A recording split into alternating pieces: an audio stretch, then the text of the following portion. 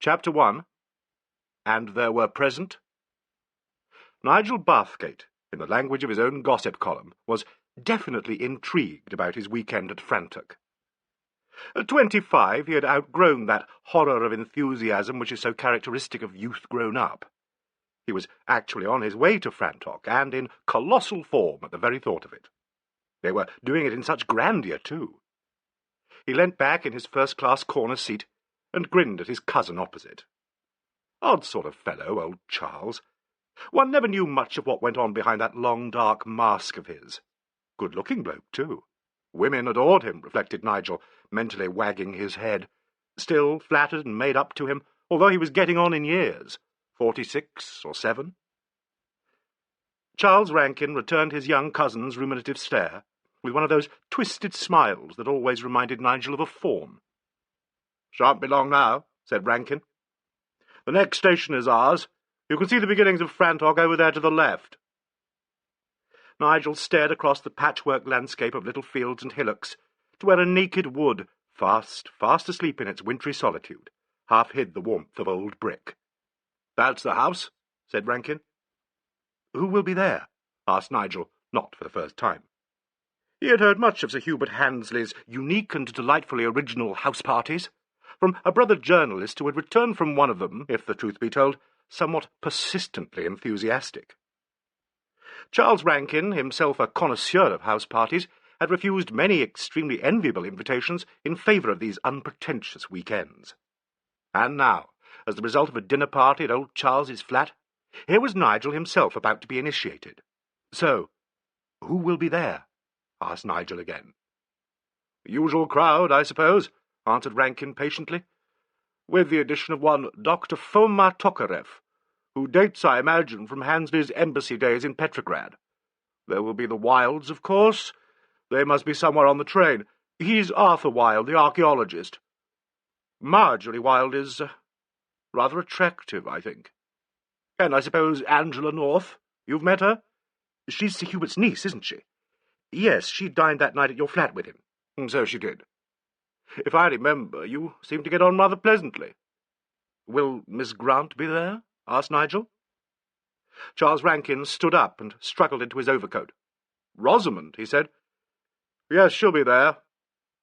What an extraordinarily expressionless voice old Charles has got, reflected Nigel, as the train clanked into the little station and drew up with a long, steamy sigh. The upland air struck chill after the stale stuffiness of the train. Rankin led the way out into a sunken country lane, where they found a group of 3 muffled passengers, talking noisily, while a chauffeur stowed luggage away into a 6-seater Bentley. "Hello, Rankin," said a thin, bespectacled man. "Thought you must be on the train." "I looked out for you at Paddington, Arthur," rejoined Rankin. "Have you met my cousin, all of you?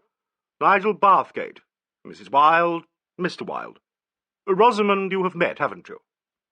Nigel had made his bow to Rosamond Grant, a tall, dark woman whose strange, uncompromising beauty it would be difficult to forget.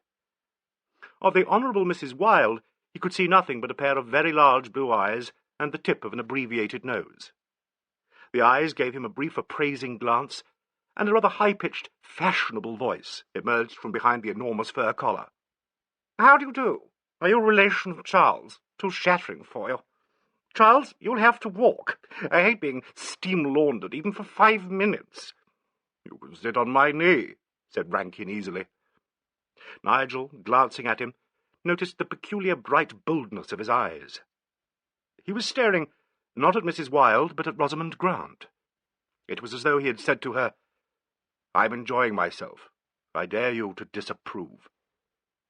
She spoke for the first time, her deep voice in marked contrast to Mrs. Wilde's italicized treble. "Here comes Angela in the fire-eater," she said. "So there'll be tons of room for everybody." "What a disappointment," said Rankin. "Marjorie, we are defeated." "Nothing," said Arthur Wilde firmly, "will persuade me to drive back in that thing with Angela." "Nor I neither," agreed Rankin. "Famous archaeologists and distinguished raconteurs should not flirt with death. Let us stay where we are." "Shall I wait for Miss North?" offered Nigel. "If you would, sir," said the chauffeur.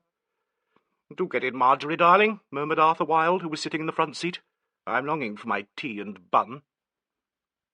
His wife and Rosamond Grant climbed into the back of the car, and Rankin sat between them.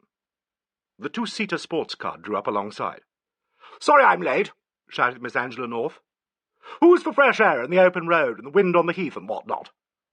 "They all sound loathsome to us," screamed Mrs. Wilde from the Bentley. "We are leaving you Charles's cousin." She opened her eyes very pointedly at Nigel. "He's a fine, clean-limbed young Britisher.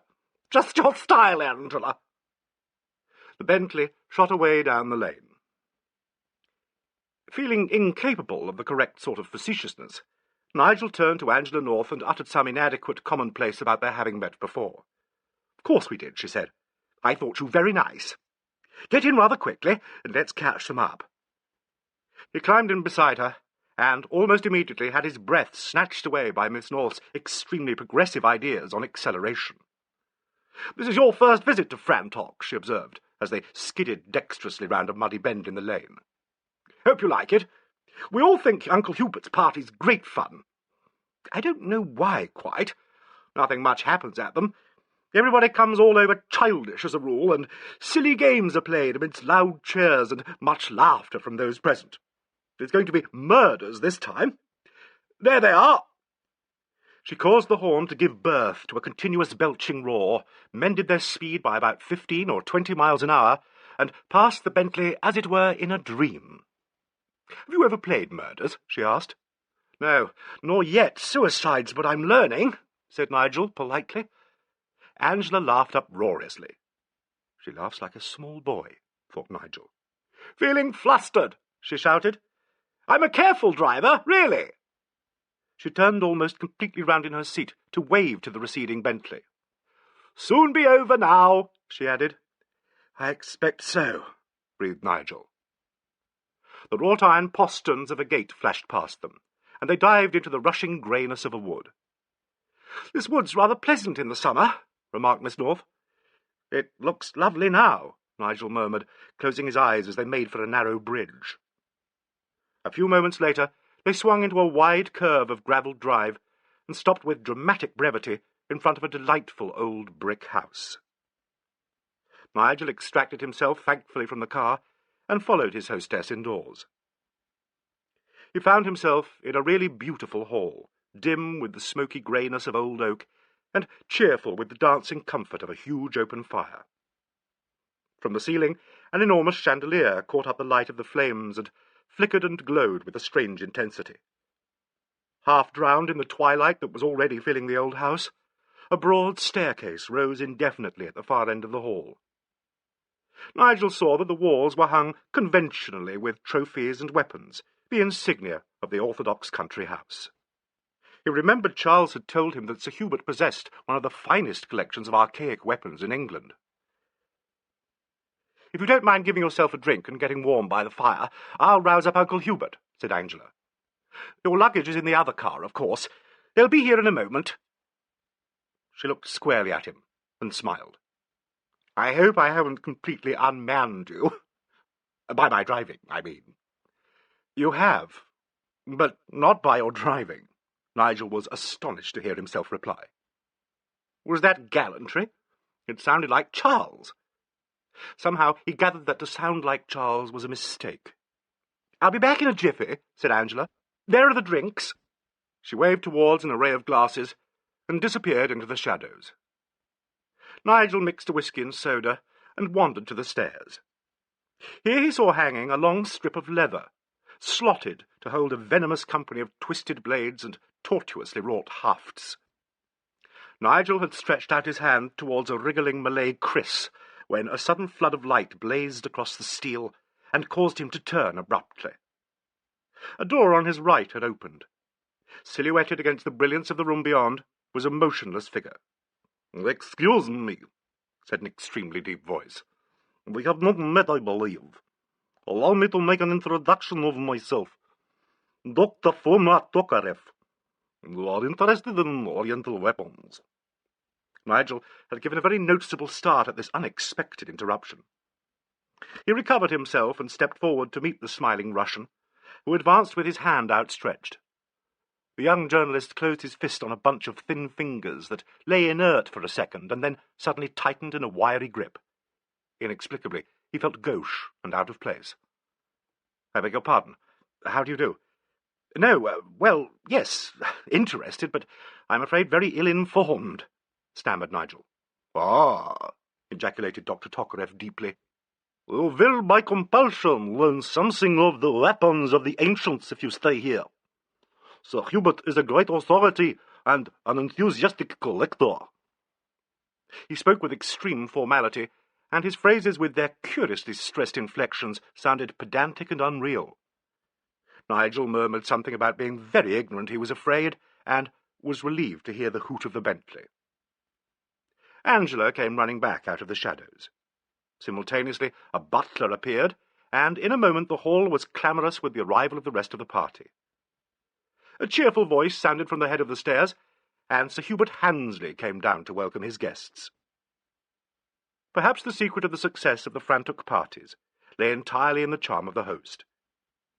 Handesley was a singularly attractive man.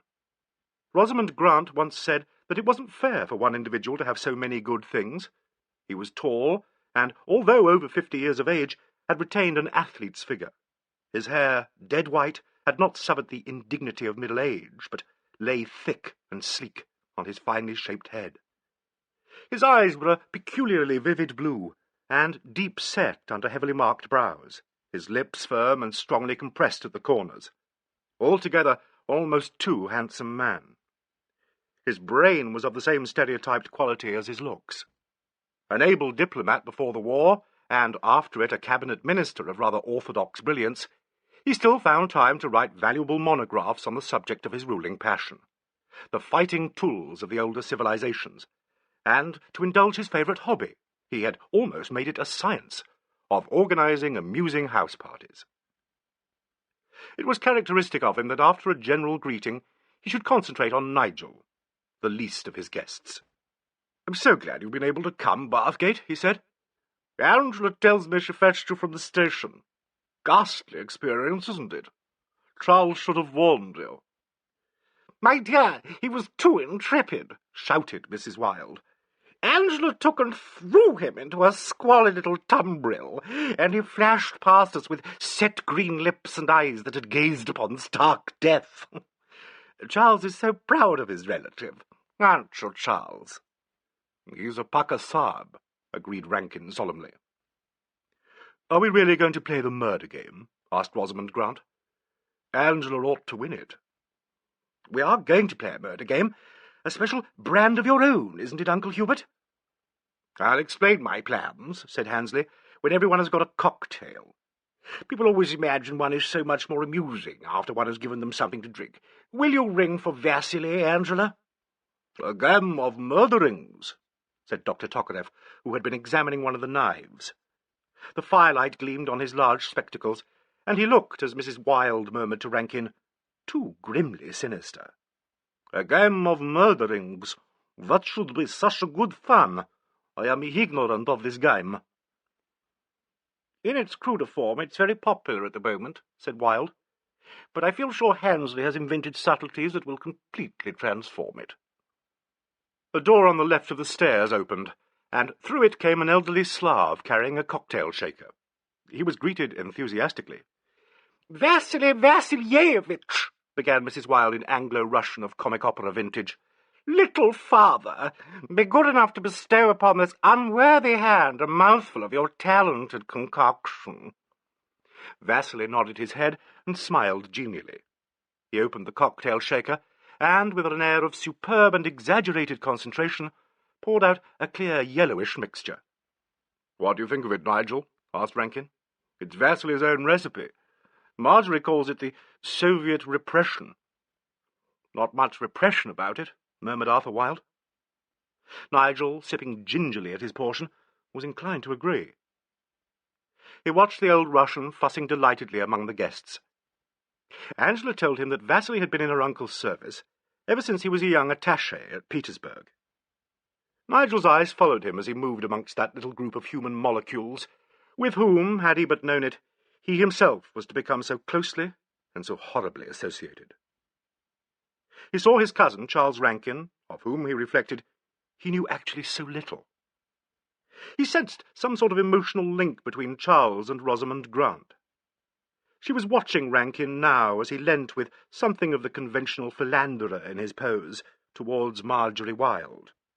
Mrs. Wilde is more his affair, really, than Rosamond, thought Nigel.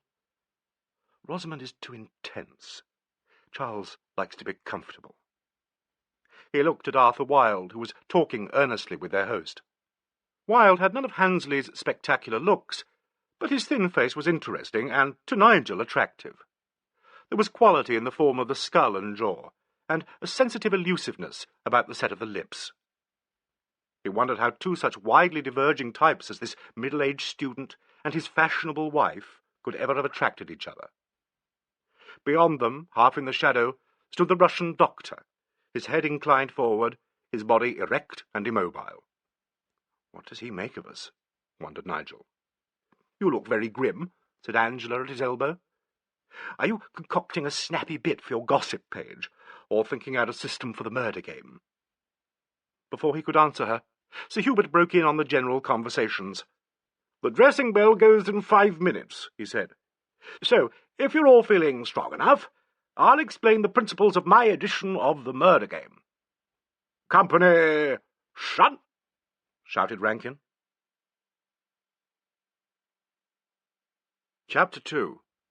The Dagger. "The idea is this," began Sir Hubert, as Vasily delicately circulated his mixture. "You all know the usual version of the murder game. One person is chosen as the murderer, his identity being concealed from all the players. They scatter, and he seizes his moment to ring a bell or bang a gong. This symbolizes the murder. They collect and hold a trial, one person being appointed as prosecuting attorney. By intensive examination he tries to discover the murderer." "Excuse me, please," said Dr. Tokarev. "I am still, how you say, unintelligible. I have not been so happy to gamble in such a funny sport heretofore, so please make him for me more clearer." "Isn't he sweet?" asked Mrs. Wilde, a good deal too loudly. "I will explain my version," said Sir Hubert, "and I think it will then be quite clear. Tonight at dinner, one of us will be handed a little scarlet plaque by Vasily. I myself do not know upon which of the party his choice will fall, but let us pretend, for the sake of argument, that Mr. Bathgate is cast by Vasily for the part of the murderer. He will take his scarlet plaque and say nothing to anybody. He has between 5:30 tomorrow afternoon and 11 tomorrow night as the time allotted for the performance of his murder. He must try to get one of us alone, unknown to the others, and at the crucial moment tap him on the shoulder and say, 'You are the corpse.' He will then switch off the lights at the main behind the stair wall. The victim must instantly fall down as though dead, and Mr. Bathgate must give one good smack at that Assyrian gong there behind the cocktail tray, and make off to whatever spot he considers least incriminating. As soon as the lights go off and we hear the gong, we must all remain where we are for 2 minutes. You can count your pulse beats for a guide. At the end of 2 minutes we may turn up the lights.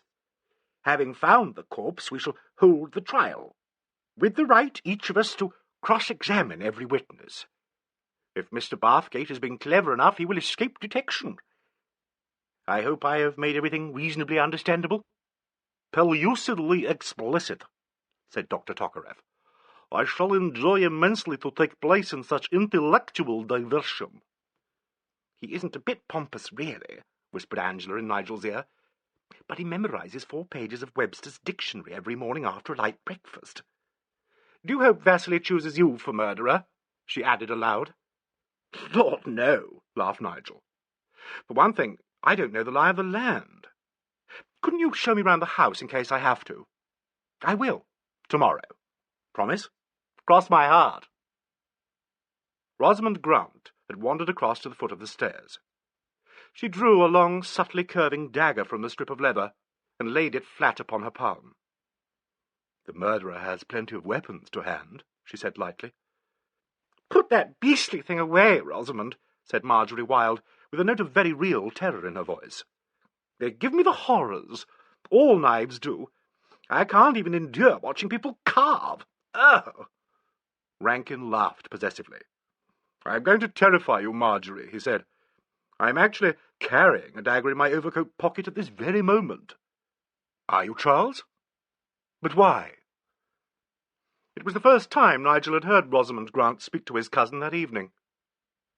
She stood there on the bottom step of the stairs, looking like some modern priestess of an ancient cult.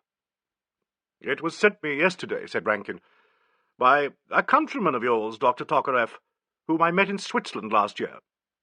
I did him rather a service, lugged him out of a crevasse where he'd lingered long enough to sacrifice 2 of his fingers to frostbite. And he sent me this, as a thank-offering, I suppose. I brought it down to show you, Hubert. I thought Arthur might like to have a look at it too. Our famous archaeologist, you know. Let me get it. I left my overcoat in the porch up there." "Vasily, get Mr. Rankin's coat," said Sir Hubert. "I hope you don't expect me to look at it," said Mrs. Wilde. "I'm going to dress." She did not move, however, but only put her hand through her husband's arm. He regarded her with a kind of gentle whimsicality which Nigel thought very charming. "It's true, isn't it, Arthur?" she said. "I haven't read one of your books because you will butter your pages with native horrors." "Marjorie's reaction to knives or pointed tools of any sort is not an uncommon one," said Wilde. "It probably conceals a rather interesting repression." "Do you mean that privately she's a bloodthirster?" asked Angela, and everyone laughed. "Well, we shall see," said Rankin, taking his coat from Vasily and producing a long, carved silver case from one of the pockets. Nigel, who was standing beside his cousin, heard a curiously thin, sibilant noise close behind him. He turned his head involuntarily. At his elbow stood the old servant, transfixed, his eyes riveted on the sheath in Rankin's hands. Instinctively, Nigel glanced at Dr. Tokarev. He, too, from the farther side of the cocktail tray, was looking quite impassively at the new dagger. "By Jove," murmured Sir Hubert quietly. Rankin, gripping the silver sheath, slowly drew out an excessively thin, tapering blade. He held the dagger aloft. The blade, like a stalactite, gleamed blue in the firelight. "It is extremely sharp," said Rankin. "Arthur, don't touch it!" cried Marjorie Wilde. But Arthur Wilde had already taken the dagger, and was examining it under a wall-bracket lamp. "This is quite interesting," he murmured. "Handesley, come and look." Sir Hubert joined him, and together they bent their heads over Rankin's treasure. "Well?" asked Rankin carelessly. "Well," returned Wilde, "your service to your friend, whoever he may have been, should have been of considerable value to have merited such a reward, my dear Charles. The dagger is a collector's piece. It is of extreme antiquity.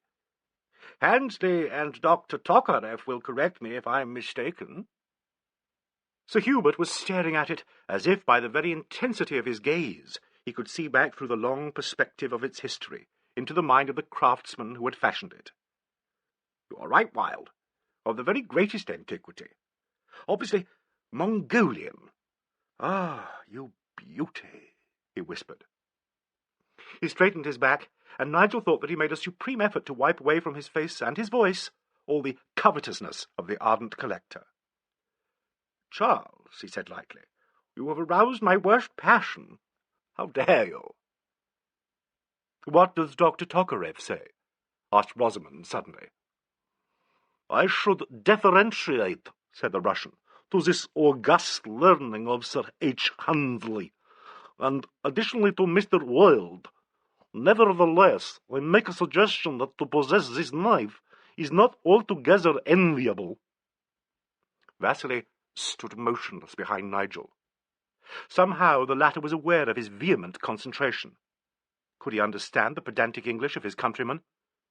"What do you mean?" asked Mrs. Wilde sharply. Dr. Tokarev seemed to deliberate. "Certainly you have read," he began at last, "of Russian secret brotherhoods.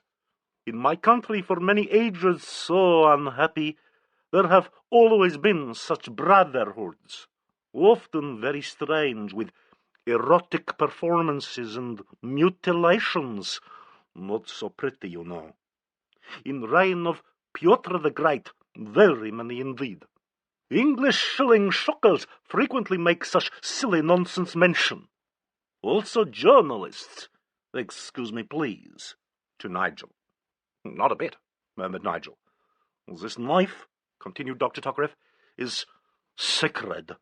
Well, you see, symbol of one society, very ancient. To make presentation, his voice rasped suddenly, was not orthodox. Therefore, to personage, however noble, outside of bratstvo, or brotherhood, to have this knife is unenviable. Vasily surprisingly uttered a short rumbling phrase in Russian. This peasant agrees with me, said Dr. Tokarev. You may go, Vasily, said Sir Hubert. Dressing gong should have gone a long time ago, said Vasily, and hurried away. Help! Exclaimed Angela. It's 8 o'clock. Dinner in half an hour. Hurry, everybody. Are we all in our usual rooms? Asked Mrs. Wilde. Yes. Oh, wait a minute. Mr. Bathgate doesn't know. Do show him, Arthur. He's in the little Welsh room, and will share your bath, my angel. Don't be late, will you, or Uncle Hubert's cook will give notice. Which heaven forbid, said Rankin fervently. One more, a very little one, and I'm gone. He poured himself out a half portion of Vasily's cocktail, and, without consulting her, filled Mrs. Wilde's glass again. Charles, you'll make me drunk, she announced. Why does a certain type of young woman think this remark unfailingly funny? Don't wait for me, Arthur. I shall have Angela's bathroom when she's out of it. Angela and Sir Hubert had already gone. Dr. Tokarev was halfway upstairs. Arthur Wilde turned his spectacles on Nigel. Are you coming? Yes, rather. Nigel followed him up the shallow staircase to a dimly lit landing. This is our room, explained Wilde, pointing to the first door on the left. The next little room I use as a dressing room. He opened a door farther along. Here you are. The bathroom is between us. Nigel found himself in a charming little oak room, furnished austerely with one or two heavy old Welsh pieces. In the left wall was a door. This leads into our joint bathroom, said Wilde, opening it. My dressing-room communicates too, you see. You go first with the bath. What a jolly house it is. Yes, it is extraordinarily right in every way. One grows very attached to Frantook. I expect you will find that. Oh, said the diffident Nigel. I don't know. This is my first visit. I may not come again. Wilde smiled pleasantly. I'm sure you will. Handesley never asks anybody unless he's sure he'll want them again. I must go and help my wife find all the things she thinks her maid has forgotten. Sing out when you finish with the bath. He went out through the farther door of the bathroom, and Nigel heard him humming to himself in a thin, cheerful tenor. Finding that his very battered suitcase had already been unpacked, Nigel lost no time in bathing, shaving, and dressing. He thought of his rather grim little flatette in Ebury Street, and reflected that it would be pleasant to be able to abandon geysers and gas rings for a cook who must not be kept waiting, and for constant hot water. In 15 minutes he was dressed, and, as he left the room, could hear Wilde still splashing in the bath next door. Nigel ran blithely downstairs, hoping that Miss Angela North had also gone down early. A door across the hall to the right of the stairs was standing open. The room beyond being brilliantly lit, he walked in and found himself alone in a big green-panelled salon that meandered away into an L-shaped alcove, beyond which was another smaller room. This proved to be a sort of library and gun-room combined. It smelt delectably of leather bindings, gun oil, and cigars. A bright fire was burning on the open hearth, and the gleaming barrels of Sir Hubert's sporting armoury spoke to Nigel of all the adventures he had longed for and never been able to afford. He was gazing enviously at a Mannlicher 8 when he suddenly became aware of voices in the drawing-room behind him. It was Mrs. Wilde who was speaking, and Nigel, horrified, realized that she and her companion had come in after him, had been there for some minutes, and that he had got himself into the odious position of an unwilling eavesdropper, and, finally, that, distasteful as this was to him, It was too late for him to announce his presence. Hideously uncomfortable, and completely at a loss, he stood, and perforce heard. "So, I say you've no right to order me down like this," she was saying in a rapid undertone. "You treat me as if I was completely at your beck and call." "Well, don't you rather enjoy it?" Nigel felt suddenly sick. That was Charles's voice. He heard a match scrape, and visualized his cousin's long face and sleek head slanted forward to light his cigarette. Marjorie Wilde had begun again. "But you are insufferable, my good Charles. Darling, why are you such a beast to me? You might at least—" "Well, my dear, I might at least what?" "What is the position between you and Rosamond?" "Rosamond is cryptic. She tells me she's too fond of me to marry me." "And yet all the time, with me, you— Oh, Charles, can't you see?" "Yes, I see." Rankin's voice was furry, half tender, half possessive. "I'm a fool," whispered Mrs. Wilde. "Are you? Yes, you are rather a little goat. Come here." Her broken murmuring was suddenly checked. Silence followed, and Nigel felt positively indecent. "Now, madam," said Rankin softly. "Do you love me?" "No, not quite, my dear. But you're very attractive. Won't that do?" "Do you love Rosamond?" "Oh, good Lord, Marjorie." "I hate you," she said quickly. I could— "Be quiet, Marjorie. You're making a scene. No, don't struggle. I'm going to kiss you again." Nigel heard a sharp, vicious little sound, rapid footsteps hurrying away, and a second later a door slammed. "Damn!" exclaimed Charles thoughtfully. Nigel pictured him nursing his cheek. Then he, too, evidently went out by the far door. As this door opened, Nigel heard voices in the hall beyond. The booming of the gong filled the house with clamour. He went out of the gun-room into the drawing-room. At that instant, the drawing-room lights went out. A moment later, he heard the far door open and quietly close again. Standing stock-still in the abrupt darkness of this strange place, his mind worked quickly and coherently. Marjorie Wilde and Rankin had both gone into the hall, he knew. Obviously, no one else had entered the drawing-room while they had been there. The only explanation was that someone else had been in the drawing-room, hidden in the L-shaped alcove when he walked through to the gun-room.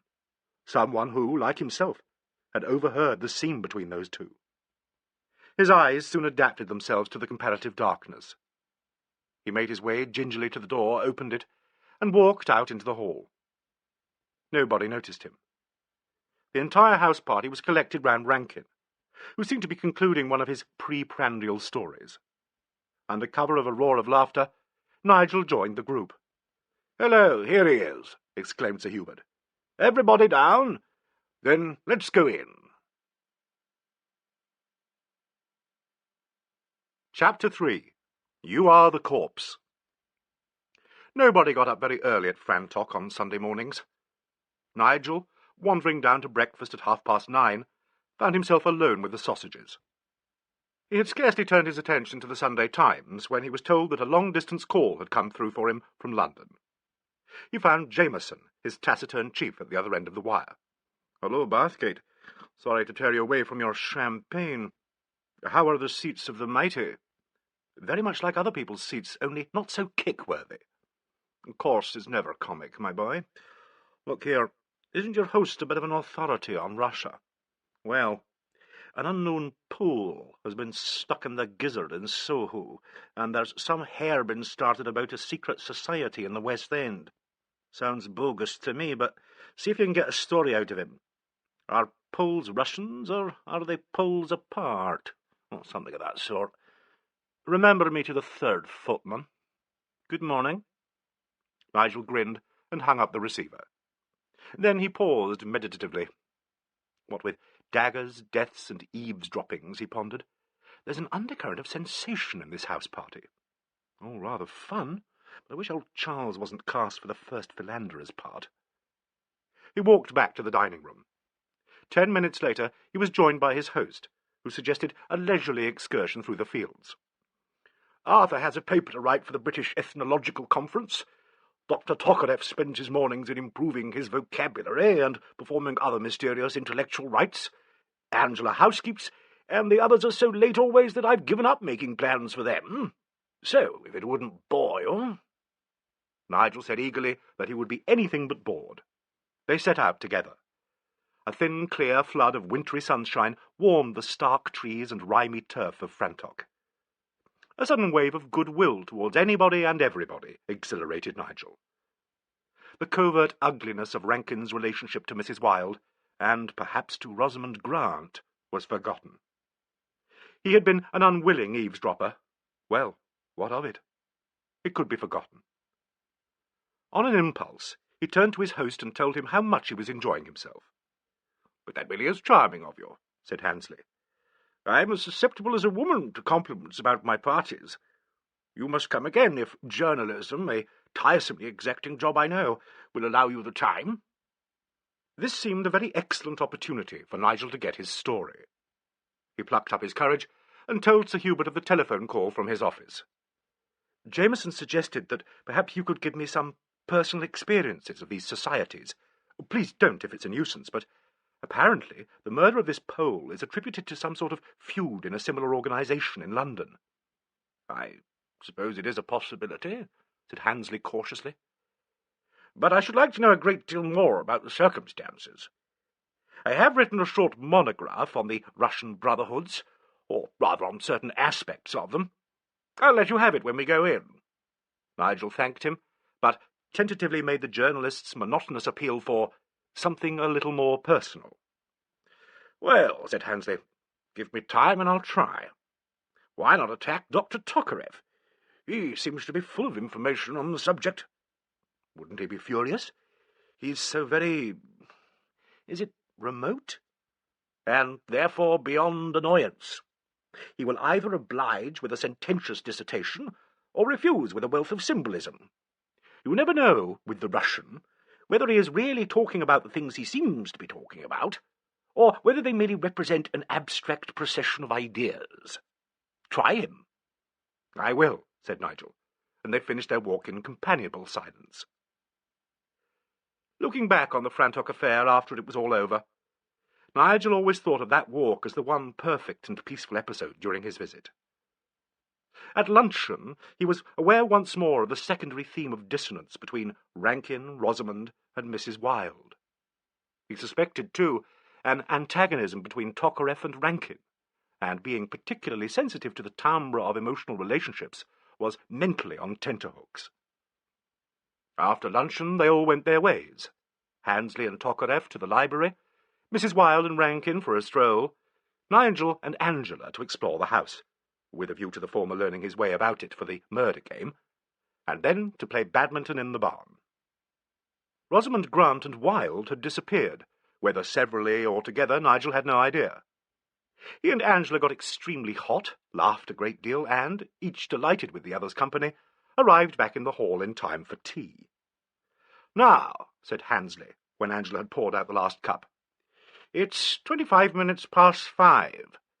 At 5:30 the murder game is on. By 11 it must be an accomplished fact. You all know the rules. Last night Vasily gave the scarlet plaque to whichever one of us he selected as murderer.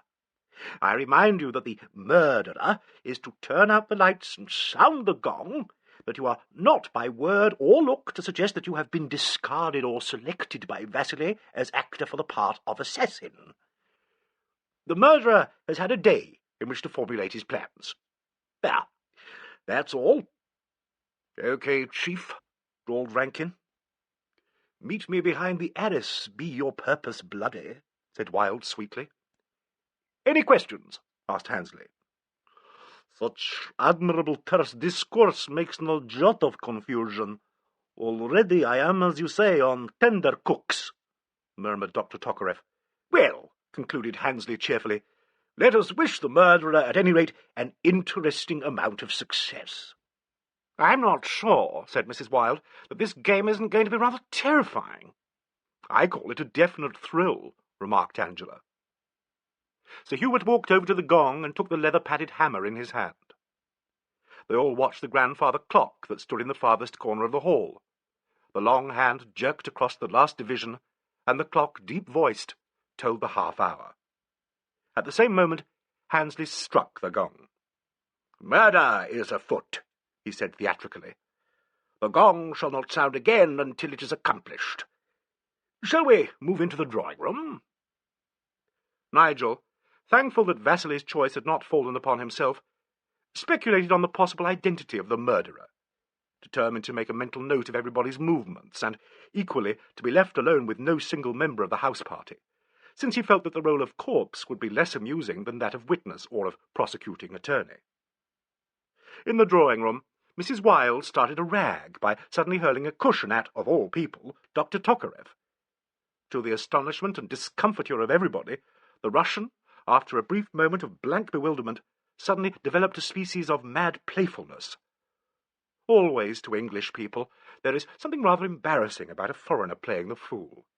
Dr. Tokarev, however, was quite unaware of this racial self-consciousness. "Is not this," he exclaimed joyously, "indication of British tatter or scrap?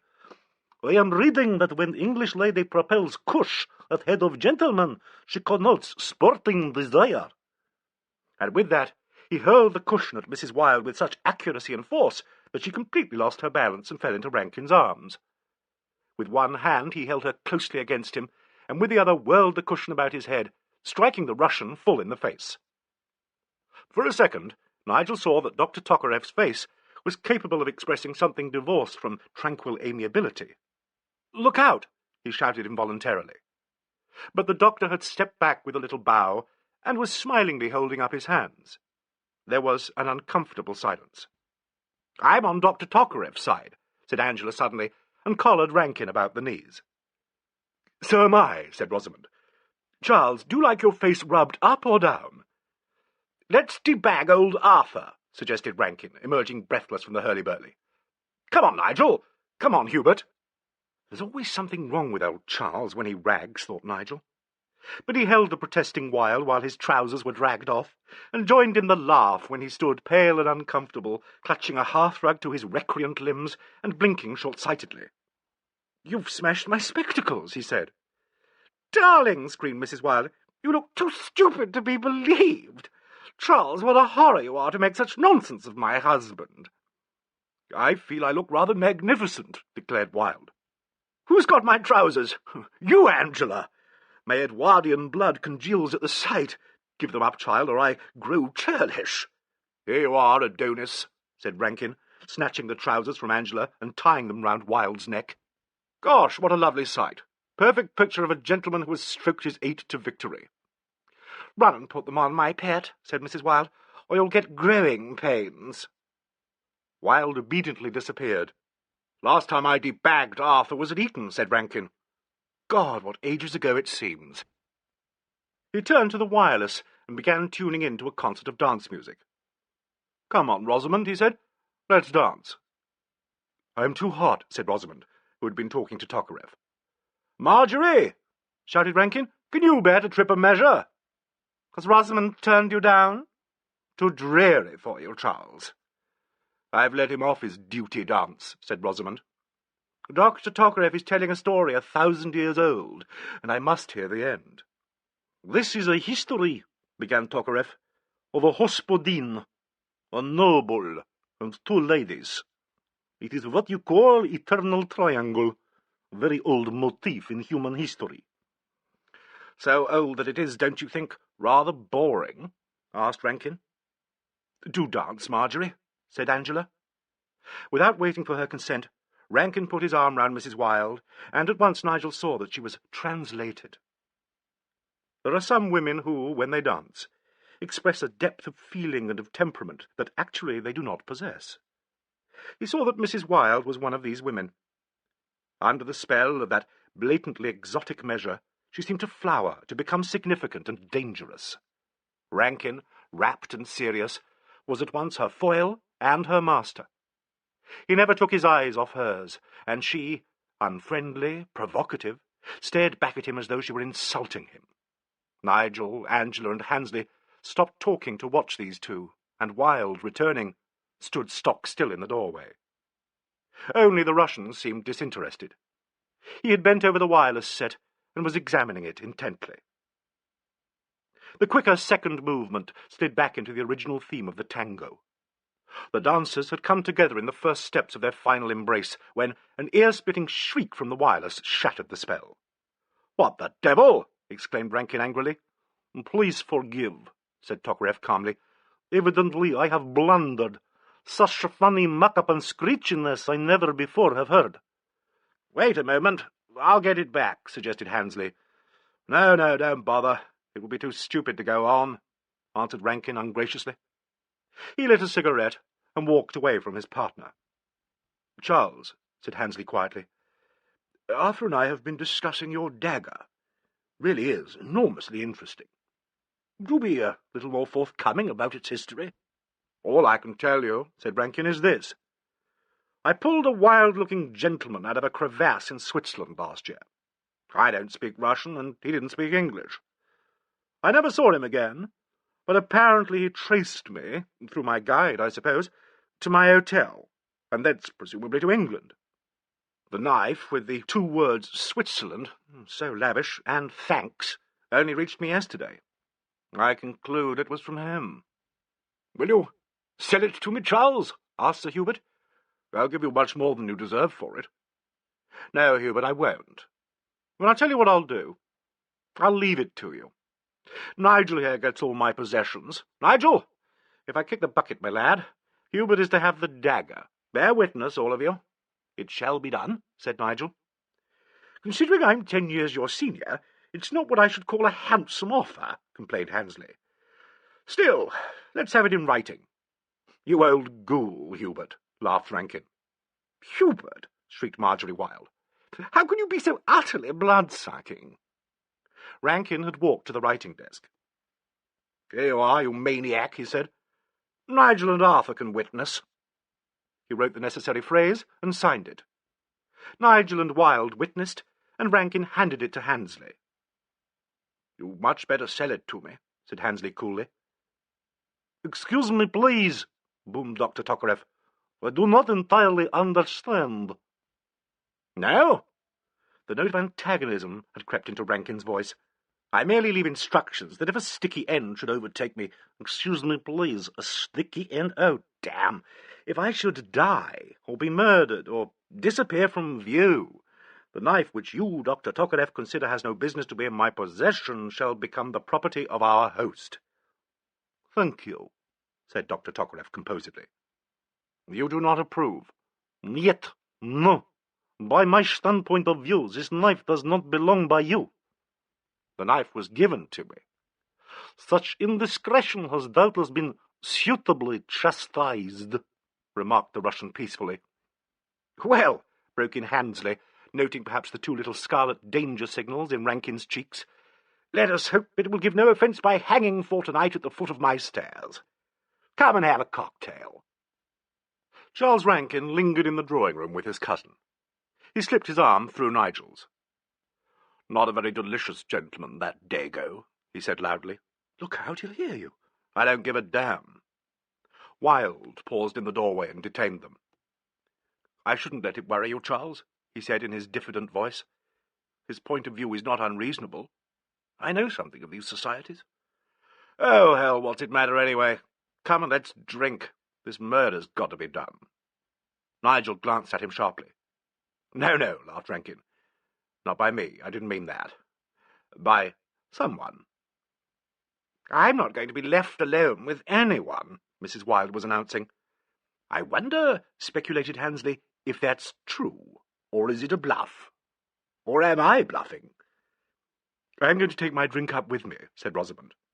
"No one will try to murder me in my bath, I hope, and I shan't come down till I hear voices in the hall." "I'll come up with you, Rosamond," said Mrs. Wilde and Angela simultaneously. "I also will make myself for the dining," announced Dr. Tokarev. "Wait a bit," called Handesley. "I'm coming up. I won't go down that passage alone." There was a concerted stampede upstairs, only Nigel, Rankin, and Wilde being left in the hall. "Shall I bath first?" Nigel asked Wilde. "Yes, do," he agreed. "It's safe enough for Charles and me to be left together. Whichever of us tries to do in the other would be accused by you as the last person to see the corpse alive. I claim the bath in 10 minutes. Nigel ran upstairs, leaving the two men to finish their drinks. He bathed quickly and dressed at leisure. The murder game was distinctly amusing. For some reason, he rather thought that Vasily had given the scarlet plaque to his compatriot. Nigel determined not to go down until he heard Dr. Tokarev's voice. After all, he thought, it would be easy enough for him to catch me as I opened my door, and then go downstairs as if nothing had happened, choose his moment to put out the lights, sound the gong, and then move away in the darkness and stand still for the 2 minutes, asking at the top of his voice who had done it. That wouldn't be a bad plan of action, by Jove. He heard the bathroom door opened. A moment later, the taps were turned on, and Wilde's voice called out to him. "No bloodshed yet, Bathgate?" "Not yet," shouted Nigel, "but I'm much too frightened to go down." "Let's wait till Marjorie is ready," suggested Wilde, "and we'll go down together. If you don't agree, I'll know you are the murderer." "All right, I'll agree," yelled Nigel cheerfully, and he heard Wilde laugh to himself and shout the suggestion through to his wife, who was presumably still dressing in the room beyond. Nigel walked over to his bedside table and picked up the book he had been reading the night before. It was Joseph Conrad's Suspense. He had just opened it at the title page when there was a light tap on the door. "Come in," shouted Nigel. A rather flustered and extremely pretty housemaid appeared. "Oh, please, sir," she began, "I'm afraid I forgot your shaving water." "It's all right," said Nigel. "I managed with—" Suddenly, the room was completely blacked out. He stood in thick darkness with the invisible book in his hand, while the voice of the gong, primitive and threatening, surged up through the empty throat of the house. It filled the room with an intolerable clamour, and then died away grudgingly. Silence flowed back again, and, trickling through it, the noise of the bath-water still running next door. Then Wilde's voice shouting excitedly, "I say, what's all this?" "Pretty nippy, wasn't it?" shouted Nigel. "What about the 2 minutes? Wait a bit. I've got a luminous wristwatch. I'll keep time for both of us." "Yes, but look here, do I have to lie in this bath?" queried Wilde plaintively. "Or do you imagine I may get out and dry myself? Pull out the plug and reach for the towel. Did you leave Charles downstairs?" "Yes, I did. Full of complaints about Tokarev. I say, do you think—" Wilde's voice became muffled. Evidently he had found the towel. "Time," said Nigel. "I'm off." "Turn up the lights, for heaven's sake," urged Wilde. "I'm going to miss all the fun if I can't find my pants." His wife's voice screeched excitedly from the far room. "Arthur, wait for me." "Me wait for you," began Wilde in an injured voice. End of Disc 1. Disc 2. Nigel struck a match and made his way to the door. Out on the landing it was pitch dark, but farther back along the passage he could see little points of matchlight and the dramatic uncertainty of faces dimly lit from below. Far down beneath him in the hall was the comfortable flicker of a fire. The house was alive with the voices of the guests, calling, laughing, questioning. Cosseting his match, he groped his way downstairs. It burnt out, but the firelight enabled him to round the bottom of the stairs and find the main switch. For a second, he hesitated. Obscurely, unaccountably, he did not want to wipe away the darkness. As he stood with his hand on the switch, time seemed to hang still. From the stairs, Handesley's voice called out, "Anyone find the switch?" "I'm there," answered Nigel, and his hand jerked it down. The sudden blaze from the chandelier was blinding. On the stairs, Wilde, his wife, Tokarev, Handesley, and Angela all shrank back from it. Nigel, blinking, came round the stairs. Facing him was the cocktail tray, and beside him the great Assyrian gong. A man was lying on his face alongside the table. He was lying at right angles to the gong. Nigel, still blinking, turned his face towards the others. "I say," he said, peering at them and shading his eyes. "I say, look, here he is." "It's Charles!" exclaimed Mrs. Wilde shrilly. "Poor old Charles," said Handesley jovially. They were all pushing and shouting. Only Rankin did not move. "Don't touch him, anybody," said Angela. "You must never disturb the body, you know." "A moment, please." Dr. Tokarev put her gently aside. He came downstairs, glanced at Nigel, who stood transfixed, staring at his cousin, and bent down slowly.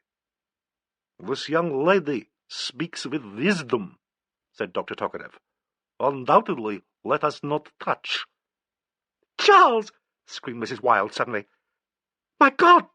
Charles! Charles!" But Rankin lay heavily silent, and, their eyes having grown accustomed to the light, they all saw the hilt of his Russian dagger, jutting out like a little horn between his shoulder-blades.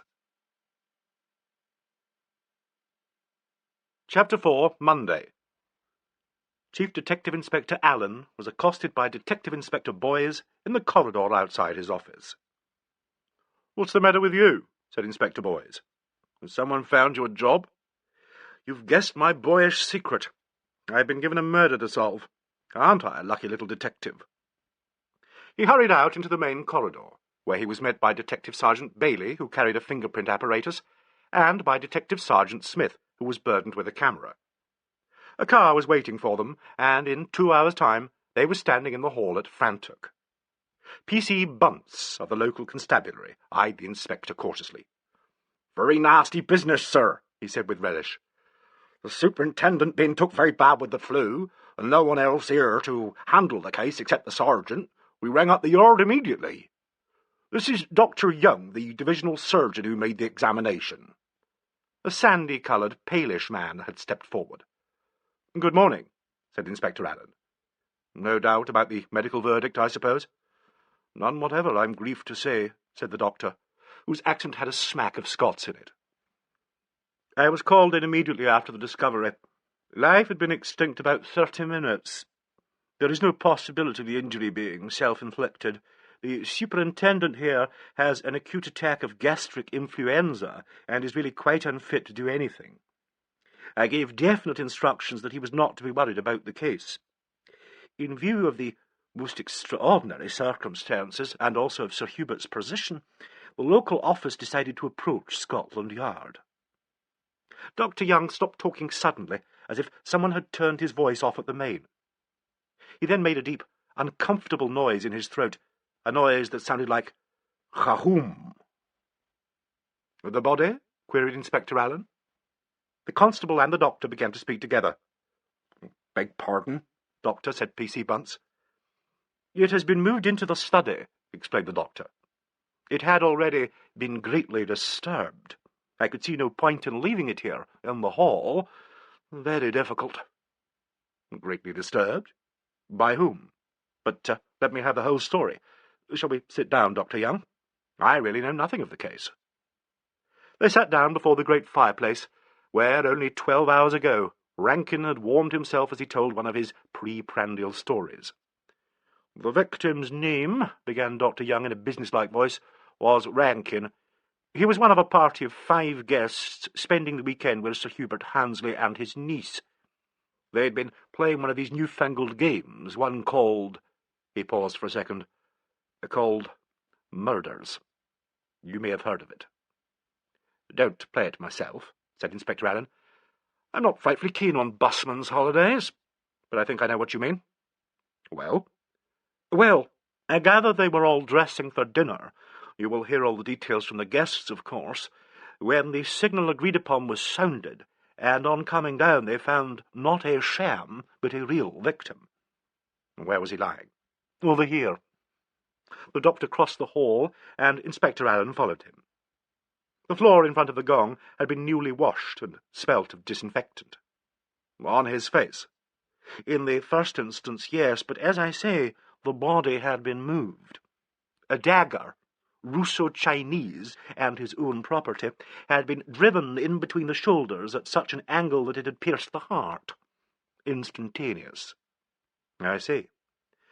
It's no good by making a song and dance about the moving of the body and washing the floor, now. The damage is done. You should never have allowed it, Dr. Young. Never. no matter how much the original position had been lost. Dr. Young looked extremely uncomfortable. "I am very sorry. Sir Hubert was most anxious. It was very difficult. The body had been moved some considerable distance." "Do you think I could have a word with Sir Hubert?" asked Alleyn. "Before we go any further, I mean." "I am sure you can presently. He is very much shocked, of course, and I have suggested his trying to rest for a couple of hours. His niece, Miss Angela North, is expecting you and is to let him know of your arrival. I'll just find her." "Thank you. By the way, where are the rest of the house party?" "They've been warned not to leave the house," said Mr. Bunce capably, "and in addition they've been kept away from the hall and the drawing-room, and asked particular to only frequent the library. Except for the floor being cleaned up, nothing here's been touched, sir, nothing. And the drawing-room's left just as it was too, just in case." "Excellent. Aren't our policemen wonderful? And so they are. Where?" "One of the ladies is in bed, and the rest of the bunch is in the library." He jerked his thumb over his shoulder. "A solving of the mystery." "That should prove very interesting," said the inspector without any taint of irony in his pleasant voice. "If you would get Miss North, Dr. Young." The doctor hurried upstairs, and the law was left in possession. Inspector Alleyn held a brief colloquy with his two subordinates. "If there has really been no interference, there ought to be something for you here, Bailey," he said to the fingerprint expert. "From information received, we'll want prints of the entire household. While I'm seeing the people, get busy in here. And you, Sergeant Smith, get me a picture of the area where the body was found, and, of course, a photo of the body itself." "Certainly, sir." P.C. Bunce listened appreciatively. "Ever had any dealings with a case of this sort before, Constable?" asked the inspector absent-mindedly. "Never, sir. Petty larceny's the best they can do in these parts, with a smack of furious driving, and one aeroplane smash 3 years ago. Bit of an ad for the village, if looked on in the right light. We've got a special reporter on the spot, too." "Really? How do you mean?"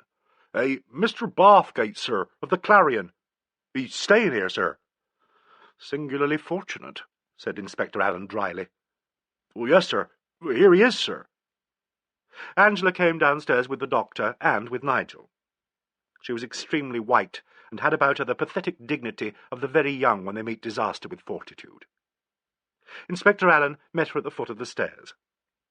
"I'm so sorry to have to bother you like this," he said, "but I understand from Dr. Young—" "Not a bit," said Angela.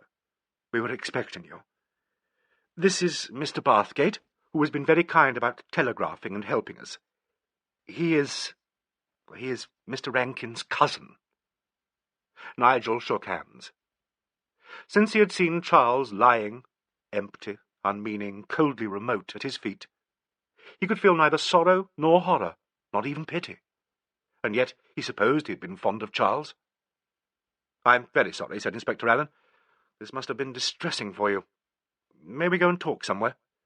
"There's no one in the drawing-room," said Angela. "Shall we go in there?" They sat in the drawing-room, where Charles Rankin had danced a tango with Mrs. Wilde the previous afternoon. Between them, Angela and Nigel recounted to the inspector the history of the murder game.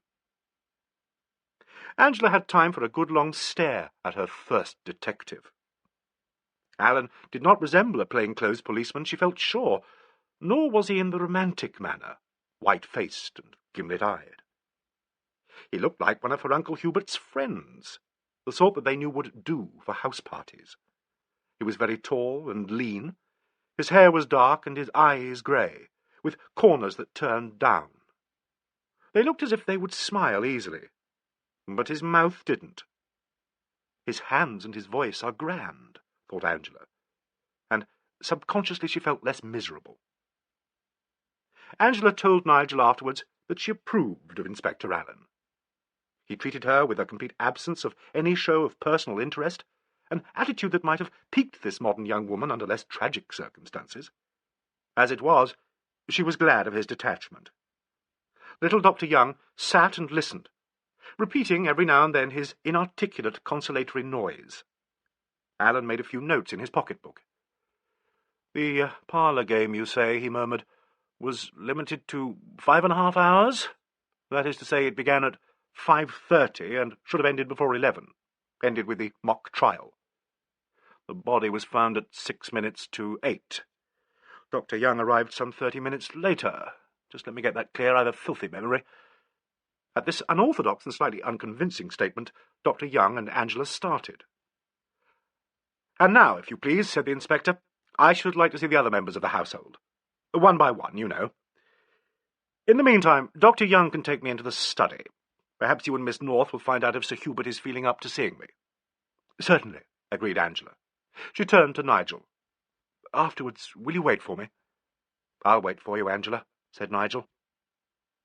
In the study, Inspector Alleyn bent over the silent heaviness of Rankin's body. He stared at it for a full 2 minutes, his lips closed tightly, and a sort of fastidiousness wringing the corners of his mouth, his nostrils, and his eyes. Then he stooped, and turning the body onto its side, closely examined, without touching, the dagger that had been left there, still eloquent of the gesture that had driven it through Rankin's bone and muscle into the citadel of his heart. "You can be no end of a help to me here," said Alleyn. "The blow, of course, came from above. Looks beastly, doesn't it? The point entered the body, as you see here. Surely something of an expert's job." The little doctor, who had been greatly chastened by the official rebuke on the subject of the removal of the body, leapt at the chance of re-establishing himself. "Great force, and, I should have thought, a considerable knowledge of anatomy are indicated. The blade entered the body to the right of the left scapula, and between the 3rd and 4th ribs, avoiding the spine and the vertebral border of the scapula. It lies at an acute angle, and the point has penetrated the heart." "Yes, I rather imagined it had done that," said Alleyn sweetly. "But mightn't this have been due to, shall we say, luck, possibly?" "Possibly," said the doctor stiffly. "I think not." The faintest hint of a smile crept into Allen's eyes. "Come on, Dr. Young," he said quietly. "You've got your own ideas, I see. What are they?" The little doctor looked down his little nose, and a glint of mild defiance hardened his uneventful face. "I realize, of course, that under such very grave circumstances one should put a guard upon one's tongue," he said. "Nevertheless, perhaps in camera, as it were." "Every detective," remarked Alleyn, "has to acquire something of the attitude of the priest. In camera let it be, Dr. Young. I have only this to say. Before I arrived last night, the body had been turned over and gone over by a Russian gentleman who appears to be a medico. This, in spite of the fact," here Dr. Young's accent became more definitely northern, "that I was summoned immediately after the discovery. Possibly in Soviet Russia the finer shades of professional etiquette are not considered." Inspector Alleyn looked at him. "A considerable knowledge of anatomy, you said," he murmured vaguely. "Ah, well, we shall see what we shall see. How extraordinary it is," he went on, gently laying Rankin down. "His face is quite inscrutable. If only something could be written there. I should like to see Sir Hubert now, if that is possible." "I will ascertain," said Dr. Young formally, and left Rankin and Alleyn alone in the study.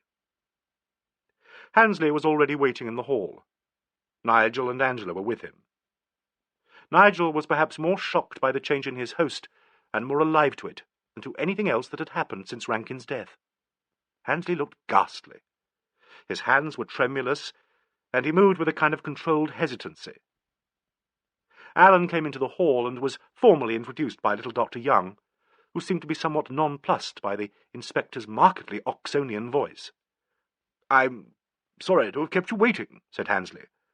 "I'm quite ready to answer any questions that you would like to put to me." "There are very few at the moment," returned Alleyn. "Miss North and Mr. Bathgate have given me a clear account of what happened since yesterday afternoon. Could we, do you think, go into some other room?" "The drawing-room is just here," answered Handesley. "Do you wish to see us there in turn?" "That will do splendidly," agreed Alleyn. "The others are in the library," said Nigel. Handesley turned to the detective. "Then, shall we go into the drawing-room? I think I can ask you the few questions I want to put immediately. The others can come in there afterwards." I understand, Sir Hubert, that Mr. Rankin was an old friend of yours. I've known him all his life. I simply cannot take it in, this appalling tragedy. It is incredible. We all knew him so well. It must have been someone from outside. It must. How many servants do you keep? I should like to see them later on. But in the meantime, if I may have their names— Yes, of course. It is imperative that everyone should be able to give an account of himself. But my servants— I've had them for years, all of them. I can think of no possible motive. The motive is not going to be one of the kind that socks you on the jaw. If I may have a list. My butler is a little Russian. He was my servant 20 years ago in Petersburg, and has been with me ever since. He was well acquainted with Mr. Rankin? Very well acquainted.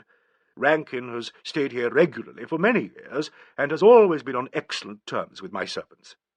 They tell me the dagger is of Russian origin. Its history is Russian, its origin Mongolian, said Sir Hubert. He briefly related the story of the knife. Said Alleyn. Scratch a Russian, and you use a Mongolian knife. Had your servant seen this delightful museum piece? Yes, he must have seen it. Well, now I come to think of it, he was in the hall when Rankin first produced it. Did he comment on it in any way? Vasily? No. Handesley hesitated and turned to Nigel and Angela. Wait a moment, though. Didn't he say something when Tokarev was holding forth about the knife and its association with a bratstvo? I think he did, said Nigel slowly. He made some remark in Russian. Dr. Tokarev said, "This peasant agrees with me, and you, sir, told Vasily he could go." That is how it was, agreed Angela. I see. Rum coincidence that the knife, your butler, and your guest should all be of the same nationality. Not very odd, said Angela. Uncle Hubert has always kept up his interest in Russia, especially since the war. Charles was familiar with his collection of weapons, and brought this horrible thing down specially for Uncle Hubert to see. Yes. Is the dagger interesting from the point of view of the collector? Handesley winced and glanced at Angela. It interested me enormously, he said. I offered to buy it. Really? Did Mr. Rankin want to sell? There was a very uncomfortable pause. Nigel miserably cast about in his mind for something to say. Suddenly, Angela broke the silence. You are very tired, Uncle Hubert, she said gently. Let me tell Mr. Alleyn. Without waiting for his reply, she turned to the detective. Charles Rankin, in fun, wrote out a statement last night willing the knife to my uncle. Mr. Bathgate here and Mr. Arthur Wilde, another of our guests, signed the paper. It was all a joke. Alleyn, without any comment, made a note in his pocket-book. Perhaps I may see this paper later on, he said. And now for the other servants. All English, said Angela, except the cook, who is a Frenchman. There are 3 maids, 2 housemaids, and a little cockney. She's a tweenie, really. A sort of pantryman who, when we have large parties, does footman and helps Vasily, a kitchen maid, and an odd boy. Thank you. Mr. Bathgate, you, I understand, are Mr. Rankin's cousin. To your knowledge, had he any enemies? This, I know, sounds a childish inquiry, but I think I shall put it to you. To my knowledge, answered Nigel, none. Obviously, he had one. Nobody who would benefit by his death? Benefit? Nigel's voice grated suddenly. My God, yes. I benefit. I believe he's left me the bulk of his property. You'd better arrest me, Inspector. I killed him for his money. My good young man, said Alleyn tartly. Please don't muddle me with startling announcements of that sort. It is incredibly silly. Here are 2 witnesses to your theatricality. Pull yourself together and leave me to do my detecting. It's tricky enough as it is, Lord knows. The unexpectedness of this rebuke had a very salutary effect on Nigel. For a second it lifted him out of his nightmare of shocked reactions. Sorry, he said. I don't really want to leap into the handcuffs. So I should hope. Now, run off and find the assembled guests. I think the local blue bottle buzzed something about the library. Send them along singly to the drawing-room. And, Miss North, will you find the servants? Mrs. Wilde, said Angela, was in bed a little while ago. She's terribly upset. Well, I'm sorry, but I should like everyone to be present. Very well, I'll tell her. Angela went upstairs. Having started off the examination with Arthur Wilde, Nigel waited with Sir Hubert in the garden. Apparently, the detective spent a very short time over his interviews, for Nigel had smoked only 2 cigarettes when Mr. Bunce emerged with the tidings that the Chief Inspector was at Sir Hubert's service. They went indoors and joined Alleyn. Handesley led the way down the hall, where Mr. Bunce still kept guard, into the big library that lay behind the drawing-room and the little gun-room. At the door he paused and looked intently at the inspector. "I see from your card," he said courteously, "that your name is Roderick Alleyn. I was up at Oxford with a very brilliant man of that name. A relation, perhaps?" "Perhaps," said the inspector politely but uncommunicatively. He stepped back to allow Nigel to open the library door, and they went in. Here all the others, with the exception of Marjorie Wilde, were already assembled. Tokarev's voice could be heard booming as the door opened, and on their entrance they found him standing before the fire, bespectacled, earnest, and resoundingly verbose. Rosamond Grant, deadly white, was sitting in a far corner of the room, immaculate and withdrawn. Arthur Wilde, with an air of strained attention, appeared to be listening dubiously to the Russian's dissertation. Dr. Young was fidgeting in the bow window. "So, to take a life, from my standpoint of view, is not such a crime as to be always living a false life," shouted Tokarev. "This is the real crime, more deadly." He stopped suddenly as Handesley and Alleyn, followed by Nigel and Angela, came towards him. "Inspector Alleyn," said Handesley briefly, "wishes to speak to us all for a moment." "Already," began Tokarev, "we have been interviewed. Already the hunt is to begin. Excuse me, please, but I must make myself clear to say—" "Will you all please sit round this table?" said Alleyn, incisively cutting through the clamour of Tokarev's rumbling bass. They all moved across to a long writing table near the windows and seated themselves at it, Alleyn taking the head. "I have only this to say," he said quietly. "A man was done to death in this house at 5 minutes to 8 last night. It is possible, but only just possible, that the crime was brought off by someone from the outside. Until the inquest is over, I'm afraid no one may leave Frantok. You will all, if you please, confine yourselves to the house and grounds. Should any of you want to go farther afield, just let me know, will you? And if the reason is urgent, I'll provide a suitable escort. You will be at liberty to use the hall and drawing-room an hour after this little chat is ended. During that hour, I must ask you to allow me to make my examination of those rooms." There was a difficult silence. Then Rosamond Grant spoke. "For how long will these restrictions be enforced?" she asked. Her voice, level and expressionless, suddenly and shockingly reminded Nigel of Rankin's. "The inquest will probably be held on Thursday," said Alleyn. "Until after then, at all events, I shall ask you to stay where you are." "Is this absolutely necessary?" asked Handesley. "I am, of course, only too anxious for every effort to be made, but I understand some of my guests, Mrs. Wilde, for instance, are naturally longing to get away from the unhappy associations of my house." A foreign overtone of deprecation in his voice filled Nigel suddenly with an enormous sense of pity. "Sir Hubert," he said quickly, "the situation is more difficult for you than for any of us. If we must stay, we must. But I am sure we will, all of us, try to be as little nuisance and as much help as may be. Under such circumstances, all personal considerations must go to blazes." "I'm afraid that's not very well put, but—" "I entirely agree," broke in Wilde. "It is inconvenient, but convenience hardly counts at such a time. My wife, I'm sure, will understand this." As if in answer to this assertion, the door was opened, and Marjorie Wilde came in. The placing of the others, the tenseness of the moment, and the lateness of her arrival gave it something of the character of a theatrical entrance. There was, however, little else that was stagey about Mrs. Wilde's appearance.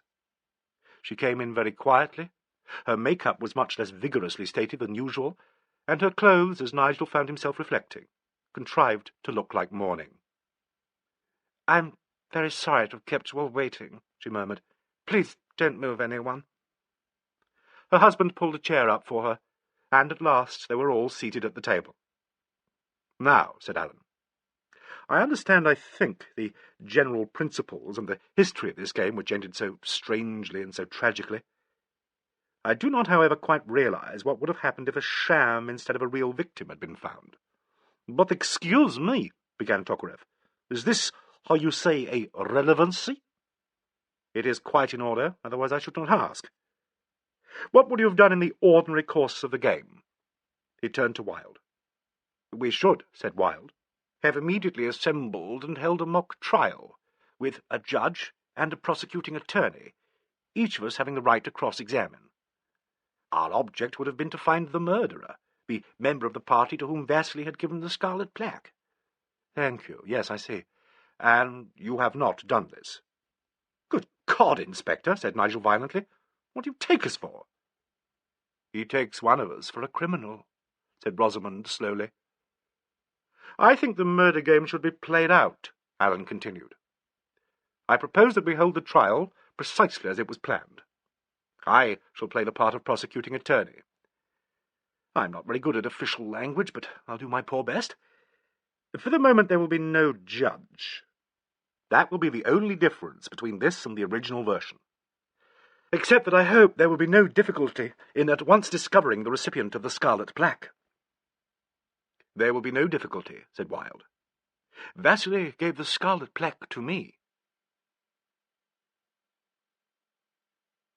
Chapter 5. Mock Trial.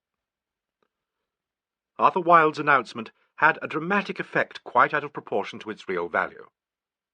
Nigel experienced a violent emotional shock, followed immediately by the reflection that, after all, the identity of the recipient of the plaque had very little bearing on the case. It was odd that they should have none of them thought of locating the villain in the game. That was all. Complete silence followed Wilde's statement. Rosamond broke it. "Oh, well," she said evenly, "what of that?" "Thank you very much, Mr. Wilde," said Alleyn. The inspector's manner had undoubtedly become most convincingly official. "You have come forward as the first witness. You were given the plaque at dinner?" "Yes. Vasily slipped it into my hand as I helped myself to the savoury." "Had you formed any definite plan about carrying out your role in the game?" "Not precisely. I was thinking it over as I lay in my bath.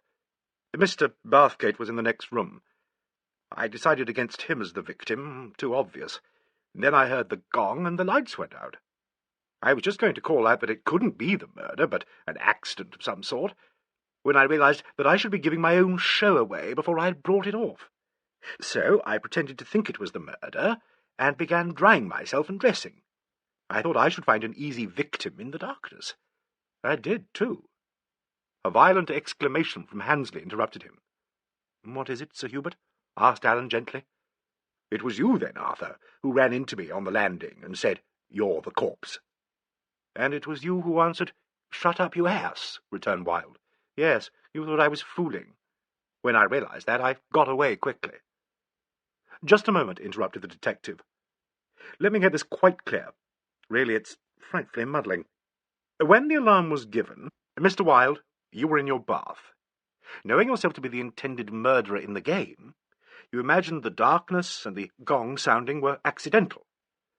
I thought the gong was sounded for dinner, and that the lights had possibly fused." "Yes, I see.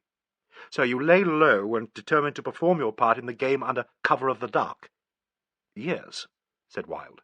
His voice was patiently courteous. For a detective, thought Nigel, the inspector seems to be making rather heavy way of this.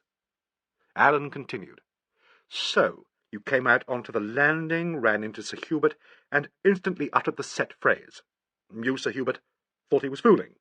"Yes, certainly. The signal had been given. As a matter of fact, I rather thought it was Rankin.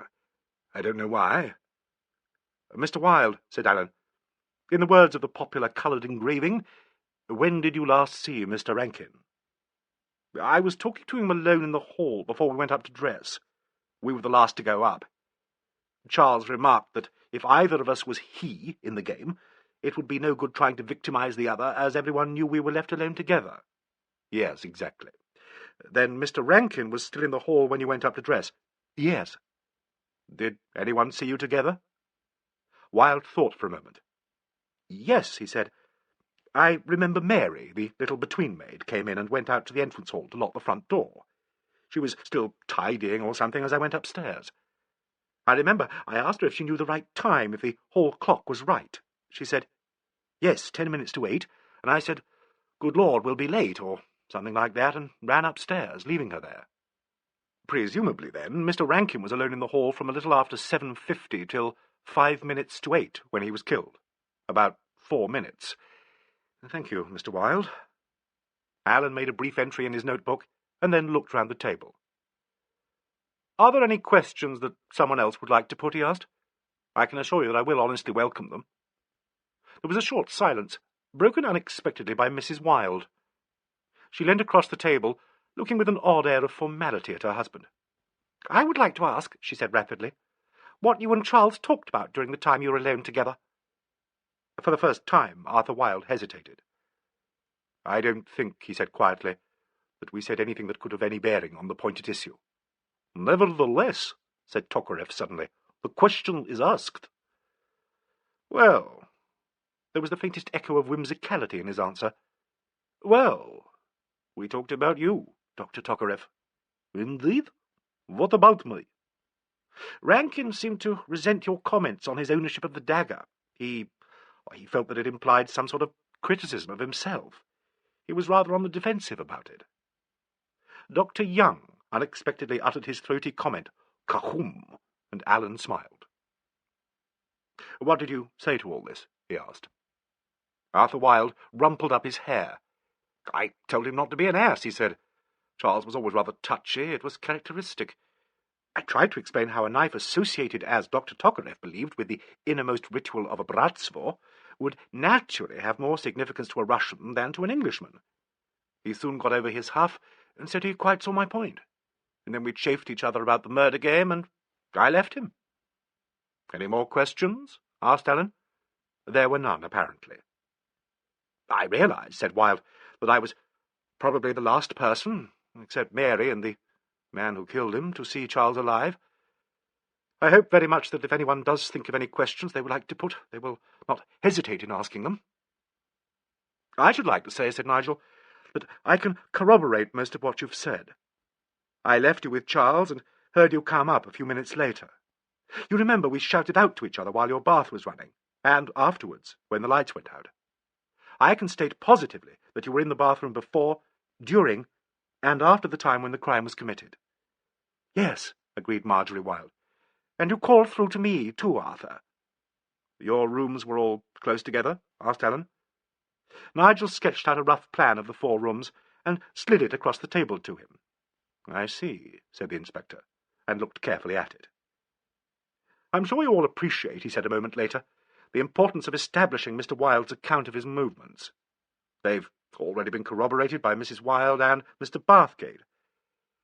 Can anyone else bring forward any point that bears on the relative positions of these 3 after Mr. Wilde came upstairs? Yes, said Mrs. Wilde eagerly. I can. When I was in my dressing-room, Florence, Angela's maid, came in to ask if she could help me. She stayed a few moments, not long, but she must have heard Arthur calling out and everything. The door into the bathroom wasn't shut properly. She will be able to verify this herself, of course, said the inspector. We have now a fairly complete picture of the movements of 3 of the house party from shortly after 7:30 until the time of the murder. Mrs. Wilde went upstairs first, Mr. Bathgate second, and Mr. Wilde last. They were all calling out to each other while they were dressing, and their voices were probably heard by a housemaid. Mr. Bathgate, I understand that you were the first downstairs after the alarm was given, and that you turned up the lights. Nigel's thoughts had been wandering along a strange byway, opened up by Mrs. Wilde's eager corroboration of her husband's story. He pulled himself together and looked at the inspector. It struck him that the official manner came easily enough to Alleyn when he chose to assume it. Yes, he said. Yes, I turned on the lights. You found your way downstairs after the 2 minutes had elapsed? Yes. The others were behind me on the stairs. You got to the main switch and turned it on immediately? Not immediately. The others were calling out from the stairs. I hesitated for a second. "Why?" asked Rosamond Grant. "I really can't say. It was all rather strange, and I felt, I don't know, somehow reluctant. And then Sir Hubert called out, and I pulled down the switch." "You were talking to Mr. Wilde right up to the time you left your room?" "Yes, I think so." "Yes," said Arthur Wilde, with a friendly glance towards him. "You were." "Did you speak to anyone when you were on the landing?" "I don't remember. Everyone was talking in the dark there. I struck a match." "Yes," said Angela quickly. "He struck a match. I was farther along the passage, and saw his face suddenly lit up from beneath. He must have been just outside his room then." "Mr. Bathgate," said the detective, "your match was still alight, wasn't it, as you went downstairs?" "Yes. It went out about halfway down." "Did anyone pass you on the stairs?" "No. Nobody passed me." "Are you certain of that?" "Quite positive," said Nigel. "Any more questions?" asked Allen. Nobody spoke. Inspector Alleyn turned to Tokarev. "Dr. Tokarev," he said, "I shall take you next, if you please." "Thank you," said the Russian pugnaciously. "You went upstairs with the first detachment, Miss North, Miss Grant, Mrs. Wilde, and Sir Hubert Handesley." Tokarev was glaring combatively through his spectacles at the detective. "Certainly I did," he said. "Did you go straight to your room?" "Yes, immediately. This I can prove, for I am in good mood while I am in my room last night, so I sing the Death of Boris fortissimo. I am in distant wing of house, but still my voice is robust. Many should have heard." "I heard," said Handesley, and he actually smiled. "Were you singing the Death of Boris all the time, until the gong sounded and the lights went out?" "Yes, certainly." "A gala performance. You visited a bathroom?" "Yet. No, I do not bath at this hour. It is not advisable. Better at night before bed to open the pores, then a gentle sweat." "Yes, quite. You dressed then?" "I dress. While I dress, I sing. When I come to great cry of agony, I interpret in the manner of Fyodor Shaliapin." He suddenly gave tongue to a galvanizing bellow. Mrs. Wilde suppressed a little shriek. "At this moment," ended Dr. Tokarev, "gong goes, and lights go out. It is the game. I cease to sing and count 60 twice in Russian, and then I come out." "Thank you very much. I understand that you were the first to realize what happened to Mr. Rankin." "Yes, I was first. I have seen the knife from the stairs." "What happened then?" "Miss Angela was saying in joking, 'No one's to touch the body.' I was agreeing, not jokingly, because I have seen the man is dead." "But I understand you did not examine the body." "Excuse me, please," began the Russian with a great deal of emphasis. Allen glanced quickly round the table. A swift wave of consternation and panic seemed to have galvanized the faces of all the guests. Mrs. Wilde was white to the lips, and Rosamond Grant was staring fixedly at her. Wilde leant swiftly towards his wife. She spoke suddenly, her voice breathlessly unlike the fashionable squeak that they were all accustomed to. "Wait a minute. I had better explain." "Never mind now, old girl," said Wilde. Even then the conjugal endearment struck Nigel as being singularly inept. "It's all right," said Marjorie Wilde. "I know what Dr. Tokarev is going to say. I lost my head. I pushed them all aside and knelt down by him. I pulled him over and looked at his face, and I tried to call him back. When I saw he wasn't there any more, I tried to call him back, tried to force him to come back. I dragged his shoulders away from the blood, and I felt the knife gritting on the floor underneath him, gritting about inside him. He was very heavy. I only moved him a little way. They all said I wasn't to touch him. I wish I hadn't, but I did. I touched him." She stopped as abruptly and breathlessly as she had begun. "It was much better for you to tell me this at once, Mrs. Wilde," said Allen, very matter-of-fact. "One quite appreciates the emotional stress and shock of this terrible discovery. I should like," he continued generally, "to fix the actual grouping of this scene in my mind. Mrs. Wilde was kneeling beside the body. She had moved it over onto its back. Dr. Tokarev, you were standing beside her? Certainly. I stood there, saying, "Do not touch." Still she continued to shake at him. I have seen immediately that she is hysterical, and I tried to raise her upwards, but she resisted me. In hysteria, sometimes there is such a strength. Then Miss Grant said quite quietly, "It's no use to call Charles now. He is gone for good." And at once Mrs. Wilde stopped. Then I have raised her away, and Sir Hubert Handesley said, "For God's sake, please make sure he is dead." I have known immediately that he is dead, but nevertheless I examine, and Miss North say, "Telephone Dr. Young," so she does.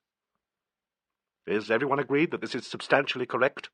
asked Allen formally. There was a general murmur of assent. "Since I prove that from 7:30 to 7:55 I sing very loud in my room," announced the Russian, "is not this an Alibaba?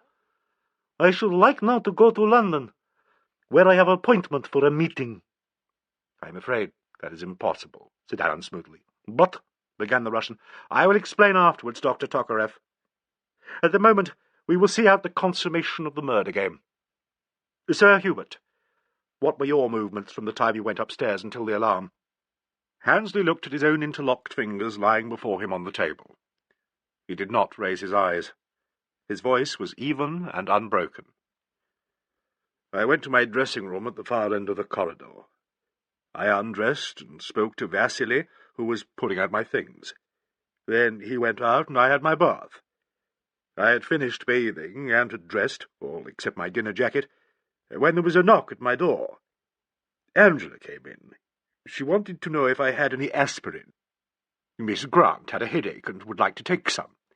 I found the aspirin and gave it to Angela. She went out, and almost immediately afterwards the alarm sounded. I joined the party on the landing, and it was then that Arthur, Mr. Wilde, tapped me on the shoulder and said, 'You are the corpse.' I think that is all." "Any questions?" The vague negative murmur floated round the table. "Miss Grant," said the inspector, "you also went upstairs with the first party. Where was your room?" "At the far end of the cross corridor, at the back of the house, next to Angela's, to Miss North's. We went along together. Angela came into my room after we had bathed. It was then I asked her for aspirin." "Where is the bathroom you used?" "Opposite my bedroom. We both used it, I first." "And you merely crossed the passage to this bathroom and back to your own room?" "Yes." "Did you go anywhere else while you were upstairs?" "No. I came down after the alarm." "You, Miss North? What were your movements?"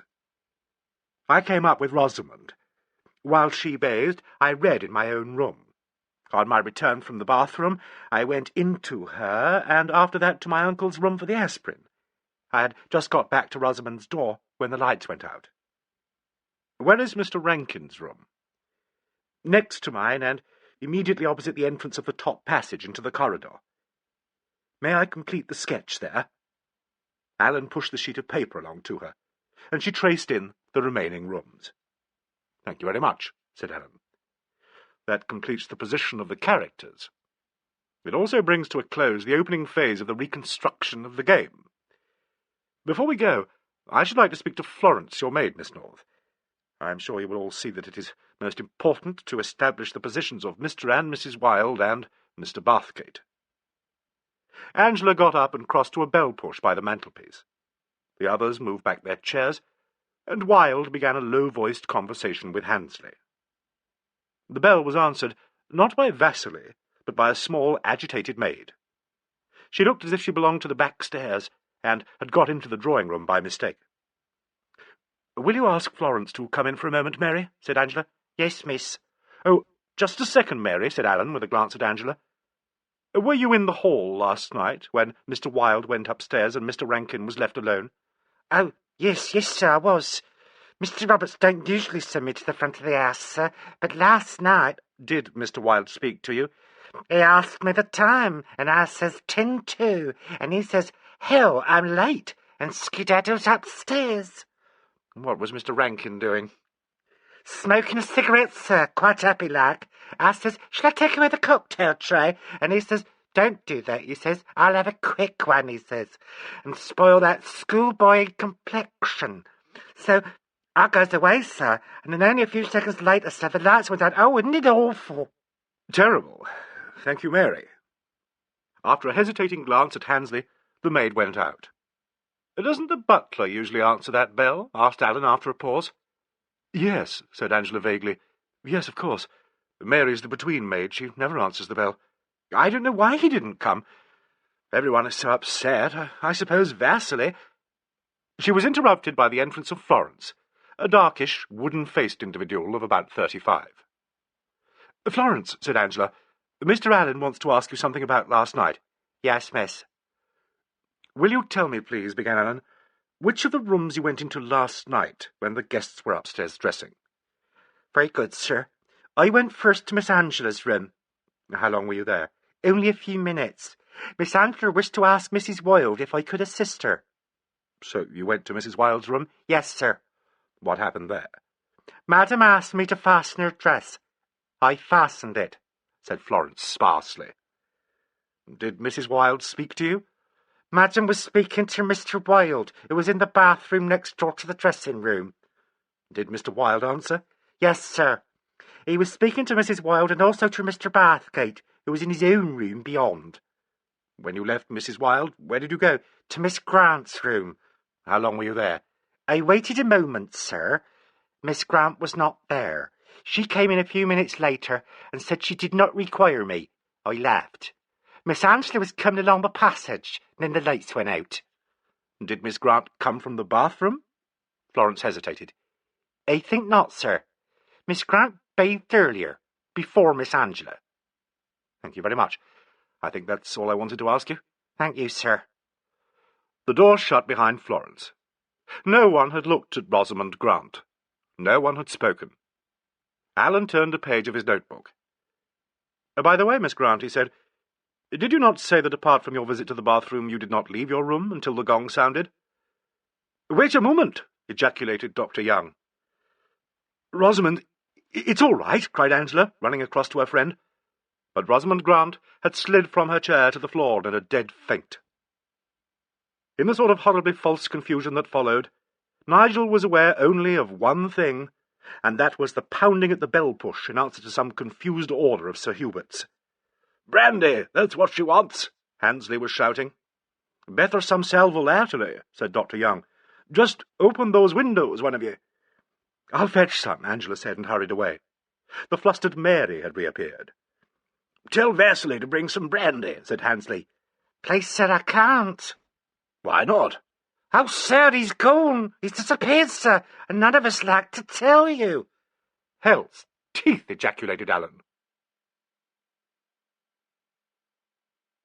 Chapter 6. Allen does his stuff.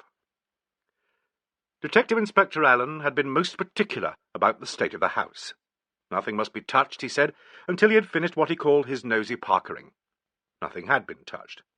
Little Dr. Young, in his capacity as police surgeon for the district, had stressed the point from the moment of his arrival, and Bunce, P.C., in his brief and enjoyable supremacy, had scared the life out of the servants, keeping them all confined to their own quarters. He had, however, set no watch at the gate, and Vasily apparently escaped by the simple method of walking out at the back door.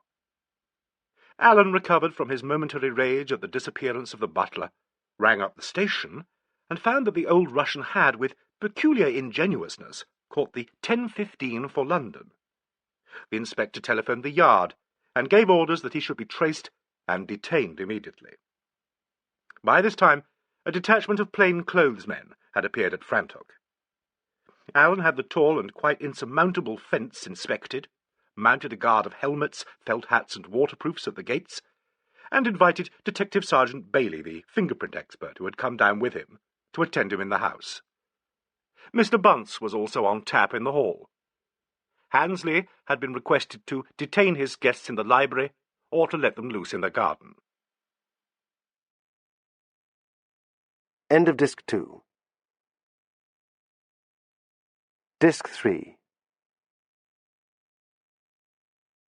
"Now," said Detective Inspector Alleyn, "I'll see Ethel, the only housemaid remaining. Ask her to come in, Bunce." Mary had been scared, and Florence calm. Ethel, a pretty girl of about 27, was intelligent and interested. "Where were you?" Alleyn asked her. "At 10 to 8 last night?" "I was in my room upstairs, sir, at the end of the back corridor. I just changed my apron and noticed the time, and I thought I would go downstairs and help Mary tidy the hall. So I came along the back corridor into the passage past the best bedrooms." "You mean past Mr. Bathgate's room?" "Yes, sir, that's right. I got as far as the head of the stairs and looked over, and I saw Mr. Rankin was still in the hall. Mary was there too, sir, locking the front door, and she looked up at me and jerked her head like, so I said to myself that I'd wait till the hall was clear before I came down. I turned back, and as I passed Mr. Bathgate's door, I remembered I hadn't brought his shaving water, and that there were only 2 cigarettes left in his box, so I tapped on the door." "Yes?" "The door wasn't shut, and when I tapped it, it swung in a bit like, and at the same time Mr. Bathgate calls out, 'Come in.' So I went in, and just as I was asking about the shaving water, the lights went out, and I felt all confused, sir. So I went out too, and kind of groped my way back to my own room, sir." "What was Mr. Bathgate doing?" "Smoking a cigarette, sir, with a book in his hand. I think he had just called out something to Mr. Wilde, who was bathing next door." "Thank you, Ethel." "Thank you, sir," said Ethel plaintively. She withdrew with some reluctance. Alleyn, with a mental shrug at Nigel's amazing imbecility in having overlooked his own cast-iron alibi, got on with the work. Roberts, the pantryman, proved unprofitable. He had been in his pantry solidly for 20 minutes when the gong sounded. The cook and odd boy were also completely without interest. Alleyn turned his attention to the hall itself. He produced a tape measure and carefully took measurements between the cocktail table and the foot of the stairs. The tray with its sordid array of used glasses had been left untouched. "All very nice and proper," grumbled Alleyn to Detective Sergeant Bailey. "Nothing disturbed except the minor detail of the body." "Lovely funeral if we'd only had a corpse, sort of," responded Bailey. "Well, young Bathgate says the body was lying at right angles to the gong. The last that Mary saw of Mr. Rankin, he was standing at the cocktail tray, presumably at the end of it when he was struck. Come here, Bunce. How tall are you?" 5'11" in me socks, sir." "Good enough. The body is just on 6 foot. Stand here, will you?" Bunce stood to attention, and Alleyn walked round him, looking at him carefully. "What do you make of this, Bailey?" he said. "This job was done inside 5 minutes at the most. The knife was in that leather slot by the stairs, unless it had been previously removed, which I think unlikely. Therefore, the murderer started off from here, took the thing in his right hand, so, and struck from the back. He went through the pantomime of stabbing the constable. Now, see what I mean? I'm 6'2", but I can't get the right angle. Bend over, will you, Bunce? That's more like it. But the banister gets in the way. He may have been leaning over the tray. It's too far if I stand on the bottom step. Wait a bit. See if you can get anything from the bottom knob of the banister, will you, Bailey?" "It'll be a fair mess of prints," said the expert glumly. He opened a small grip and busied himself with the contents. Alleyn nosed round the hall. He inspected the main switch, the glasses, the cocktail shaker, the gong, all the tables and woodwork. He paused by the grate. The dead clinkers of last night's fire were still there. "I says, don't you touch none of them grates," said Bunce suddenly. "There's only gas upstairs." "Quite right," rejoined the inspector. "We will deal with the fireplaces ourselves." He bent over the fireplace, and, taking a pair of tongs, removed the clinkers one by one, laying them on a piece of newspaper. As he did this, he kept up a running commentary to Detective Sergeant Bailey. "You'll find Miss North's prints on that sketch plan of the house that I put on the tray there. Also Bathgate's. We must have everyone's, of course. The tooth mugs upstairs will be profitable in that direction. I hate asking for prints. Makes me feel so self-conscious. There's nothing on the knife, needless to say, nor yet the switch. A nitwit wouldn't leave a print behind him nowadays, if he could help it." "That's right, sir," agreed Bailey. There's a proper muck-up on the banister, but I rather think we'll get something a bit better from the knob. The knob, eh? Said Allen, who had now drawn out the ashtray from under the grate. Curious position, too. There's a clear left-hand impression pointing downwards. Quite an awkward place to get your left hand, with the banister curving out at the bottom the way it does. It's right on the inside edge. Very clear, too. Saw it with my naked eye at once. Your naked eye is uncanny, Bailey. Try the head of the stairs. Hello, what's this? He had been sifting the ashes in the tray, and now paused, squatting on his heels and peering at a small grimy object in the palm of his hand. Made a find, sir, said the fingerprint expert, who was now at work on the stairhead.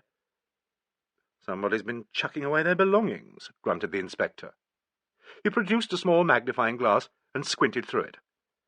A dense press button, he murmured, with just a fragment of leather, charred but unmistakable. Oh, well. He put his trophy in an envelope and wrote on the flap. The next 20 minutes he spent crawling about the floor, standing on chairs to examine the stairwell and outside of the treads, gingerly inspecting the cigarette boxes, and directing Bailey to test the coal scuttle and fire irons for prints. And now, he said, for the bedrooms. The mortuary van will be here any time now, Bunce. I'll leave you to attend to that. Come on, he said, and led the way upstairs. On the landing he paused and looked about him. On our left, he informed Bailey, the bedroom of Mrs. Wilde, the dressing room of her husband, the bathroom, and Mr. Bathgate's room, all communicating. Very matey and rather unusual. Well, begin at the beginning, I suppose. Mrs. Wilde's room was disordered, and bore a faint family likeness to a modern comedy bedroom. She had taken away its character, and Florence had not been allowed to put it back. The bed had not been made, and the early morning tea tray was still on the table. "There's your mark for prints, Bailey," said the inspector, and once again the expert produced his bag. "The alibi here is pretty good, I understand," remarked Bailey, sifting a fine powder over the surface of a cup. "Pretty good," answered Allen. "It's pretty damn good for all of 'em, except Miss Grant. She did tell a nice meaty lie about her movements, and followed up with a feint on top of it." He opened a suitcase and began going through the contents. "What about this Russian affair, sir? The doctor or whatever he is?" "Yes, he seems to be a likely horse. Do you fancy him, Bailey?" "Well, from what you've told me about the knife and all that, it looks sort of possible. Personally, I favour the butler. If Tokarev's our man, he's pretty nimble on his pins. His room is somewhere along the passage, and he sang, so they tell me, continuously. As for the butler, he was in the servants' quarters the whole time, and was seen there." "Is that dead certain, sir? After all, he has done a bunk." "True, he is rather tempting.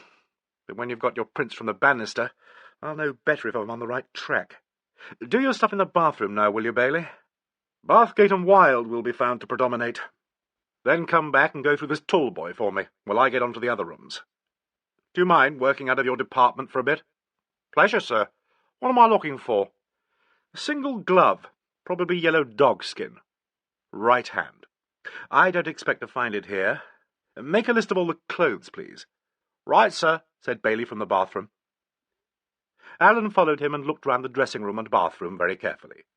Then he went into Nigel's room. It was much as it had been the night before. The bed had not been slept in. Allen had learnt from Bunce that Nigel had been up all night, trying to get calls through to the family solicitor, to his own office, and, on behalf of the police, to Scotland Yard. He had been invaluable to Handesley and to Angela North, had succeeded in getting Tokarev to stop talking and go to bed, and had silenced Mrs. Wilde's hysterics when her husband had thrown up his hands in despair and left her to it. The inspector considered Ethel's statement that she had actually seen Nigel in his room as the lights went out good enough proof of his integrity. However, he examined the room carefully. Conrad's suspense lay on the bedside table. The butts of 2 Sullivan Powell cigarettes were in the ashtray. An inquiry showed that these were the last in the cigarette box at 7:30 the evening before, and Ethel, recalled, repeated that she had noticed the box empty and Mr. Bathgate smoking the last on her dramatically terminated visit. Mr. Bathgate's own cigarettes were of a less expensive variety. Exit Mr. Bathgate, murmured the detective to himself. He couldn't smoke 2 cigarettes, commit a murder, and talk to a housemaid while he was doing it in 10 or 12 minutes. He had come to this conclusion when the door opened and in walked Nigel himself. At the sight of the yard man in his room, Nigel immediately felt as guilty as he would have done if his hands had been metaphorically drenched in his cousin's blood. "I'm sorry," he stammered. "I didn't realize you were here. I'll push off." "Don't go," said Alleyn amiably. "I'm not going to put the handcuffs on you. I want to ask you a question. Did you by any chance hear anything outside in the passage while you were dressing last night?" "What sort of thing?" asked Nigel, overwhelmed with relief. "Well, what does one hear in passages? Any sound of a footfall, for instance?" "No, nothing. You see, I was talking to Wilde all the time, and his bath was running too. I wouldn't have been able to hear anything." "I understand Mrs. Wilde was in her room all this time. Do you remember hearing her voice?" Nigel considered this carefully. "Yes," he said at last. "Yes, I am positive I heard Mr. Wilde call out to her, and I heard her answer him." "At what precise moment? Before or after the lights went out?" Nigel sat on the bed with his head in his hands. "I can't be certain," he said at last. "I'll swear on oath I heard her voice, and I think it was before and after the lights went out. Is it important?" "Everything's important, but taken in conjunction with the icy Florence's statement, your own is useful as a corroboration. Now, look here. Show me Tokarev's room, will you?" "I think I know where it is," said Nigel. He led the way down the passage into the back corridor and turned to the left. "Judging from my recollection of his vocal efforts, I should say this was it." Alleyn opened the door. The room was singularly tidy. The bed had been slept in, but was little disturbed. Dr. Tokarev would have appeared to have passed a particularly tranquil night. On the bedside table lay a Webster's Dictionary, and a well-thumbed copy of the Kreutzer Sonata in English. "Thank you so much, Mr. Bathgate," said Alleyn. "I can carry on here." Nigel withdrew, thankful to leave the atmosphere of official investigation, and yet, paradoxically, conscious of a sense of thwarted curiosity. Inspector Alleyn opened the wardrobe and drawers and noted down the contents, then turned his attention to the suitcase that had been neatly bestowed under one of the cupboards. In this he found a small leather writing case with a lock that responded at once to the attentions of a skeleton key.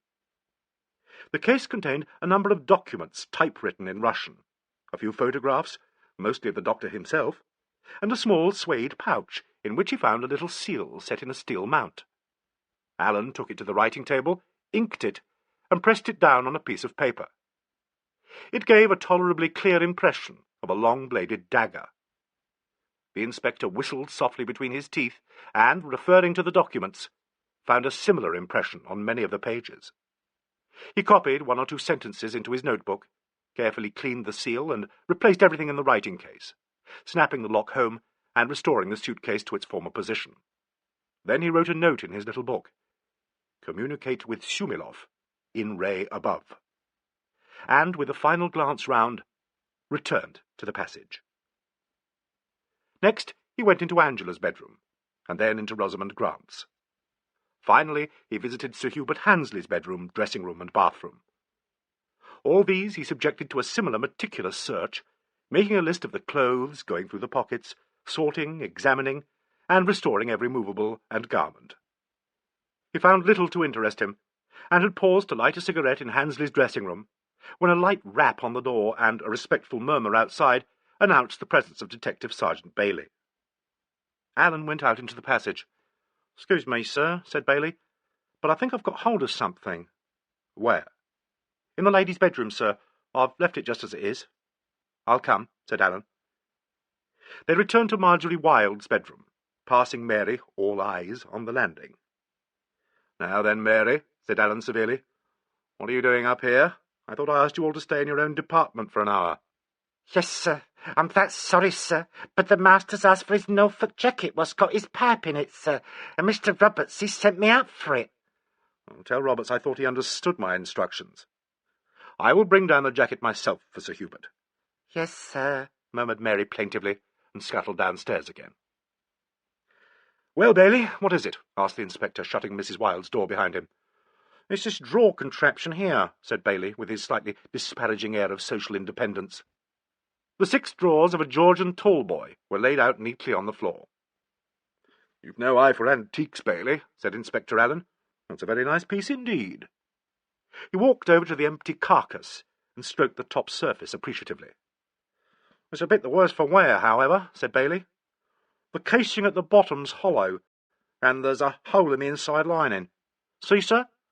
Well, it seems to me someone's been scuffling about in that bottom drawer and pushed a small soft object over the end of it. It's fallen into the bottom. You can just touch it." Alleyn went down on his knees and thrust his fingers into the gap in the bottom of the tall boy. "Give me that button-hook on the table," he said quickly. Bailey handed it to him. In a few minutes the inspector gave a grunt of satisfaction and fished up a soft, smallish object. He dropped it on the floor and stared at it with extraordinary concentration. It was a woman's yellow dogskin glove. The inspector took an envelope out of his pocket, and from it he produced a discoloured and blistered press button, to which a few minute particles of leather were still adhering. He laid it beside the fastening on their find, and pointed his long finger at the floor.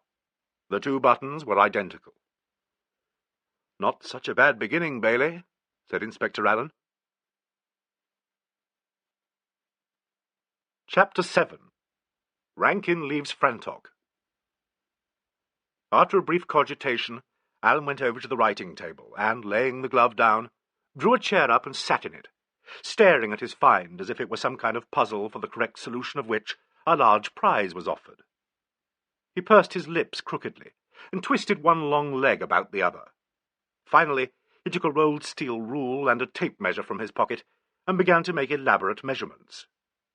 Bailey reassembled the tall boy, using methodical accuracy in the folding of each garment that it contained.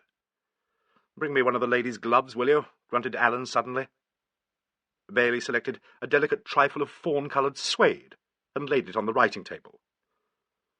"Looks several sizes smaller to me," he said, and turned back to his job. "It is smaller. But then it's a different type," rejoined the inspector. "Your find is a sporting specimen. Mannish, tweeds and shooting-stick kind of thing. Indeed, a man with a moderate-sized hand could wear it." He smelt both the gloves, and looked for the makers' names. "Same shop," he said, and fell to making further measurements and noting them down in his book. "That's that," he said finally, and held out the suede glove to Bailey, who delicately replaced it. "What about the other?" asked Bailey. Alleyn deliberated. "I think," he said at last, "I think I'll send it out to earn its keep. Have you finished in here?" "Yes, sir." "Then carry on with the prints in the other rooms, will you? I'll join you in Mr. Rankin's room before lunchtime. Wait for me there." He put the glove in his pocket and went downstairs. The hall was deserted except for Mr. Bunce, who still kept watch and ward at the front door. Alleyn passed him and went into the entrance lobby. Mr. Bunce revolved and stared trance-like through the glass partition. What was the god up to now? 1 or 2 outdoor coats hung in the lobby, together with a collection of sticks and a pair of galoshes. Alleyn examined all these depressing objects closely, feeling in the pockets, writing in his inevitable book. The breath of Mr. Bunce made a little mist upon the glass. Finally, the inspector drew from his own pocket a yellow dogskin glove. He threw it on the bench, picked it up, cast it among the sticks, again retrieved it, and finally dropped it on the floor. Catching the eye of the constable, and perhaps relishing his agonized curiosity, Alleyn laid his finger on his lips and raised his left eyebrow. A spasm of intense gratification passed across Mr. Bunce's face, succeeded by an expression of low cunning. This was Ercles's vein, Mr. Bunce might have been thinking. Alleyn took out his pipe and filled it. Then he opened the glass door. Bunce fell back a pace. "Where are the ladies and gentlemen?" asked Alleyn. "Sir, in the garden," said Bunce. "What time's lunch?" 1:15. The inspector glanced at the clock. 5 to 1. A busy morning. He returned to the porch, sat on the bench, and for 10 minutes smoked his pipe and did not so much as glance at the constable. The porch became thick with tobacco smoke. At 1:05, Allen opened the outer door, knocked his pipe out on the edge of the stone step, and remained staring out onto the drive. Presently the sound of voices drifted in from the garden. Allen darted back into the porch, and Bunce, once more electrified, saw him take down 2 or 3 coats and fling them on the floor. He was bending over them when Handesley, Mr. and Mrs. Wilde, Angela and Tokarev came up the front steps. They all stopped short at sight of the detective, and a complete silence fell among them. "So sorry," said Allen, straightening himself. "I'm afraid I'm very much in the way. I've just been doing a little routine work, Sir Hubert. I suppose it would be possible for someone to hide behind these garments." There was more than a suggestion of enthusiasm in Handesley's response. Yes, indeed, I should think very possible," he agreed quickly. "Do you think that is what may have happened? That someone came in from outside before the door was locked and waited until the opportunity arose?" "That is a possibility that I myself have considered," began the Russian. "It is quite so clear as—" "The door was still locked, wasn't it?" interrupted Allen, "after the crime was committed?" "Yes," answered Handesley. "Yes, it was. Still, the murderer might have escaped in the dark by one of the other doors, surely." "It is worth considering," agreed Allen. He hung up the coats, and in doing so dropped a yellow dogskin glove on the floor. He stooped and picked it up. "An odd glove," he said. "I'm afraid I've dropped it out of some pocket. So sorry. Any claimants?" "It's yours, Marjorie," said Angela suddenly. "Why, so it is." Mrs. Wilde looked at it without touching it. It's mine. I thought I'd lost it." "I don't see the other," said Allen. "This is the left hand. I don't say I've gone and lost the right." "It was the left I lost. I must have dropped it here." "Are you sure you did not leave them both down here, Mrs. Wilde?" asked Allen. "You see, if you did and the right has gone, it might be worth tracing." "You mean," said Handesley, "that the right-hand glove might have been taken by the murderer when he hid here?" "That sounds an interesting theory," said Arthur Wilde. "Darling, when did you miss this glove?" "Oh, I don't know. How can I tell?" answered Marjorie Wilde breathlessly. "Yesterday we went for a walk, he and I. I had the right-hand glove then. He'd given them to me, you remember, Arthur, last Christmas. He teased me about losing it." She turned blindly towards Wilde, who put his arm about her for all the world as though she were a child. "Did you wear the single glove yesterday?" persisted Allen. Yes, I wore it." "And when you came in, what did you do with it, Mrs. Wilde?" "I can't remember. It's not in my room." "Did you leave it here, do you think?" asked Angela gently. "Marjorie, do try to think.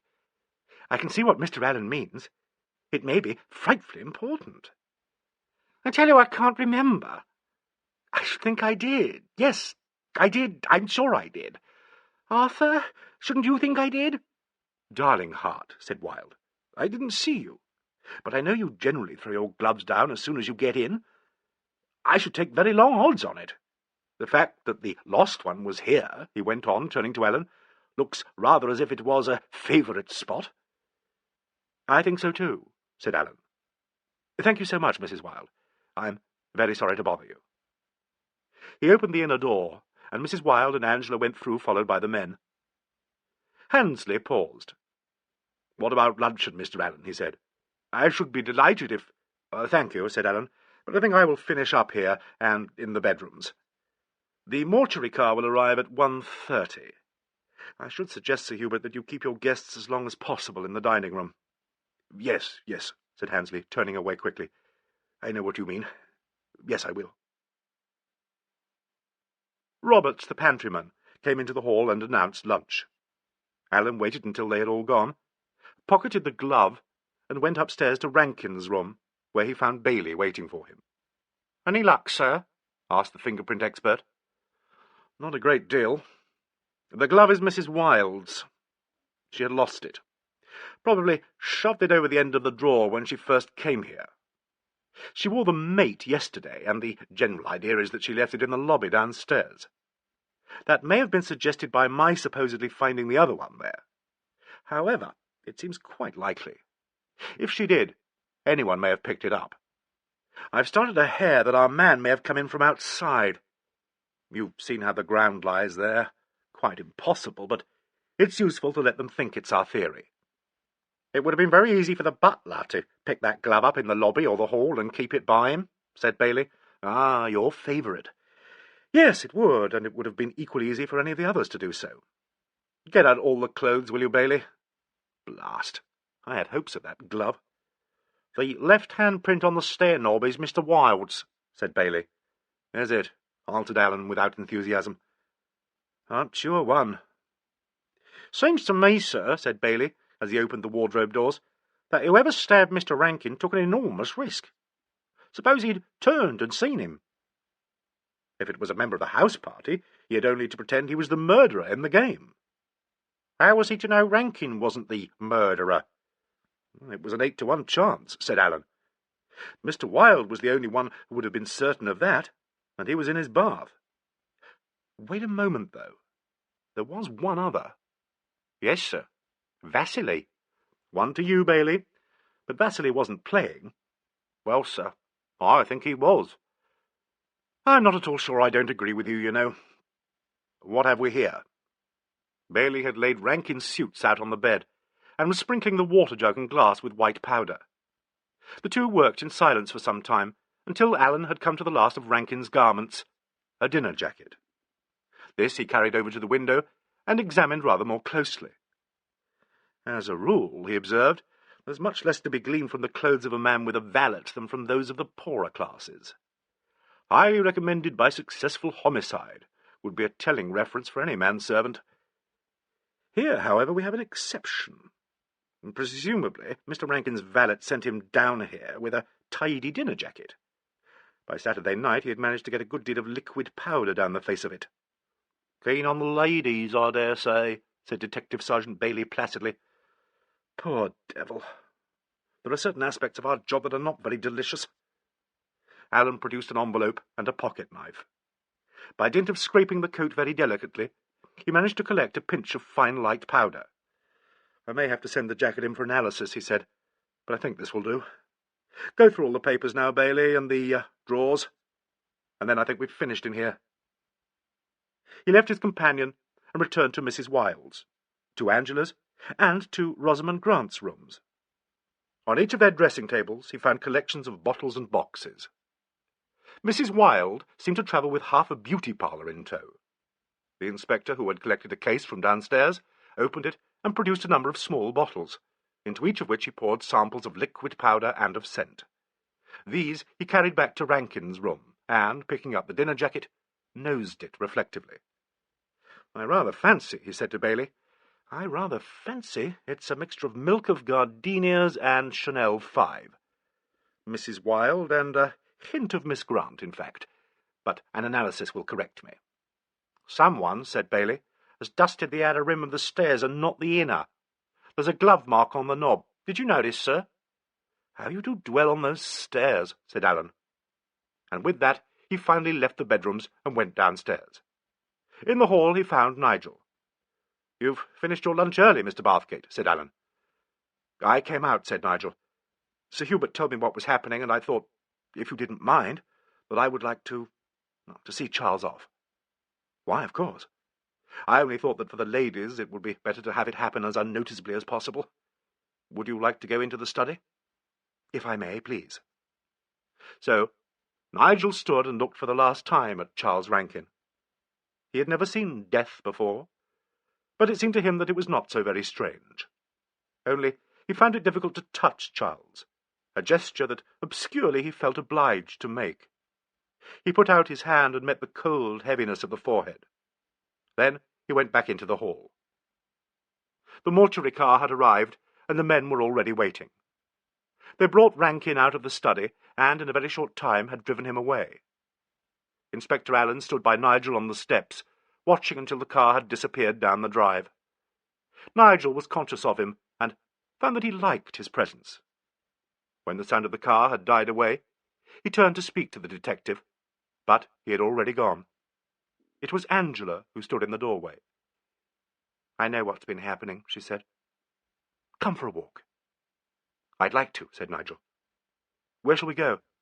I think the best thing we could do would be to go right round the home fields rather fast, and then finish up with a good go at badminton." "Right," said Nigel, and they set off.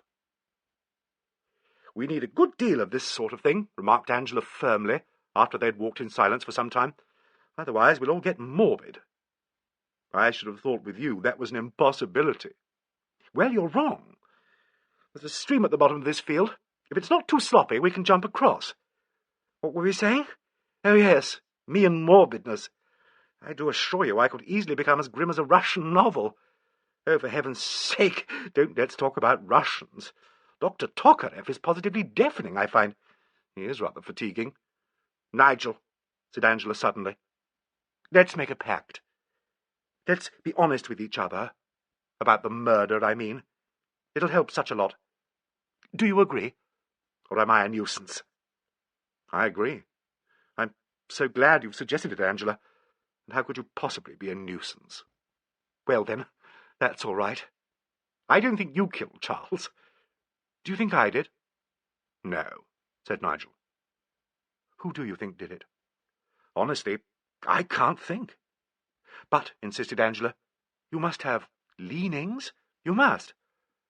"I suppose then I lean towards Vasily, although he did seem such an honest-to-God old chap." "Yes, I know," agreed Angela. "I sort of think Vasily did it, but I don't feel he did." "Who do you feel did it, Angela? Don't answer if you'd rather not." "It's part of the pact." "I know," said Nigel, "but don't if you'd rather not." They had reached the tiny stream that ran across the bottom of the field. The ground on either side was muddy and dappled with small puddles.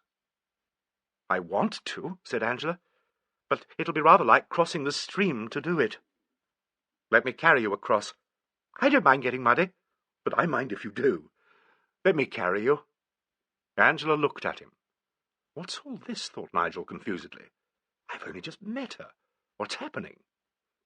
"Very well," said Angela, and put one arm round his neck.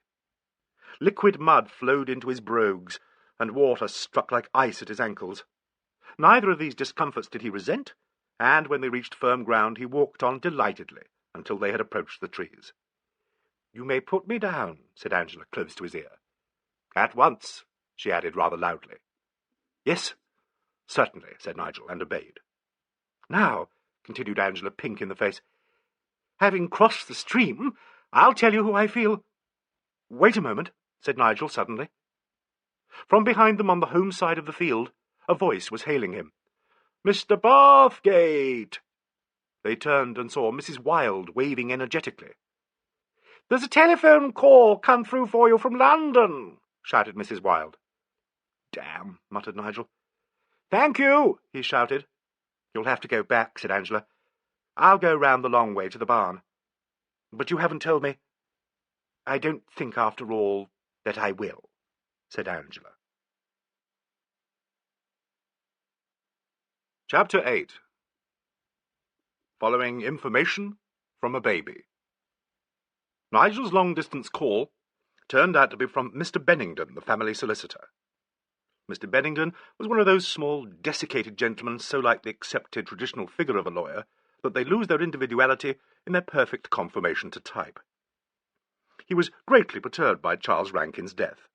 That Nigel, who knew him very well, could be sure of.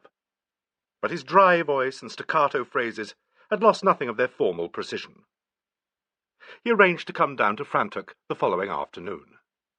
Nigel hung up the receiver and went to the barn in search of Angela. Halfway there he ran into Alleyn, who was talking to an under-gardener. Evidently the inspector had extended his examination of the servants to the outdoor staff. Nigel remembered how yesterday the guests had wandered off in twos and threes. He had seen Mrs. Wilde and Rankin in the garden, and had wondered if Wilde and Rosamond were together. Would Alleyn try to trace the movements of each individual? Was there any significance in the grouping? What, wondered Nigel, not for the first time, what exactly was the inspector up to?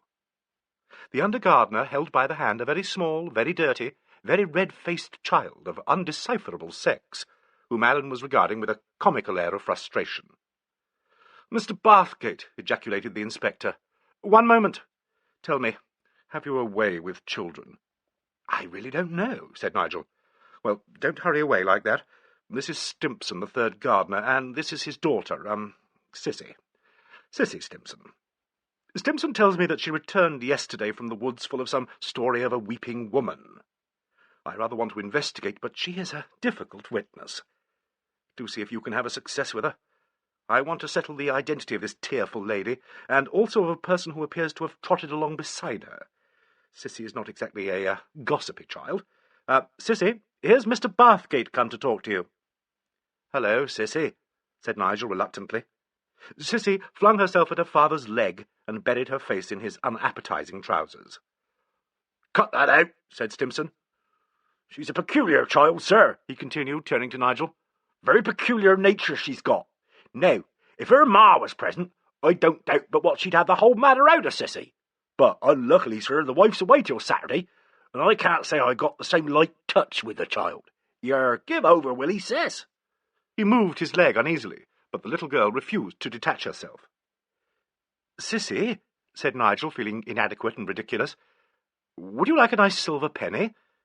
A baleful eye showed round a fold of the trousers. Nigel produced a shilling and held it up with an air of simulated ecstasy.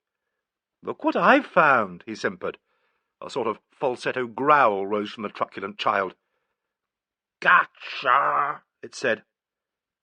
Go on, said Alan. Splendid. Go on. Would you like this silver penny? Inquired Nigel, squatting on his heels and holding the shilling very close to the child's face. Sissy made a sudden grab, and Nigel snatched back his hand. Take a penny? That's a shilling, said Sissy derisively.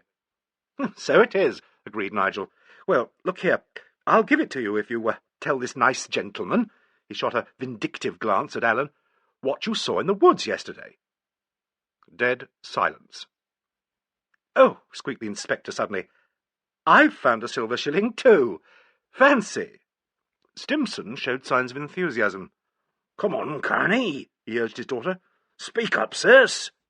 Tell the gentleman all about that there lady that was crying in the coppice. They'll give you a couple of bob. There now. Sissy had come out of cover and was swinging her barrel-like body from side to side. Was she a big lady? Asked Alan. Nah, whined Sissy. Was she a little lady? Asked Nigel. Nah. Well, now, approximately, began the inspector and checked himself. Was she alone? He inquired. I've seen a lady, said Sissy. Yes, excellent. So far, so good. Now, was this lady alone? All alone? Chanted Alan in a sort of faraway croon. All alone? Sissy stared at him. Was she all by herself? Asked Nigel, trying baby talk. Nah, said Sissy. There was someone else with the lady? Yes. Another lady, suggested Nigel. Nah. Ladies don't go with ladies in the coppice. Stimpson laughed coarsely. Ain't she a masterpiece, sir? He asked. Come now, said Alan crisply. We're getting on. The lady was with a gentleman. Nigel had to repeat this question. Yes, conceded Sissy. What sort of gentleman? Began Alan. Sissy made another grab at Nigel's shilling and gave a sudden boisterous shout. Was he a big gentleman? Said Nigel, backing away from her. Give me the shilling, yelled Sissy. Yeah, give me the shilling. No, said Nigel, not if you aren't a good girl. The girl screamed piercingly and flung herself face downwards on the path, where she remained yelling and thrashing about with her legs. That's tore it, said Stimpson gloomily. What are you doing to that poor baby? Cried an indignant voice, and Angela came hurrying down the path. In a moment she was kneeling on the ground and had gathered Sissy up in her arms. The child clung round Angela's neck and buried her filthy little face in her blouse. Take away the nasty gentleman, she sobbed, and give me the shillings. My poor darling, crooned Angela. Why have you been teasing her? She demanded fiercely of Nigel and Alan. We haven't been doing anything of the sort, said Nigel crossly. Have we, Stimpson? You didn't go for to, sir, agreed Stimpson. It's like this, miss, he continued. Sissy saw a lady and a gentleman in the coppice, and the lady was crying, and this gentleman wants to know the rights of it. And young sis, she's turned rancid on us, miss. I don't wonder, said Angela. Give me that money you've been tormenting her with. Alan and Nigel handed over the shillings. "There, my precious," murmured Angela. "We won't tell them anything about it. We'll have it for a secret. You whisper to me what the silly old people in the woods were like. You needn't wait, Stimson. I'll bring her along to the cottage." "Very good, miss," said Stimson, and retired. Sissy appeared to blow ferociously in Angela's ear. "A lady with a lovely red cap," whispered Angela. "Poor lady, I expect a wopsy had bitten her, don't you? Was it a big gentleman?" Alan had whipped out his notebook. Sissy was breathing hard into Angela's hair. "It was a funny gentleman," reported Angela. "Why was he funny?" "Just funny." "You saw another lady this afternoon, did you? What was she doing, darling?" "Just walking." "There now, that was a lovely secret, and now we'll go home." "I've got a lovely secret too," said Detective Inspector Alleyn astonishingly. Sissy, who had detached herself from Angela, turned a watery eye on him. The inspector suddenly squatted down by her and distorted his face slightly, so that one slim black eyebrow shot up his forehead. Sissy chuckled. The eyebrow came back to normal. "More," said Sissy. "It won't do it again, unless you whisper to it some more about the gentleman you saw in the coppice," said Alan. Sissy waddled across the path and placed a fat, earthy paw on the inspector's face. He flinched slightly and shook his head. Sissy whispered. The eyebrow moved up. "There, that's how it works," remarked Alan. "And if we went into the coppice, there's no knowing if it wouldn't do it again." Sissy looked over her shoulder at Angela. "Going to the coppice," she said briefly. Alan rose with the child in his arms. "Leave to dismiss, Miss North?" he asked politely.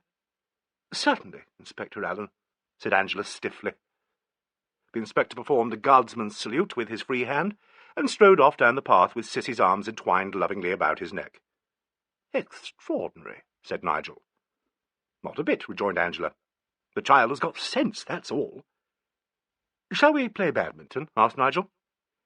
"By all means," responded Miss North.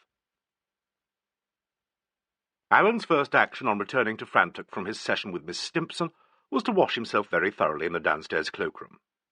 He then looked up one of his notes, made during what he called wardrobe inspection that morning, read a certain entry in reference to a red cap, and inquired of Ethel if he could speak to Miss Grant. He learned that Dr. Young was attending her in a room. "I will wait for Dr. Young," said Alan, and sat down in the hall. He had not been there long before Wilde came in from the garden. He hesitated, as indeed they all did at the sight of the inspector, and then asked if he was waiting for anyone. "I'm really waiting for Dr. Young," said Alan, "but I also wanted to see Sir Hubert. I wonder, Mr. Wilde, if you know where he is?" The archaeologist rubbed his hair up the wrong way, a characteristic gesture. "He was in there," he said, pointing to the study door. "In the study." "Yes." "Really, I must have missed him somehow," remarked the inspector ambiguously. "When did he go in?" "Soon after they took Charles away," said Wilde. "He may still be there.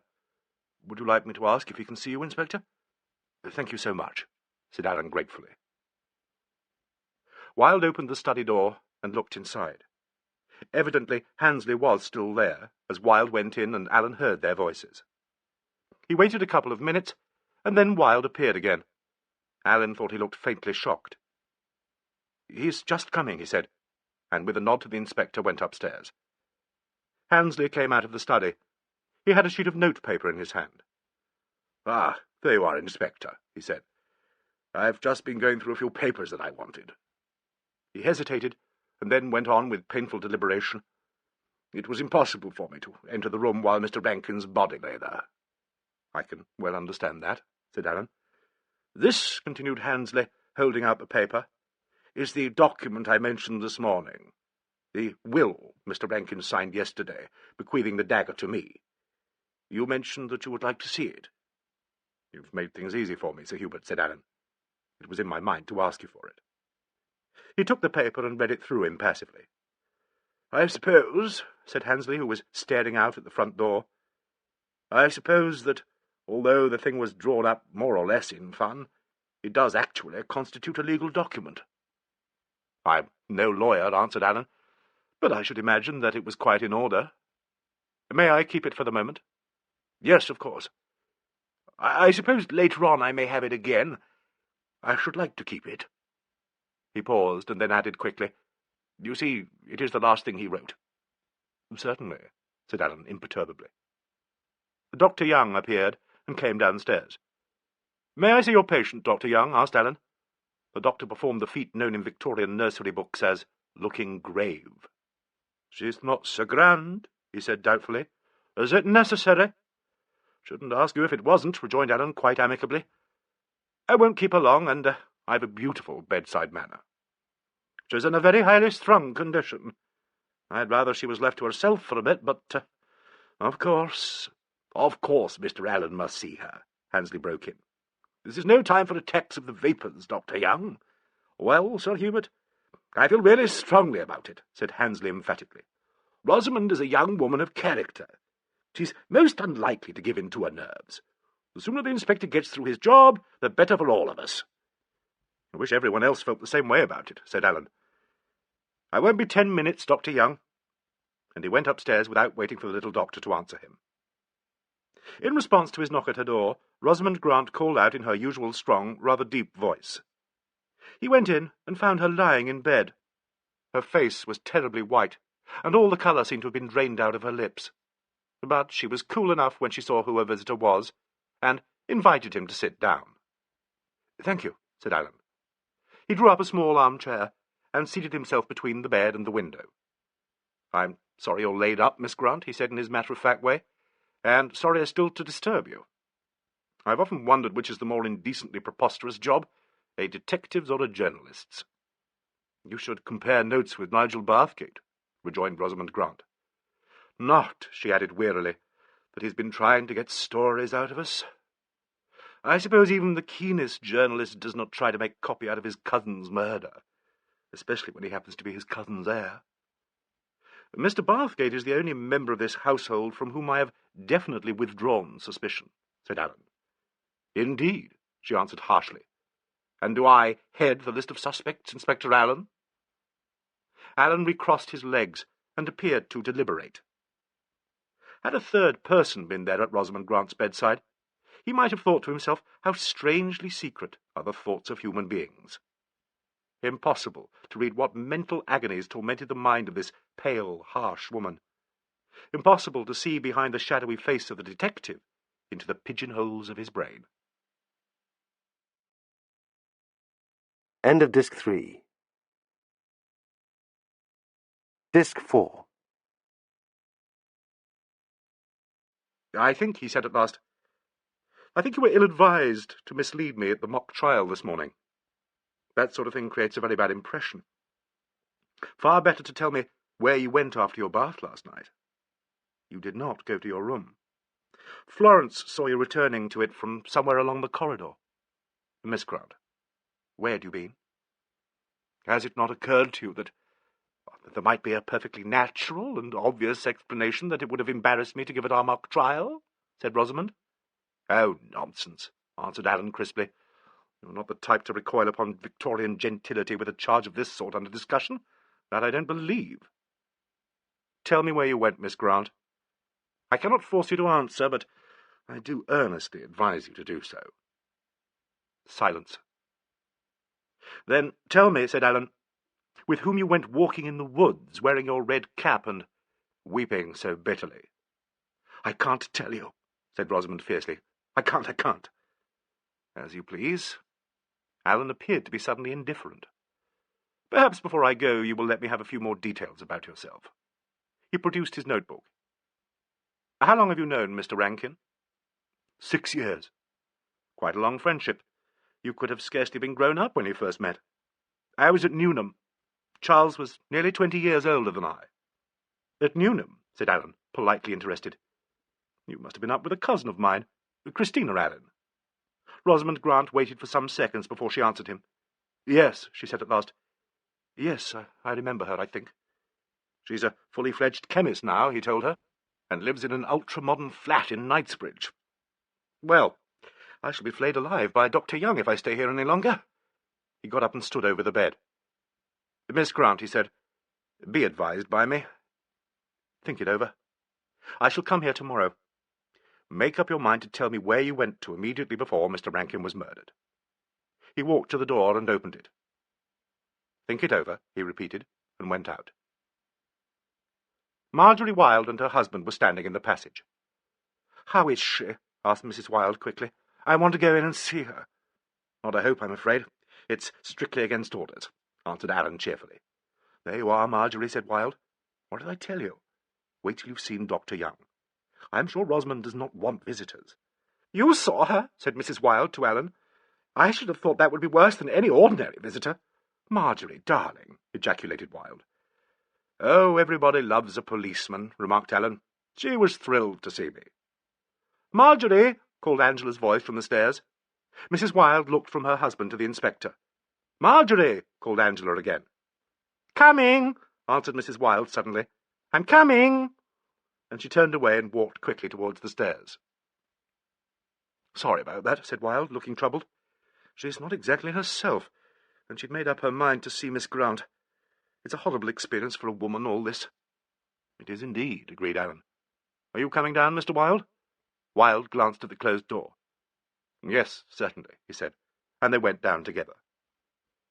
Alleyn had finished at Frantock for the time being, but he did not yet feel entitled to call it a day. His next move was to the police station at Little Frantock, where he put through a long-distance call to London. He waited a minute, and then spoke into the receiver. "Christina," he said, "is it yourself? Want a bit of luck? Look here, you can help me if you will. It's your cousin, the policeman, and he's up agin it, me dear. Drag your mind away from shattered atoms and bicarbonate of soda.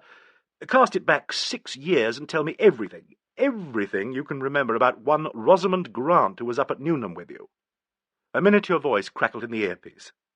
"Yes," said Alleyn, getting out his pencil and straightening the message block by the telephone. "Yes." The voice crackled on. Alleyn extended his call.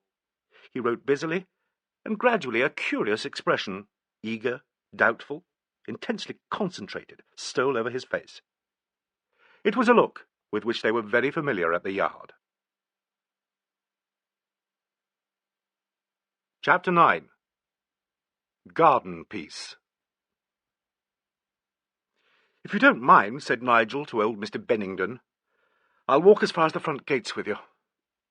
"Pleasure, my dear fellow," replied the lawyer with hurried cordiality. He snapped the catch of his grip, took off his pince-nez, eyed them severely, gave Nigel a quick glance, and took his coat and hat from the attendant Robert. "Come along," he said decisively, and made for the door. "You were always an imaginative, sensitive sort of individual," said Mr. Bennington as they walked down the drive. "I remember your mother worrying her head off about it, but I put it to her that your boyish troubles were as short-lived as they were distressing. You will soon get over your ridiculous antipathy to accepting this bequest." "It's all so beastly," said Nigel. "I know they can't suspect me in any way, but, I don't know. It's not that so much as the idea of it. Benefiting by a filthy murder." "Sir Hubert Handesley and Mr. Arthur Wilde are also legatees. They probably feel very much the same about it, but of course they have approached the matter in a much more sensible manner. Do you follow their example, my dear Nigel?" "Very well. I'll be jolly glad of the money, in a way, of course." Of course. Do not suppose that I am insensible of the delicacy of your position." "Oh, Benny," said Nigel, half affectionate and half irritated, "do stop talking like the old family lawyer. Really, you're quite incredible." "Indeed?" said Mr. Bennington amicably. "It has become automatic, possibly." They walked on in silence until Nigel asked him abruptly if he knew anything in his cousin's life that could throw light on the murder. "I don't want you to betray any secrets, of course," he added quickly. "You wouldn't pay much attention if I did. But had Charles an enemy or enemies?" "I've been asking myself that question ever since this dreadful crime took place," replied Mr. Bennington, "but I can think of nothing. Your cousin's relationships with women were, shall we say, of a slightly ephemeral nature, my dear Nigel, but so are those of many bachelors of his age. Even this aspect of his life I hoped was soon to be stabilized. He came to me 2 months ago, and, after a good many circumlocutions, gave me to understand he was contemplating matrimony. I think I may safely go so far as to say he asked one or two questions about a marriage settlement and so on." "The devil he did!" ejaculated Nigel. "Who was the girl?" "My dear boy, I don't think—" "Was it Rosamond Grant?" "Really, Nigel? Well, in confidence, after all, why not? Yes, Miss Grant's name was— it did arise in this connection." "Has he mentioned it more recently?" "I ventured to bring it up a fortnight ago, when he consulted me about renewing the lease of his house. He replied, as I thought, rather oddly." "What did he say?" Mr. Bennington swung his umbrella out in front of him as though he were pointing it at his own statement. "He used, as far as I can recollect, these very words: 'It's no go, Benny. I've been caught poaching, and I've lost my licence.' I asked him what he meant by that, and he laughed, very bitterly, I thought, and said that marriage with a woman who understood you was emotional suicide, a phrase that had the advantage of sounding well and meaning nothing." "Was that all?" "I pressed him a little further," said Mr. Bennington uncomfortably, "and he said that he had made an enemy of a woman who still loved him, and added something about grand opera passions and his own preference for musical comedy. He seemed very sour, and I thought almost alarmed. The subject was dropped, and we did not refer to it again until he was leaving. I remember as he shook hands with me, he said, 'Good-bye, Benny. Control your curiosity. I may promise to reform, but it'll be the death of me if I do.'" Mr. Bennington stopped short and stared at Nigel. "He said this quite gaily and irresponsibly," he added. "It has only just occurred to me how strangely it may sound now that he is dead. Ah, well, it's of no consequence, I dare say." "Probably not," agreed Nigel abstractedly. "There are the gates, Benny. Let me know if there's anything I can do." Yes, of course. I'm meeting Detective Inspector Alleyn at the police station. He's a very able man, Nigel. I feel sure your cousin's death will not go unavenged." "I'm afraid," said Nigel, "that in this respect I too have little of the grand opera instinct. My one hope is that Charles was not murdered by any of his friends. That old butler, the Russian, why didn't the police do something about him?" "I feel sure they're doing quite a lot in that direction," rejoined Mr. Bennington dryly. "Good-bye, my dear fellow. I shall be down for the inquest, of course. In the meantime, good-bye." Nigel walked slowly back towards the house. The prospect of spending the rest of the afternoon indoors was not an attractive one. The house party lived on with a horrible posthumous individuality. The grotesque nature of their enforced familiarity was beginning to tell on the nerves of all the guests. Nigel was conscious of strange and hideous suspicions working like a ferment in their minds. Frantic had become envenomed. He longed to get away from it, and, with this idea at the back of his head, turned off the drive and walked down a side path towards the wood. He had not gone far when a bend in the path revealed a green bench, and, sitting on it, curiously huddled, the figure of Rosamond Grant. Nigel had seen very little of her since the tragedy. As soon as the official inspection of their rooms was over, Angela and Dr. Young had taken her upstairs, and there she had stayed, as far as Nigel knew, ever since. She raised her head now and caught sight of him. Feeling that he could not turn back, and conscious of the horrible restraint that came between himself and all of them, he walked up to her and made some conventional inquiry about her health. "Better," she said in her deep voice with its falling inflection. "Oh, yes, I'm better, thank you. I shall be joining your jolly party downstairs in time for the inquest on your cousin's murder." "Don't," said Nigel. She flung herself back impatiently. "Have I dropped a brick?" she said. "Do you cut the murder dead among yourselves? Angela and I talk about it, or rather, Angela talks and I listen. She's a peculiar person, Angela." Nigel did not answer. She stared at him fixedly. "Of what are you thinking?" she asked. "Are you wondering if I killed him?" "We all wonder that about each other, all day and half the night," said Nigel brutally. "I don't. You are the more fortunate.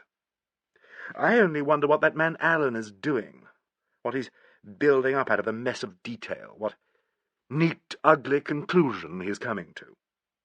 They say the Yard is never wrong in its inferences, though it sometimes fails to get its results. Do you believe this?" My only information is based on detective fiction, said Nigel.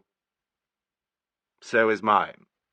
Rosamond laughed silently, shrugging up her thin shoulders.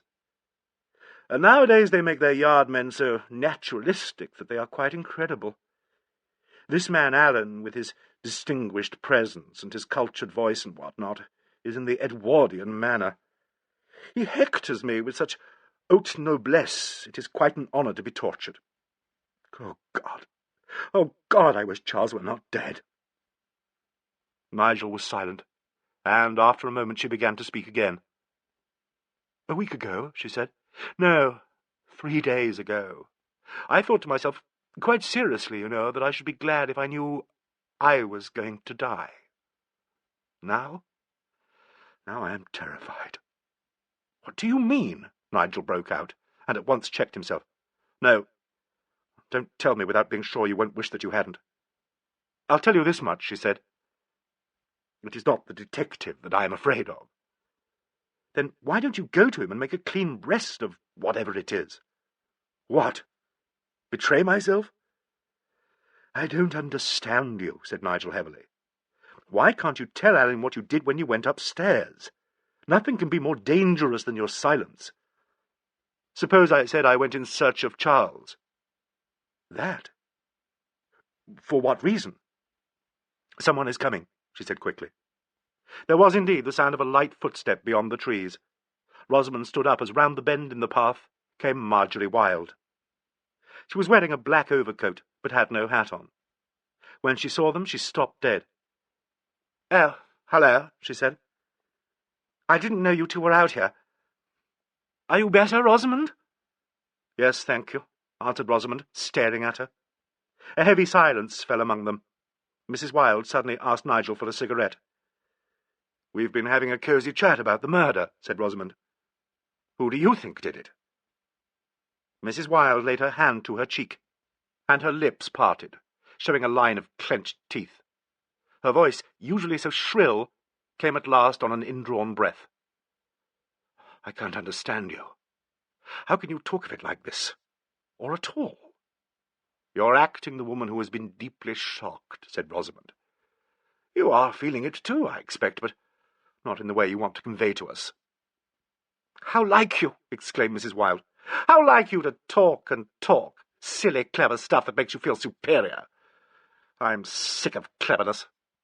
We're all sick of each other, said Nigel desperately, but for the love of Mike, don't let's say so too often. Saying things makes them so real. I don't care how often I say who did this thing, answered Mrs. Wilde quickly. It is obvious. Vasily did it. He was furious with Charles for having that knife. He never liked Charles. He's run away. Why don't they get him and let us all go? I'm off, said Rosamond suddenly. Dr. Young is coming at 4:30 to get on with his cure for the after-effects of murder. The mixture as before. She walked away quickly, as if she were escaping from something. Have you seen Arthur anywhere? asked Mrs. Wilde. I believe he's indoors, replied Nigel. I do think men are extraordinary. This was evidently a stock phrase of Mrs. Wilde's. Arthur doesn't seem to realize how I feel about it all. He leaves me by myself for hours at a time, while he and Hubert read out the history of Russian politics. It is really rather selfish of him, and what good can it do? It may have a good deal of bearing on the case, surely, said Nigel. I should have thought— Oh, there he is, she broke off. Her husband had come out onto the terrace, and was walking slowly up and down, smoking. She hurried towards him. Poor Arthur, murmured Nigel to himself. He walked on, down the path which described a wide detour, fetching up at the entrance to the orchards at the back of the house. The pleasant, acrid smell of burning leaves hung on the air. Beyond the orchard wall, where the woods straggled out in a fringe of thickets, a narrow spiral of blue smoke wavered and spread into thin wisps. He wandered round the outside of the orchard towards it. As he turned the corner of the wall, he saw that someone was ahead of him. The figure was quite unmistakable. Dr. Tokarev was hurrying down the little path into the thicket. On an impulse, Nigel drew back into a low doorway in the wall. He felt quite incapable of listening just then to any more of the Russian's heated dissertations about the infamy of English police methods, and thought he would give him time to get well away. It was only after a minute or so had passed that Nigel began to wonder what Tokarev was up to. There had been something odd about his manner, a kind of light furtiveness. And what had he been carrying? Laughing a little to himself, Nigel made up his mind to wait until the Russian returned. He vaulted over the locked gate and settled himself down with his back against the sun-warmed brick of the orchard wall. A puckered apple lay in the withered grass where he sat. He bit into the soft flesh of it. It tasted floury and sweetly stale. He must have waited there for 10 minutes, and was beginning to get sick of it, when again he heard the light, firm step, and, drawing back against the wall, caught a momentary glimpse of Tokarev hurrying back up the path. He was not carrying anything. "Money for jam," said Nigel to himself, and waited another 2 minutes, and then returned to the path, following down into the thicket. He had not gone very far before he came to the source of the blue smoke. A little fire, such as gardeners build from underbrush and damp leaves, was smouldering in a clearing. Nigel examined it closely. It looked as though someone had been raking it over, and it now smelt less pleasantly. He pushed the top layer of smoking rubbish on one side, and there, sure enough, was a solid wedge of crisp notepaper, already half burnt away. "Crikey!" ejaculated Nigel, snatching a page from the burning and examining it excitedly. It was covered in ridiculous pen and ink marks that he felt every justification in calling Russian. He drew in his breath and was instantly choked with smoke. Gasping and spluttering and burning his fingers, he dragged out the rest of the paper and danced on it. His eyes streamed, and he coughed insufferably. "Are you keen on war dances, Mr. Bathgate?" said a voice beyond the smoke. "Hell's boots!" panted Nigel, and sat down on the trophy. Inspector Alleyn bore down on him through the smoke. "Two minds with but a single thought," he said politely. "I was just going to try a little rescue work myself." Nigel was speechless, but he got off the papers. Alleyn picked them up and looked them over. "These are old acquaintances," he said, "but I think we'll keep them this time. Thank you very much, Mr. Bathgate." Chapter 10. Black Fur. To the members of the house party at Frantock, the days before the inquest seemed to have avoided the dimensions of time and slipped into eternity. Alleyn refused Sir Hubert's offer of a room, and was believed to be staying at the Frantock Arms in the village. He appeared at different times and in different places, always with an air of faint preoccupation, unvaryingly courteous, completely remote. Rosamond Grant was reported by Dr. Young to be suffering from severe nervous shock, and still kept to her room. Mrs. Wilde was querulous and inclined to be hysterical. Arthur Wilde spent most of his time answering her questions and listening to her complaints and running useless errands for her. Tokarev drove them all demented with his vehement expostulations, and seriously annoyed Angela by suddenly developing a tendency to make comic opera love to her. "He is mad, of course," she said to Nigel on Wednesday morning in the library. "Imagine it, a flirtation with a charge of murder hanging over all our heads." "All Russians seem a bit dotty to me," rejoined Nigel. "Look at Vasily. Do you think now that he did it?" "I'm certain he didn't. The servants say he was in and out of the pantry the whole time, and Roberts, the other man, says he was speaking to Vasily in there 2 minutes before the gong sounded." "Then why did he do a bolt?" "Nerves, I should think," said Angela thoughtfully. "Uncle Hubert says all Russians of Vasily's age and class are terrified of the police." "The others all think he did it," Nigel ventured. "Yes, and Marjorie says so about 40 times a day. Oh dear, how short-tempered I'm getting." "You're a wonder," finished Nigel nervously. "Don't you start," said Miss North cryptically. She was silent for a moment, and then burst out suddenly. "Oh, poor Charles, poor old Charles! It's so horrible to be thankful they've taken him away. We were always so sorry when he went." And for the first time since the tragedy, she burst into a fit of uncontrollable sobbing. Nigel ached to put his arms round her. He stood above her, muttering, "Angela, dear, please, Angela." She held out a hand to him gropingly, and he took it and rubbed it between both of his. A voice sounded in the hall outside, and Angela sprang to her feet and ran out of the room. Following her, Nigel bumped into Alleyn in the hall. "Wait a second," said the detective. "I wanted to see you. Come into the library." Nigel hesitated, and then followed him. "What's the matter with Miss North?" asked Alleyn. "What's the matter with all of us?" rejoined Nigel. "It's enough to drive anyone dippy." "It's a pity about you," commented Alleyn tartly. "How would you like to be a detective, the lousiest job in creation?" "I wouldn't mind changing with you," said Nigel. "Wouldn't you, then? Well, you can have a stab at it since you're so eager. Every sleuth ought to have a tame half-wit to make him feel clever. I offer you the job, Mr. Bathgate. No salary, but a percentage of the honour and glory." "You're very good," said Nigel, who never knew quite where he was with Alleyn. "Am I to conclude I've been de-gummed from the list of suspects?" "Oh, yes," groaned the detective wearily. "You're cleared. Ethel the Intelligent spoke to you half a second before the lights went out." "Who is Ethel the Intelligent?" "The second housemaid." "Oh, yes," cried Nigel. "I remember. She was actually there when the lights went out. I'd quite forgotten her." "Well, you are a bright lad. A pretty girl establishes your alibi for you, and you forget all about her." "I suppose Mr. and Mrs. Wilde are safe enough too," said Nigel. "See Florence the Far-Sighted?" "You do you? Shall we take a stroll to the gate?" "If you like. A gentleman in a mackintosh will be there, pretending to botanize in the iron railings. One of my myrmidons. Never mind, a walk will do you good." Nigel consented, and they went out into the thin sunshine. "Mr. Bathgate," said Alleyn quietly, "every single member of this household is concealing something from me." "You are yourself, you know." "What do you mean?" "Exactly what I say. Look here, I'm going to be frank with you. This murder was committed from inside the house. Roberts had the front door locked at 6:30, a regular trick of his apparently, and anyway, it had rained before 6 o'clock, was fine until 8, and after that there was a hard frost. Your crime books will have told you that under those conditions the gardens of the great are as an open book to us sleuths. The murderer was inside the house." "What about Vasily? Why hasn't he been caught?" "He has been caught." "What?" "Certainly, and released again. We managed to keep your brothers of the penny press quiet over that." "You say he didn't do it." "Do I? Well, don't you? I say you are all, each one of you, hiding something from me." Nigel was silent. "It's a horrible affair," continued Alleyn after a pause.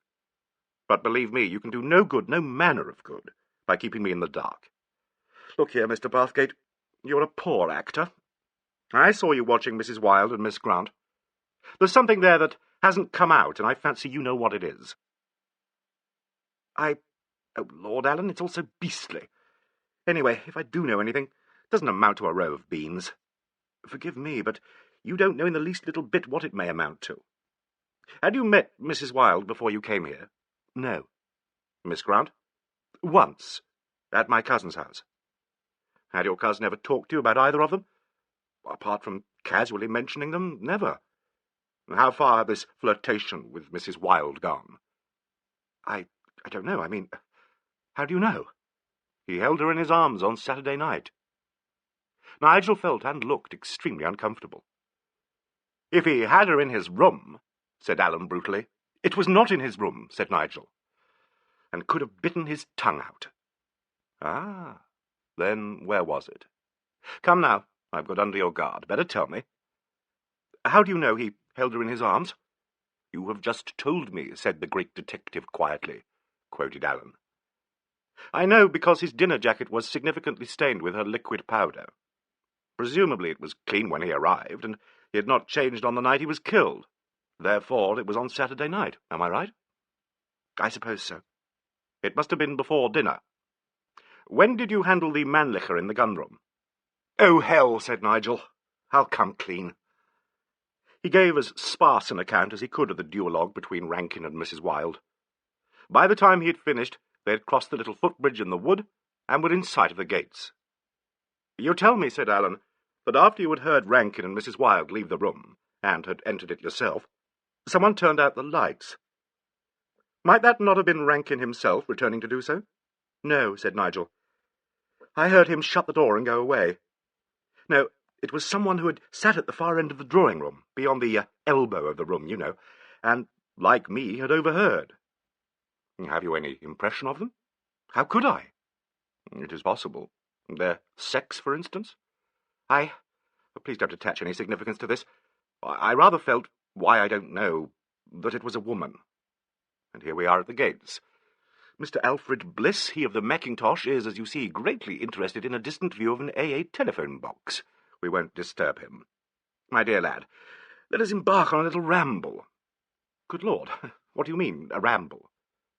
Have you never read Eyes and No Eyes? I'm going to improve your keen young journalistic brain. Come on. He turned off the avenue into the woods, with Nigel at his heels. They followed the merest hint of a track that wound its way through dense undergrowth. I discovered this track, said Alleyn, only yesterday. Acting on information received, as we say in the courts, I have come here to do a little genuine sleuthing. Someone came this way between 4:30 and 6 on Monday evening. I hope to learn something of their identity. Keep your eyes skinned, will you? Nigel tried to think of things that he ought to be looking for, and could arrive at nothing better than footprints and broken twigs. Alleyn walked very slowly, looking round him and down at the ground between each step. The ground was springy and quite dry. The wood smelt delicious, primal and earthy. The track doubled and twisted. Alleyn turned his head this way and that, paused, squatted like a native, appeared to examine the ground between his feet, straightened up, and went slowly onwards. Nigel stared at the intricate series of patterns made by green striking across green, and forgot to look for anything else.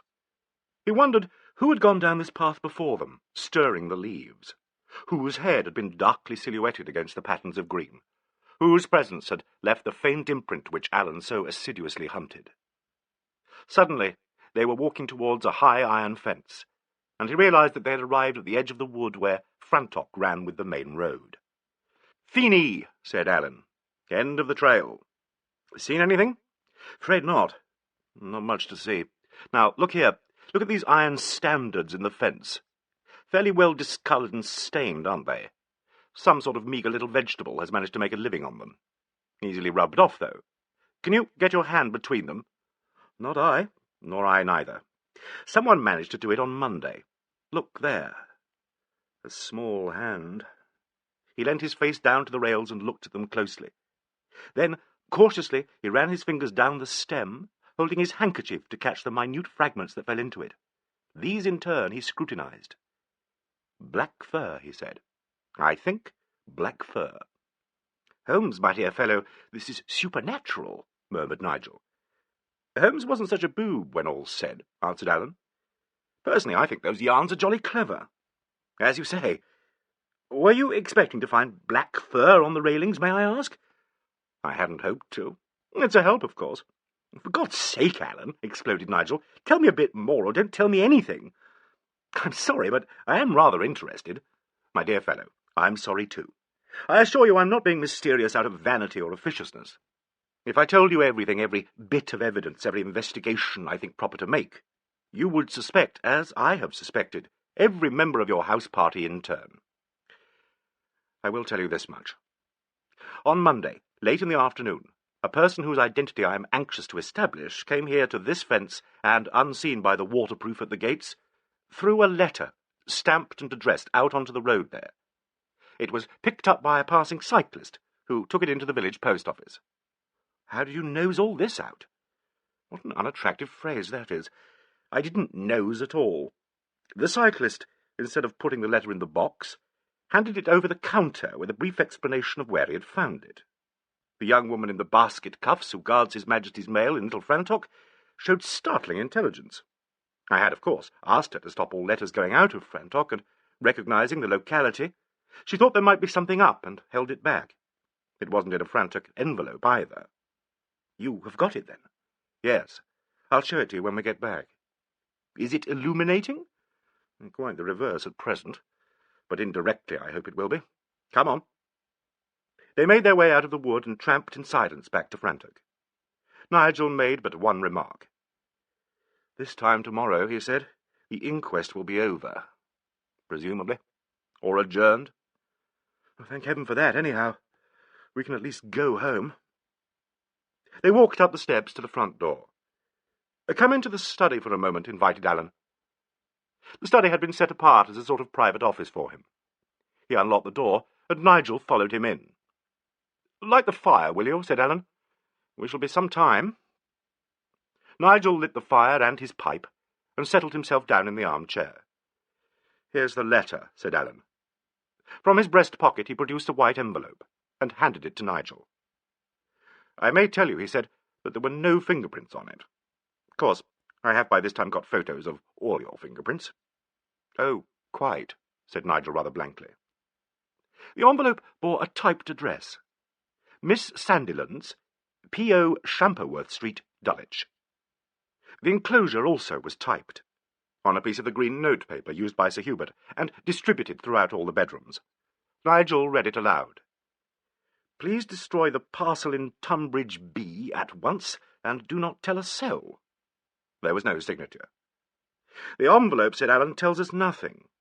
It came from an odd packet of white stationery in the library writing desk." "And the type?" "Corresponds with the machine in the library, which also yields no fingerprints except the housemaid's, and a few very blurred and ancient ones left by Sir Hubert. This letter was typed by an inexperienced person. There are several mistakes, as you see." "Have you traced the female, Miss Sandilands?" "A CID man went to the post office in Shamperworth Street yesterday. A clerk there remembered a woman calling in the morning to ask if there were any letters for Miss Sandilands. There was none, and she's not been in since then." "She may go again." "Certainly, but I don't want to wait." "What do you propose to do? Run up and down Tunbridge looking for a parcel?" "I see you are in Merry Pin. No, I propose to work from this end, and with the aid of my bits of black fur, it ought not to be difficult." "And the fur?" Alleyn produced from his pocket his inevitable and rather insignificant Woolworth notebook. "Meet my brain," he said. "Without it I'm done." He turned the leaves rapidly, muttering to himself. "Personnel, details of characters, hobbies, here we are. Clothes. Bathgate, Grant. Wearing at time of incident? No. Chest of drawers, pink silk? No. In wardrobe, that's more likely. Red leather coat, brown muskwash, green and brown tweed coat and skirt. Red cap. Nothing there." "You've been very industrious," said Nigel. "My memory's so bad," Alleyn apologised. "Don't be affected," said Nigel. "Shut up. I hate your bedroom slippers, and I know you use corn plaster. Handesley, housemaids, North. Let's see. Surely you're wasting your time making a list of Angela's underclothes," said Nigel hotly. "Don't be cross with me. I get no kick out of them. And there's nothing there. Rankin, Tokarev. Has he got a fur coat? Yes, he has, like an impresario's. Still, his gloves are size 8. Try again. Wilde, Arthur, Mr. and Mrs. He stopped muttering, and a curiously blank look suddenly masked his face. "Well?" asked Nigel. Alleyn passed him the little notebook. In it, written in an incredibly fine upright hand, Nigel read, "Wilde, Mrs. Marjorie, age about 32, height 5'4" approx." Here followed a detailed description of Marjorie Wilde, in which even the size of her gloves were noted. Then, wardrobe. In hanging cupboard, Harris tweed coat and skirt, shepherd's plaid overcoat, Burberry raincoat, blue, black astrakhan overcoat, black fur collar and cuffs. "Black fur collar and cuffs," repeated Nigel aloud. "Oh, Lord." "Size in gloves, 6 1/4, said Alleyn, and took the book. "Where is Mrs. Wilde at the moment, Bathgate?" "She was in the library." "Go and see if she's still there, and come back and tell me." Nigel was away 3 minutes. "They're all there," he said.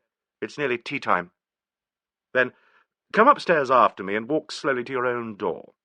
If you see anyone approaching, come through the bathroom into Wilde's dressing room and warn me. I shall be in Mrs. Wilde's room."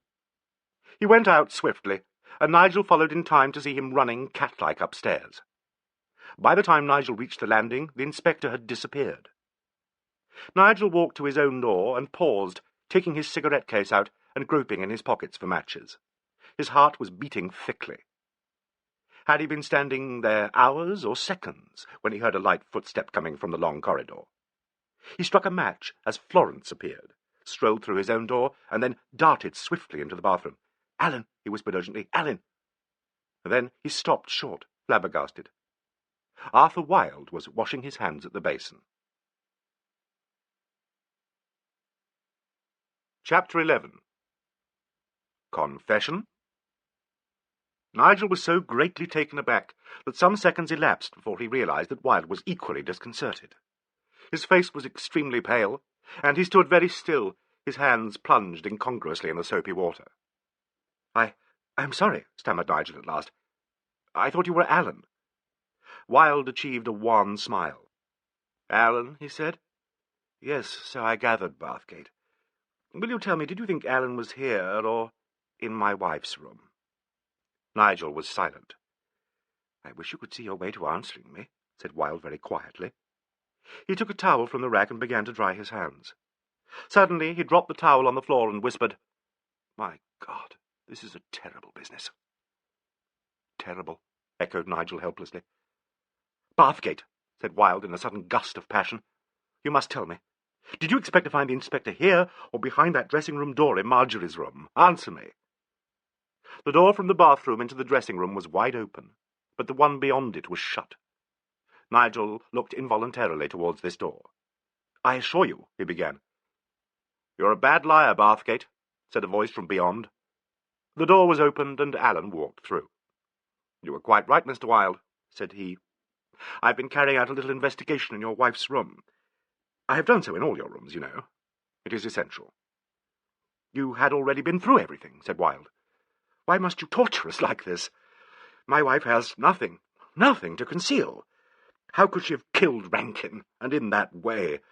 She has a horror of knives, and the inhibition against them. Everyone knows that she can't touch a knife or a blade of any sort. Why, even on the night of the crime, Bathgate, you remember? She got into a fever at the very sight of that filthy dagger. It's impossible, I tell you, it's impossible. Mr. Wilde, that is all I am trying to prove, that it is impossible. Something like a sob escaped the little man. Steady, Wilde, said Nigel sheepishly. Will you hold your tongue, sir? Shouted the archaeologist. Involuntarily, Nigel had a swift mental picture of him turning on an unruly or impertinent student. I must ask you to forgive me, Bathgate, he added immediately. I'm not myself. Indeed, I am not. Of course you're not, said Nigel quickly. And remember, Mrs. Wilde has an alibi, a perfect alibi, surely. Florence, Angela's maid, and I myself both know she was in her room. Don't we, Alan? He turned desperately to the detective. Alan did not answer. There was a rather ghastly silence. Then, abruptly, I think tea is waiting, Mr. Wilde, said the inspector. Bathgate, may I have a word with you downstairs before I go? Nigel followed him to the door, and they were about to go out when an exclamation from Wilde arrested them. Stop! They both turned. Wilde was standing in the middle of the room. His hands were pressed tightly together, his face raised a little, was yet in shadow, since the window was behind him. He spoke slowly. Inspector Alleyn, he said, I have decided to confess. I killed Rankin. I hoped that the necessity for this admission would not arise. But I can't bear the strain any longer, and now... My wife... I killed him. Alleyn said nothing. He and Wilde were looking fixedly at each other. Nigel had never seen a face so devoid of expression as the detective's. Well? Wilde's voice was hysterical. Aren't you going to give me the usual warning, the customary cliché? Anything I say will be taken down and may be used in evidence against me? Nigel suddenly heard himself speaking. It's impossible, impossible, he was saying. You were in your bath, there, in that bath. I spoke to you. I know you were there. Good God, Wilde, you can't do this. You can't tell us. When? How did you do it? He stopped, appalled by the inadequacy of his own words. At last Alleyn spoke. Yes, he said gently. When did you do it, Mr. Wilde? Before I came upstairs. When I was alone with him. What about Mary, the under-housemaid, who saw him alive after you had gone?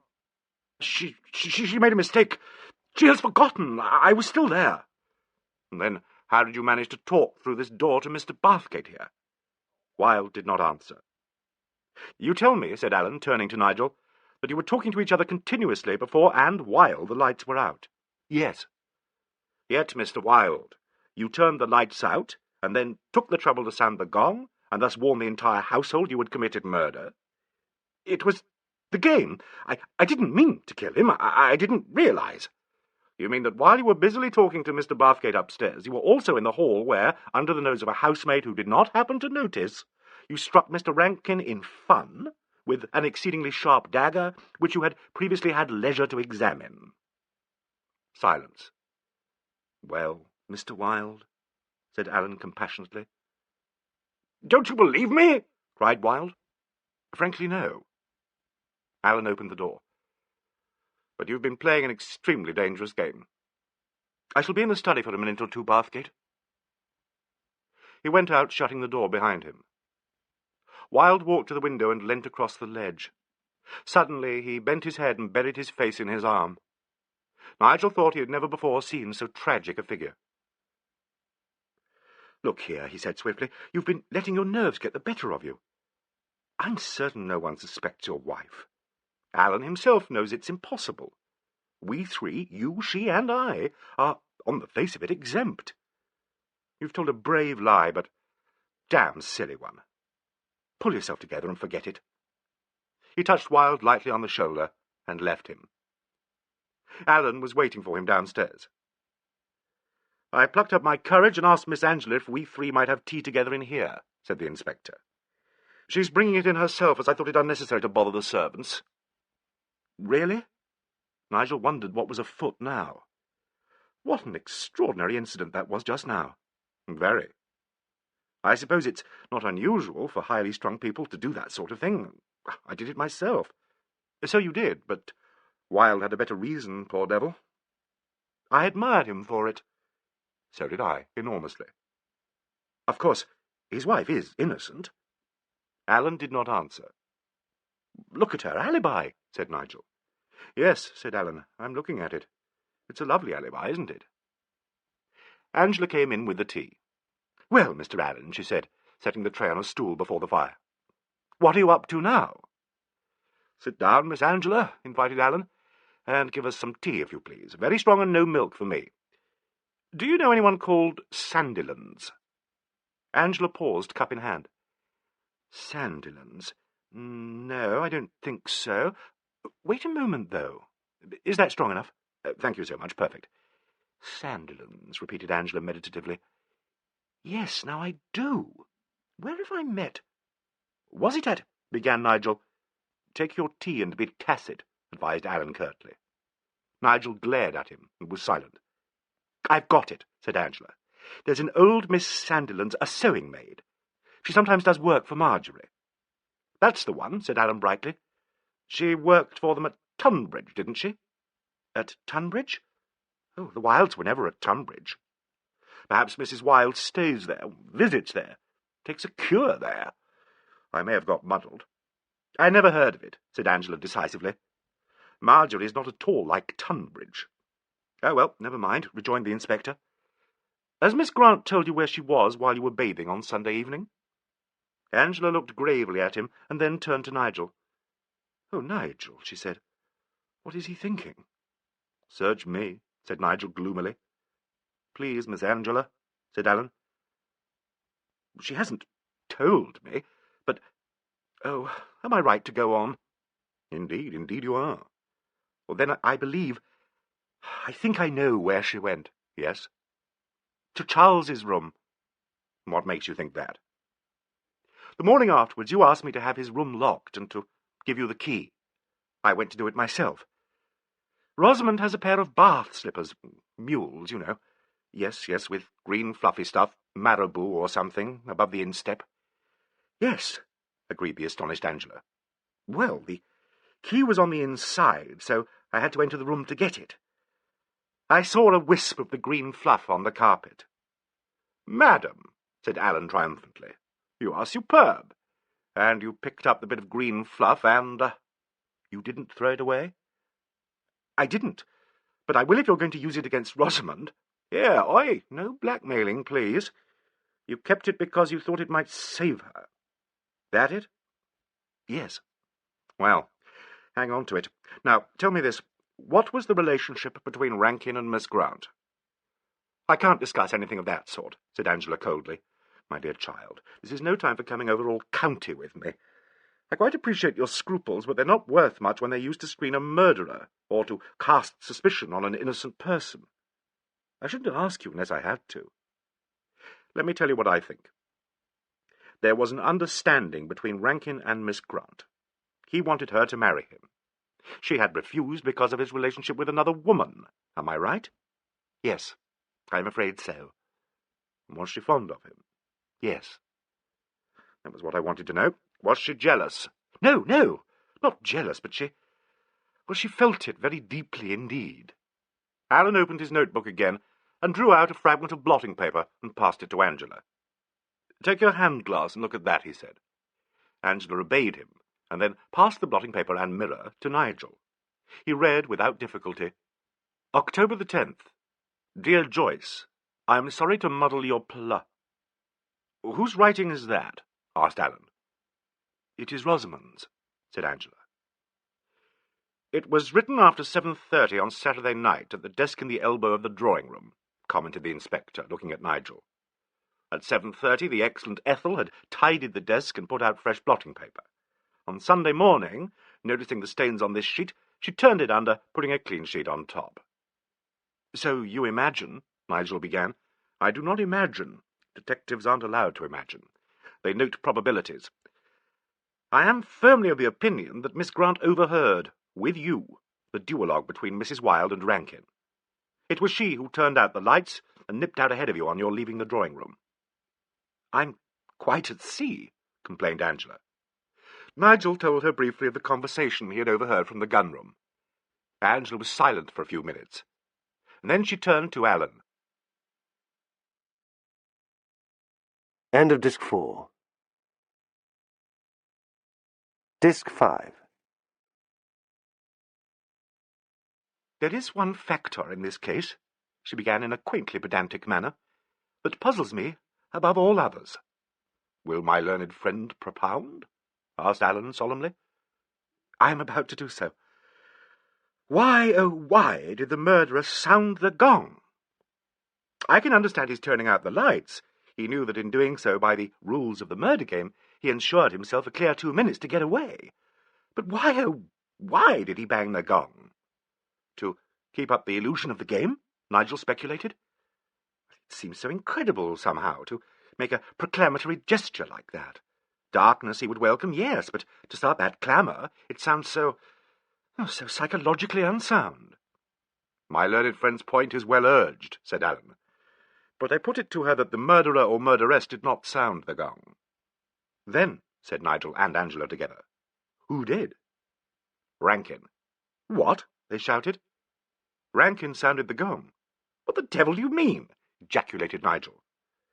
I'm not going to give all my tricks away, and this is such a very simple one that you ought to have seen it yourselves. Nigel and Angela merely stared blankly at each other. Well, we don't, said Nigel flatly.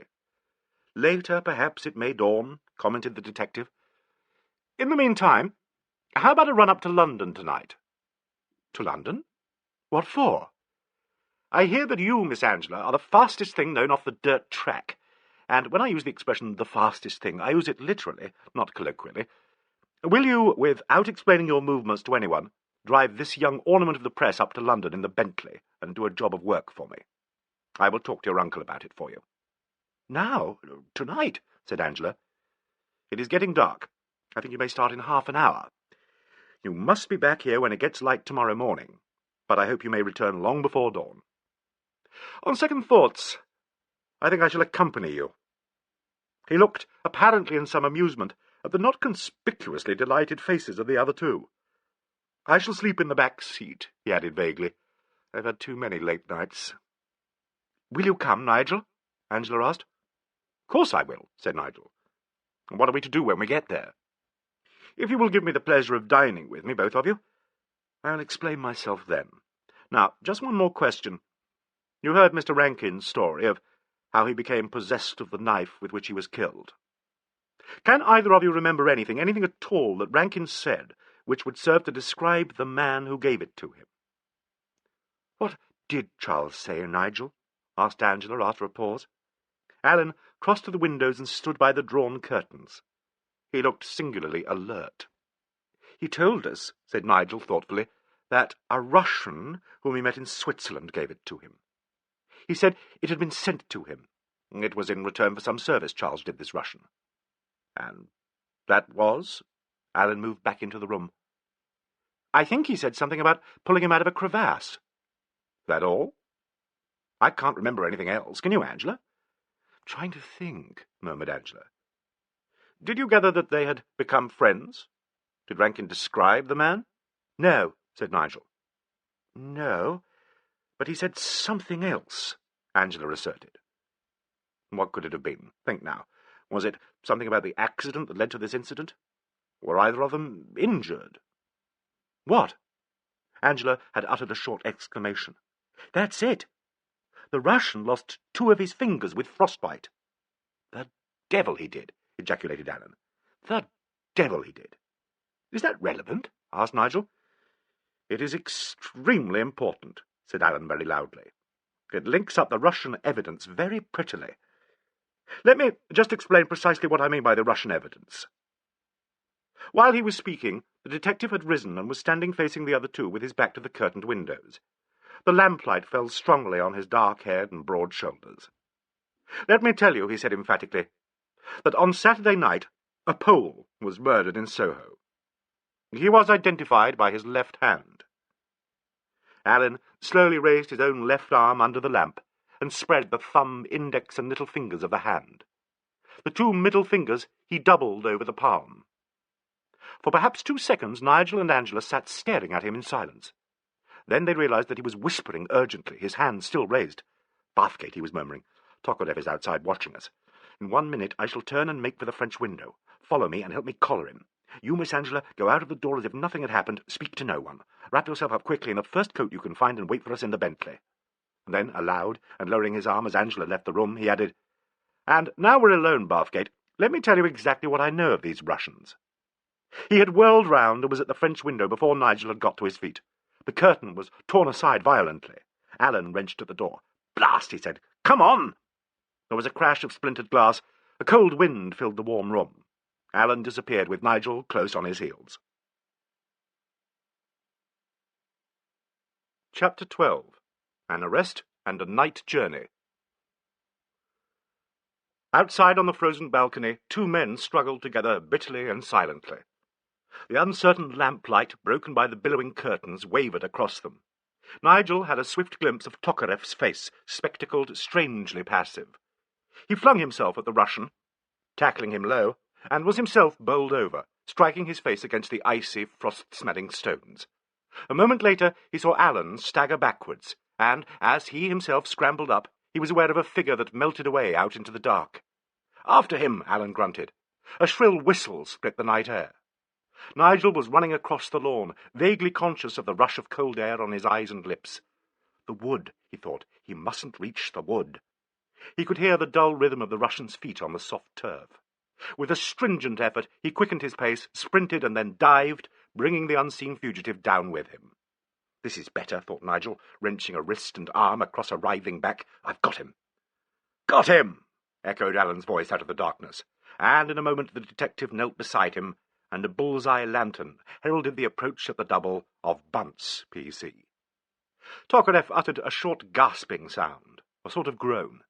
"Now then," said Alleyn, "let's have my torch." A pencil of light shot out. Tokarev lay on his back with Alleyn sitting across him. "Get back to your post, Bunce, as quick as you can," the detective ordered sharply. "Is Green still there?" "Yes, sir," breathed Bunce. "We heard your whistle." "Miss North, Mr. Bathgate, and I will come through in the Bentley in 10 minutes. Have the gates open and don't stop us. Keep a cat's own watch for anything else. Now, skedaddle." "Yes, sir," blew Bunce in the dark, and the bull's-eye retired. "Now then, Dr. Tokarev, there's a perfectly good revolver cuddled into your ribs here, and I think you will come quietly." "Prokletye!" stuttered a furious voice. Something clicked sharply. "Yes, I dare say. Come now, get up." The 3 stood facing each other in the darkness, to which their eyes had grown accustomed. "I don't think he carries any deadly weapons," said Alleyn. "But have a look, will you, Bathgate?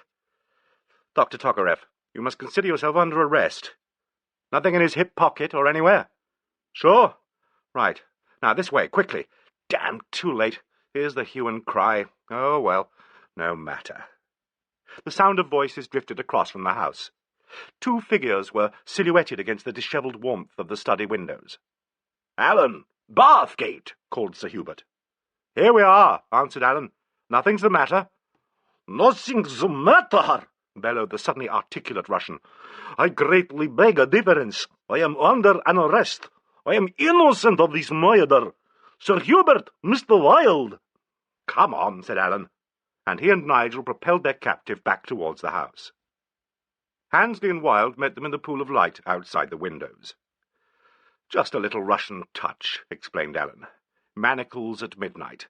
A home away from home for the doctor." "Dr. Tokarev," said Sir Hubert.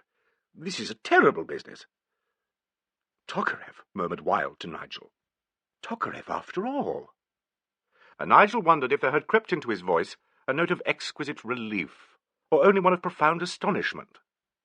The Russian was protesting vehemently, his manacled hands clasped in front of his face. Nigel felt an insane desire to giggle. "Sir Hubert," Alan continued, exactly as if the Russian was not speaking, "please, do you and Mr. Wilde return indoors. You may explain briefly to the others what has happened." "What are you going to do?" "We shall be away for some time. I shall get Miss Angela to drive us to the local police station. Dr. Tokarev—" "I am innocent. Ask the peasant, Vasily the butler. He knows. On the night of the crime, I must tell you." "I have to warn you," interrupted Alan, and Nigel saw him glance inimically at Wilde, "that anything you say will be taken down and may be used in evidence against you. Later on, if you choose, you can make a statement. Now, Sir Hubert, and you too, Wilde, please go in. I shall communicate with you later." The others turned silently towards the house. "Lawyers!" roared Tokarev after them. "Lawyers! Judges! Magistrates! How you call them? I must have them of the best." "So you shall. Bless the boy, come on," said Alan, as the others disappeared. "Come on, Bathgate, round the house to the garage, and Dr. Tokarev, I really must insist. No more deaths of Boris." He led them without hesitation to the back drive, where, in a softly palpitating Bentley, they found Angela. "Good girl," said Alan softly. "Dr. Tokarev will come with us, as you see. In you get, Doctor. Bathgate, you sit in front. To the local quad, please, miss." "Struth," whispered Angela, as the Bentley ate up the drive. "Struth indeed," agreed Nigel. "Tokarev is under arrest. For the murder? For what else? But he sang the death of Boris all the time. Seems he couldn't have." "Well, here we are," commented Angela after an indecently brief interval. She slowed down and put on her brakes. "Will you wait for us?" Alan asked her. "Come on, Dr. Tokarev." A police sergeant showed them into a brilliantly lit whitewashed room. A tall, blue-uniformed officer greeted them. "Inspector Fisher, Mr. Bathgate," said Alan by way of introduction. "This is Dr. Tokarev. I wish you to charge him with—" Tokarev, who had been perfectly silent for some time, broke in. "I am innocent of murder." "Who said you weren't?" rejoined Alan wearily. "The charge is one of sedition and conspiracy, if that's the correct phrase. I always get them wrong, don't I, Fisher? This man is charged with complicity in connection with the operations of an association of Russians having its headquarters at 101 Little Racket Street, Soho. He is charged with having caused to be published and circulated certain pamphlets containing treasonable utterances and incitements to sedition and damn it anyway. That's the charge." "Right-o," said Inspector Fisher, crossing to a desk and putting on his spectacles. "Let's have it." A brief colloquy between the two policemen followed, interspersed by the scratching of the inspector's pen. The sergeant came in and said cheerfully, "Now then, Doctor, we'll just move next door." "I wish to write, to make an announcement," said Dr. Tokarev suddenly. "You shall have every opportunity," soothed Alan. "What a tig you're in, to be sure." "It is the knife," said Tokarev profoundly. "The betrayal of the knife that has been to me my own betrayal. The Pole Krasinski who gave it to Mr. Rankin was the author of all these misfortunates." "Krasinski is dead," said Alan, "and letters of yours were in his pockets. Who killed him?" "How should I know? In the Brotherhood no one knows. Krasinski was mad. I wish to write to my country's ambassador." "You may do so. He'll be delighted. We'll leave you now, Fisher. I'll ring through at about 1 o'clock. Good night." "Good night," mumbled Nigel uncomfortably, and followed the detective out to the car. Angela did nothing to darken her reputation as a furious driver on that night trip to London. Alan refused to talk after having given an address off Coventry Street as their destination, and slept deeply on the back seat. Nigel stared at a young, eager profile and thought his own thoughts. "Do you think Mr. Allen believes Dr. Tokarev did it?" she said. "I don't know a bit," Nigel answered her. "As far as I can make it out, Tokarev, perhaps Vasily, your butler, and the Pole Krasinski, whom Charles met in Switzerland, must all have been members of some Bolshevik gang. Krasinski, God knows why, gave Charles Rankin the knife. I guess from what Sir Hubert, Arthur Wilde, and Tokarev himself have said, that the knife was the symbolic weapon of the Brotherhood, and to part with it was a fatal breach of trust. So, on Saturday evening, somebody murdered Krasinski in Soho. And on Sunday, someone murdered Charles Rankin at Frantok," concluded Angela under her breath. "Do you think Tokarev could have darted out of his bedroom, rushed to the head of the stairs, thrown the knife, run back and gone on gaily with the death of Boris? Hardly. And who put out the lights?" objected Nigel.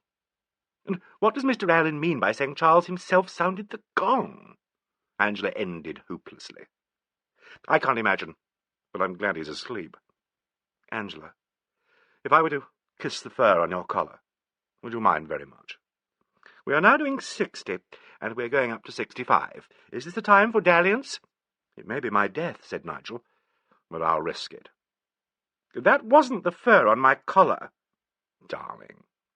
"What's the time?" said Alan suddenly from the back seat. "We'll be there in 20 minutes, called Angela, and was true to her words. At the top of one of those curious little cul-de-sacs off Coventry Street, where the Bentley looked the size of a caravan, Alan fitted a latchkey into a green door. "You will find that you know my servant," he said over his shoulder. And, sure enough, there in the little hall waiting for them was an elderly, apologetic figure, anxiously bent forward. "Vasily!" cried Angela. "Miss Angela, my little miss, Dushitska!" The old Russian was covering her hands with kisses. "Oh, Vasily," said Angela gently, "what have you to do with this? Why did you run away?" "I was in terror, in such terrible fright. Picture, little miss, what would they think? I said to myself, the police will find out all. They will question Alexis Andreevich, Dr. Tokarev, and he will tell them perhaps that I also was of the Brotherhood long, long ago in my own country. He will repeat what I have said, that Mr. Rankin should not have the holy little knife that had been blessed to the Bratstvo, the brothership. The English police will know everything, and perhaps they already have known how I have had letters from the brothership in London. It will be useless for me to say that I am no longer, how you say, mixed up with this society. I am already suspect. So, before the police come, I ran away and am arrested here in London, and to Scotland Yard I have made my statement, and to Inspector Alleyn when he comes up to see me on Sunday. And they release me, and I stay here. It is splendid." "He behaved like an old donkey," said Alan. "Did you get my message, Vasily?" "Yes, certainly, and already dinner is waiting and cork-tails." "Then let Miss Angela powder her nose in the guest suite, while Mr. Bathgate and I remove the turf from our ears in the lonely west wing." Alan was still about this business when Nigel, emerging from a diminutive dressing-room, found Angela already in the inspector's extremely comfortable study. "Tell me," she said in an engaging whisper, "do chief detective inspectors usually invite the relatives and friends of the victim to dine in their flat? And do they invariably engage disappearing butlers as their own servants as soon as they are freed from arrest?"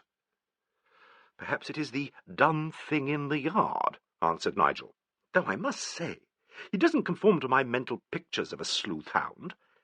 I had an idea they lived privately amidst inlaid linoleum, aspidistras, and enlarged photographs of constabulary groups, taking a strong cuppa at 6:30 in their shirt-sleeves. Well, pooh to us for a couple of snobs, anyway." "All the same," said Nigel, "I do think he's a bit unorthodox." He must be a gent with private means who sleuths for sleuthing's sake. "Sorry to keep you waiting," said Alleyn in the doorway. "Have one of Vasili's cocktails, and then let us dine." Vasily, important and beaming, rolled back sliding doors, and the inspector ushered them into the dining room. The dinner was a very pleasant little ceremony. When Vasily had brought in coffee, set a decanter in front of the inspector, and taken himself off, Alleyn looked at his watch. "We can talk for 15 minutes," he said, "and then I want you to do a job of work for me. Perhaps I should say I can talk for 15 minutes, because I should like, if it wouldn't bore you, to go over the history of this case. It is of enormous help, I find, to talk to someone who is not a CID man. You needn't look so inordinately perky, Bathgate. I don't expect you to solve the mystery. I merely want you to tell me how clever I am, whether you think so or not." "OK," said Nigel tractably. Alleyn gave him a friendly grin, lit a cigarette, and with a faintly didactic air began his résumé. "I shall return to the official manner," he said. "I find it impresses you. Rankin was stabbed in the back at 5 minutes to 8. That was the time by your watch when the gong sounded, and your watch synchronized with Mary's, who told Wilde it was 10:02 as he went upstairs. She saw him go up. You spoke to him when he went into the bathroom and during the time that followed. That leaves 4 minutes when Rankin was alone until the murder took place. Less, because Mary didn't go away immediately. He was stabbed from behind, either by somebody over 6 feet, or by somebody standing on a raised area. In falling back, he struck the gong with his head." "Oh!" gasped Angela and Nigel together. "Yes, indeed. You were slow there. Baby-class stuff at the Yard, I do assure you. There was a very slight abrasion on the head, and I'm pretty sure that was how it was caused. You all described the sound as a single, slightly muffled, booming note. Skulls and brass in musical conjunction, said I to myself. The moving of the body was definitely naughty. I was very cross about it, but that is how I reconstruct it. Rankin was bending over, pouring out his drink, poor chap. The shaker was beside him on the floor, and the glass overturned. Miss Grant noticed that. The murderer, I shan't bother to add or murderess every time, then switched off the lights, wearing a glove or having something wrapped round the hand. He then ran away. Where to? For reasons that I shan't bore you with, I think he went upstairs. Now, at that precise moment, where was everybody? The servants are all accounted for, even that old goat Vasily, who was alone in the boot-room. You, Bathgate, were in your room. A housemaid saw you there when the gong sounded, and I have other excellent reasons for believing your evidence. Sir Hubert says he was in his dressing-room. You saw him there, Miss Angela, when you fetched the aspirin, and you had only just got back to Miss Grant's room when the alarm sounded. Sir Hubert is a very active man for his age, but he could not have got downstairs in that time, be he ever so nippy. You might possibly have managed it, but in your case, Miss Angela, there is a complete absence of motive, and I've washed you out as a possibility. No cause célèbre for you this time. Too kind, muttered Nigel. Besides, Florence saw you in the passage. Saved by the servants is the subtitle as far as you two are concerned. Miss Grant went upstairs, bathed, went to Rankin's room, returned, found Florence in her room. Miss Grant, in her account, deliberately gave a miss to her visit to Rankin's room. But, unless she had bribed Florence to tell a taradiddle for her, their meeting, although it does not save her from coming definitely under suspicion, gives her a very short time in which to get downstairs, take the dagger from the wall, drive it home, and return. She studied medicine at the university, clever girl, and intended to become a doctor. Please don't interrupt, either of you. Tokarev sang in his bedroom, and Florence tells me she heard him. So did Sir Hubert.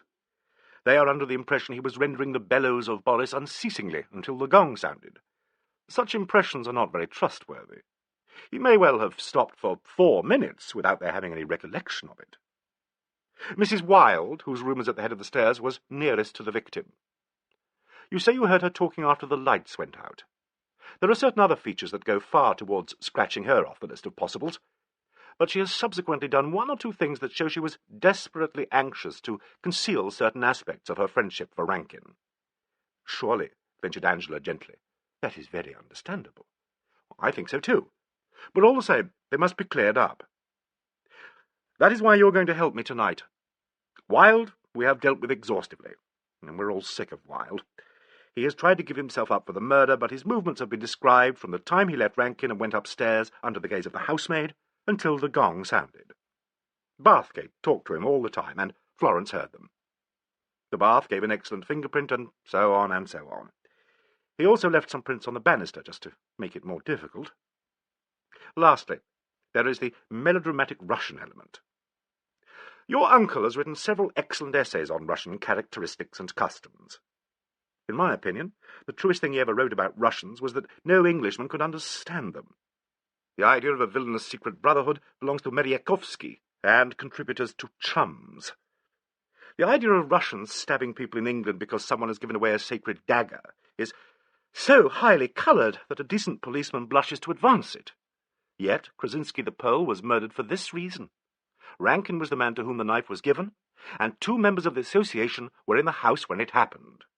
One is already under arrest for sedition, but blast his eyes, he sang while the murder was going on.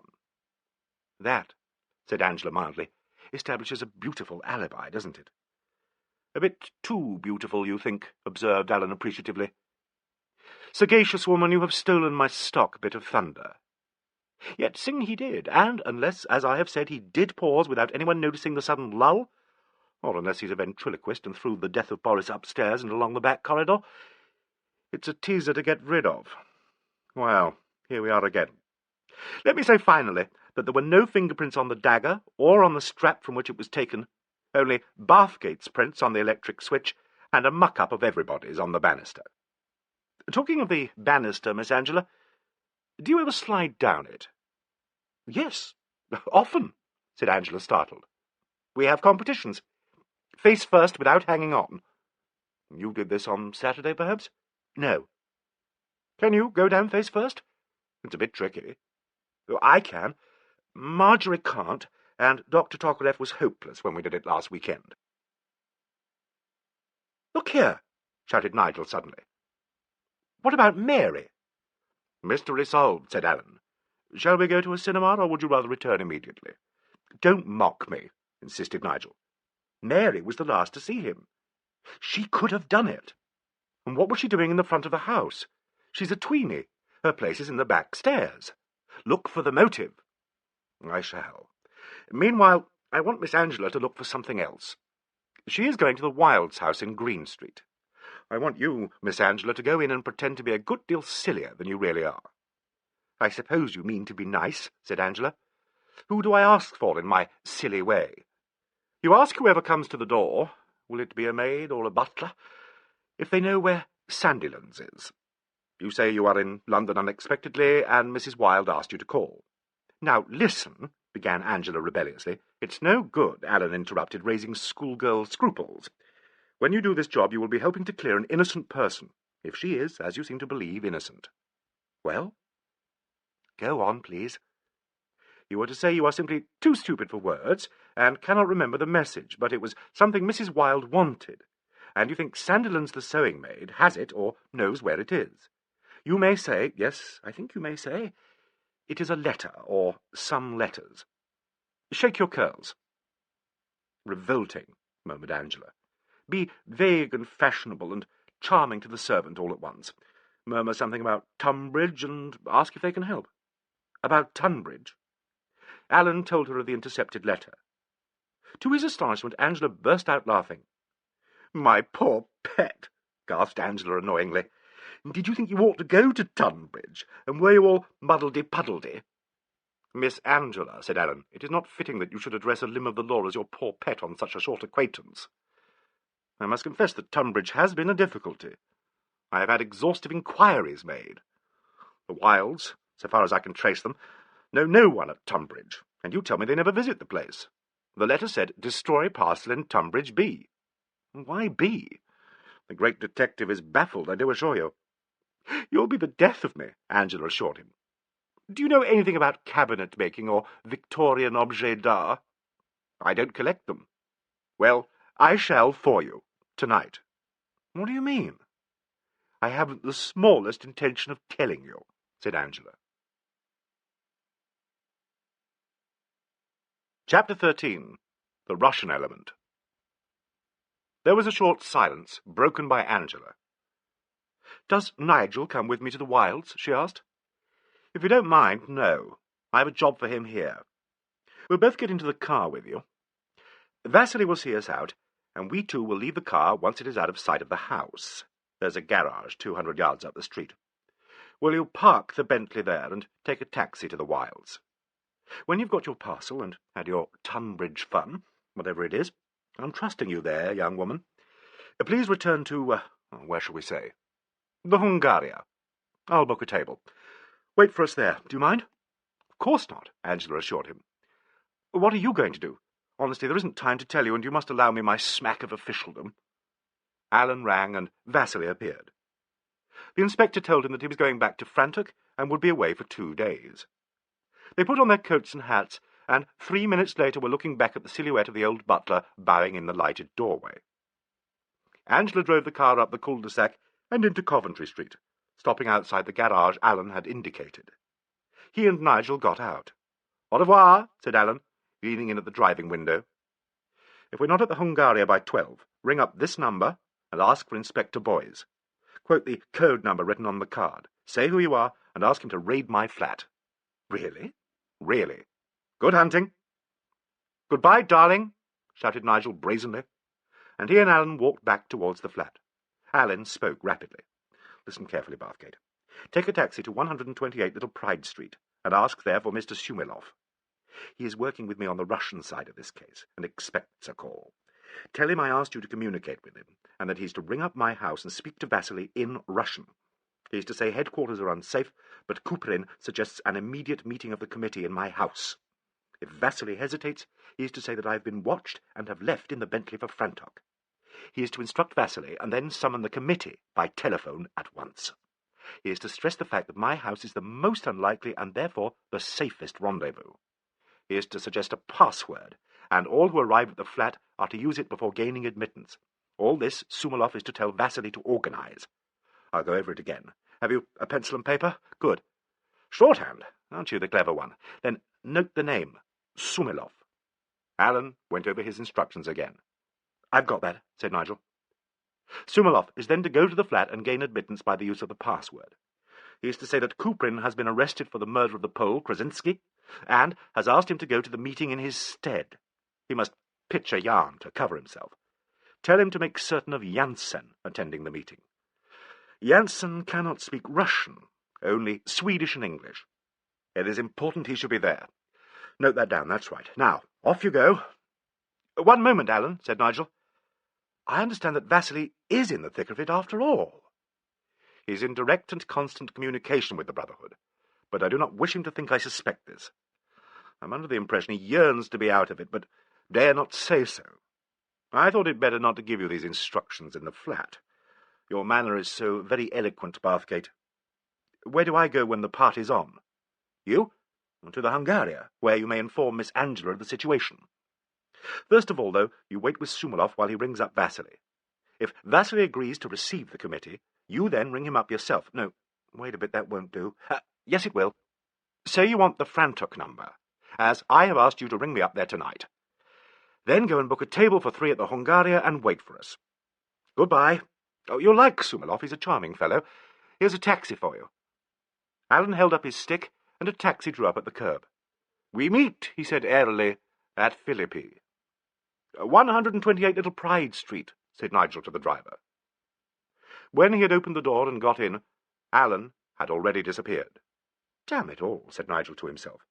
"I don't in the least know what he's going to do." Mr. Sumiloff was at home and received Nigel. He was a fairish, slightish Russian who spoke excellent English. "I'm delighted to see you," he told Nigel.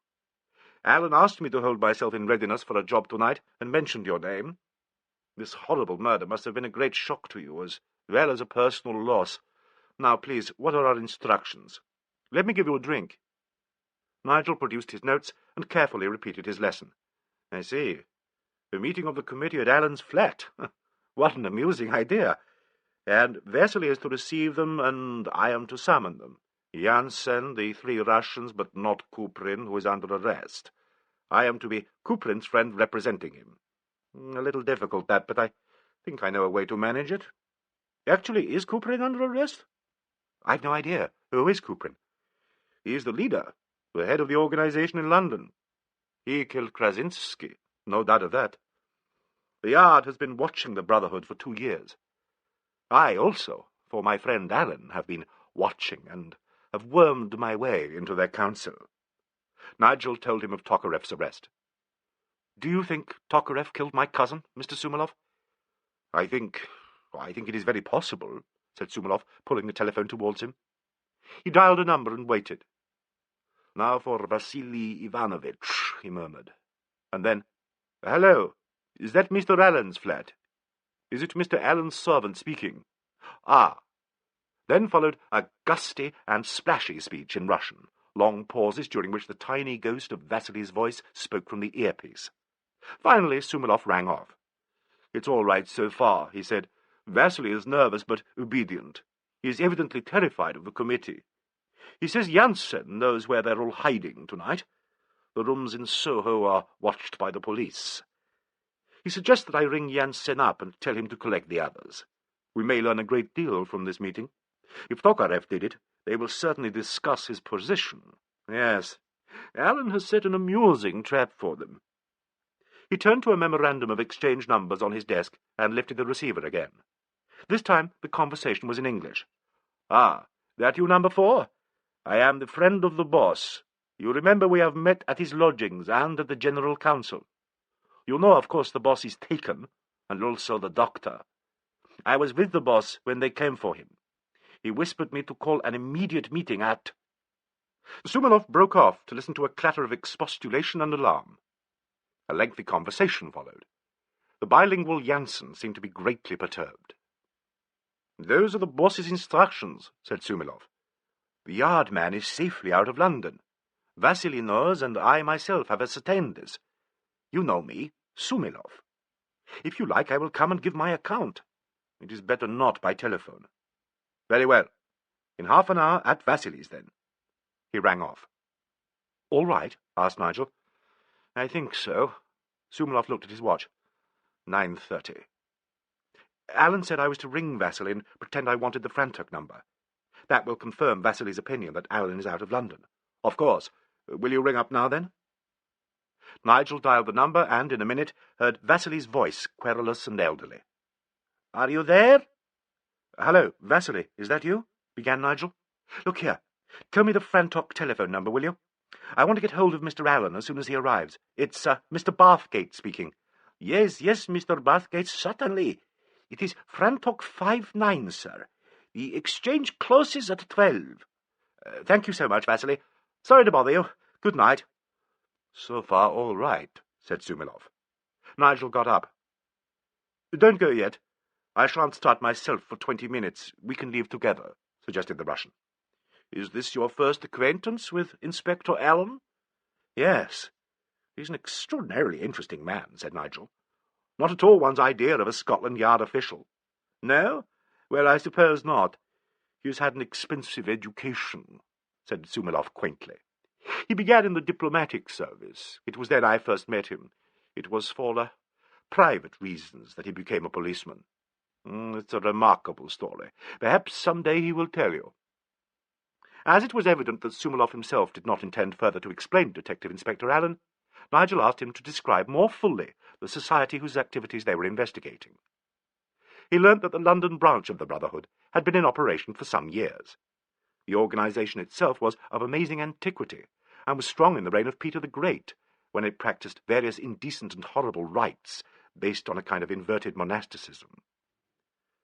One of their favourite practices was to gather together in one house, work themselves into a sort of disgusting frenzy, and then lock themselves in and set fire to the building.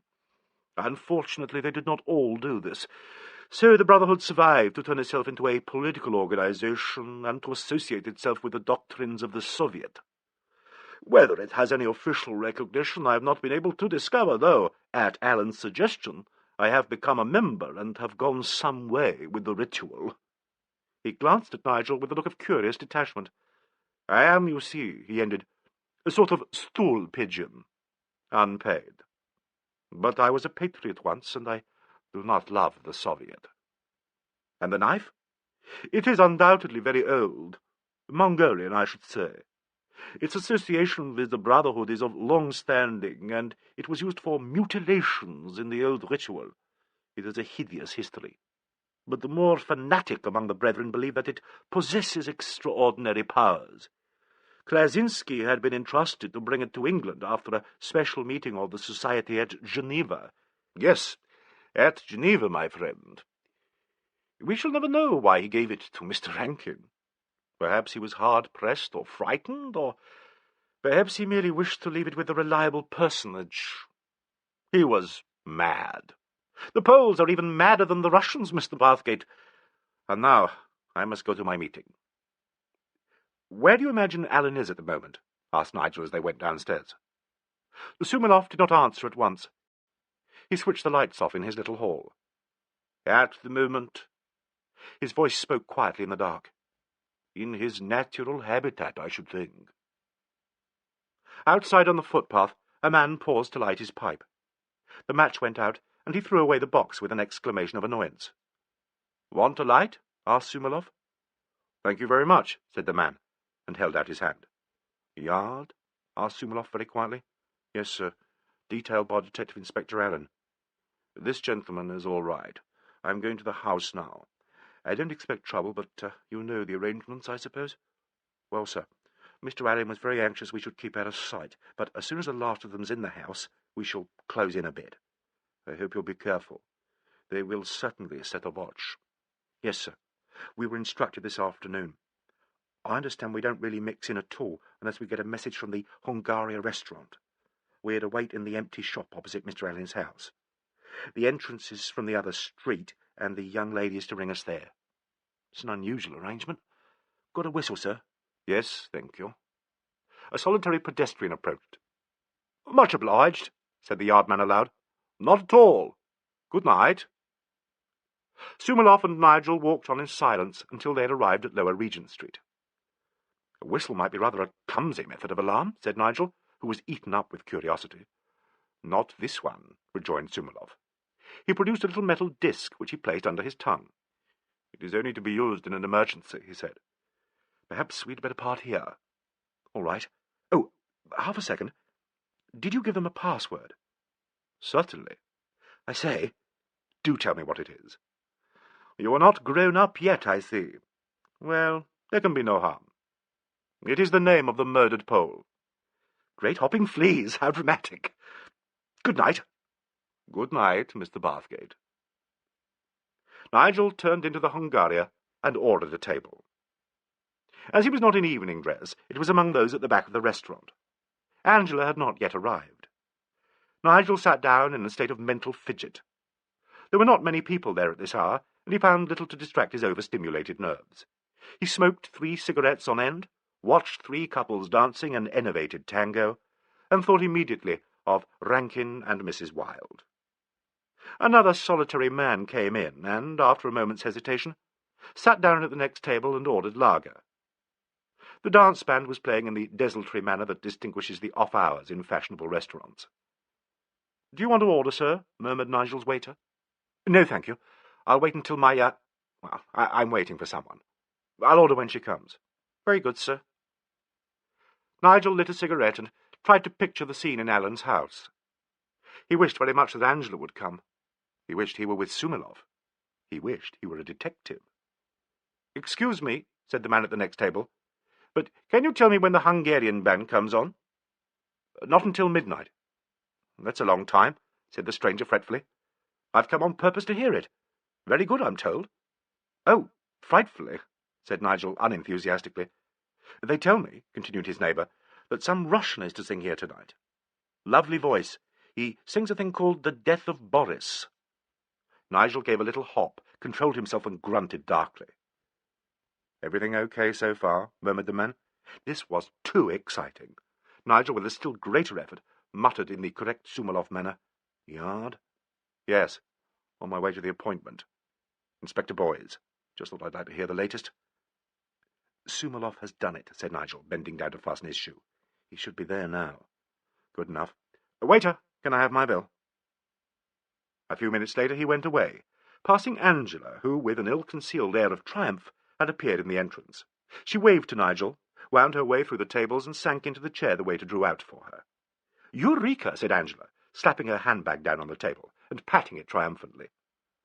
"What have you got in there?" asked Nigel quietly. "I've been to Tunbridge B." "Angela, what do you mean? Even you couldn't drive to Tunbridge and back in 2 hours. Order me some of that delicious-looking lager those people are drinking, and I'll reveal everything," said Angela. "Beer?" said Nigel in surprise. "Why not? I adore it. Oceans and oceans of beer," said Angela extravagantly. "And now let me tell you what happened."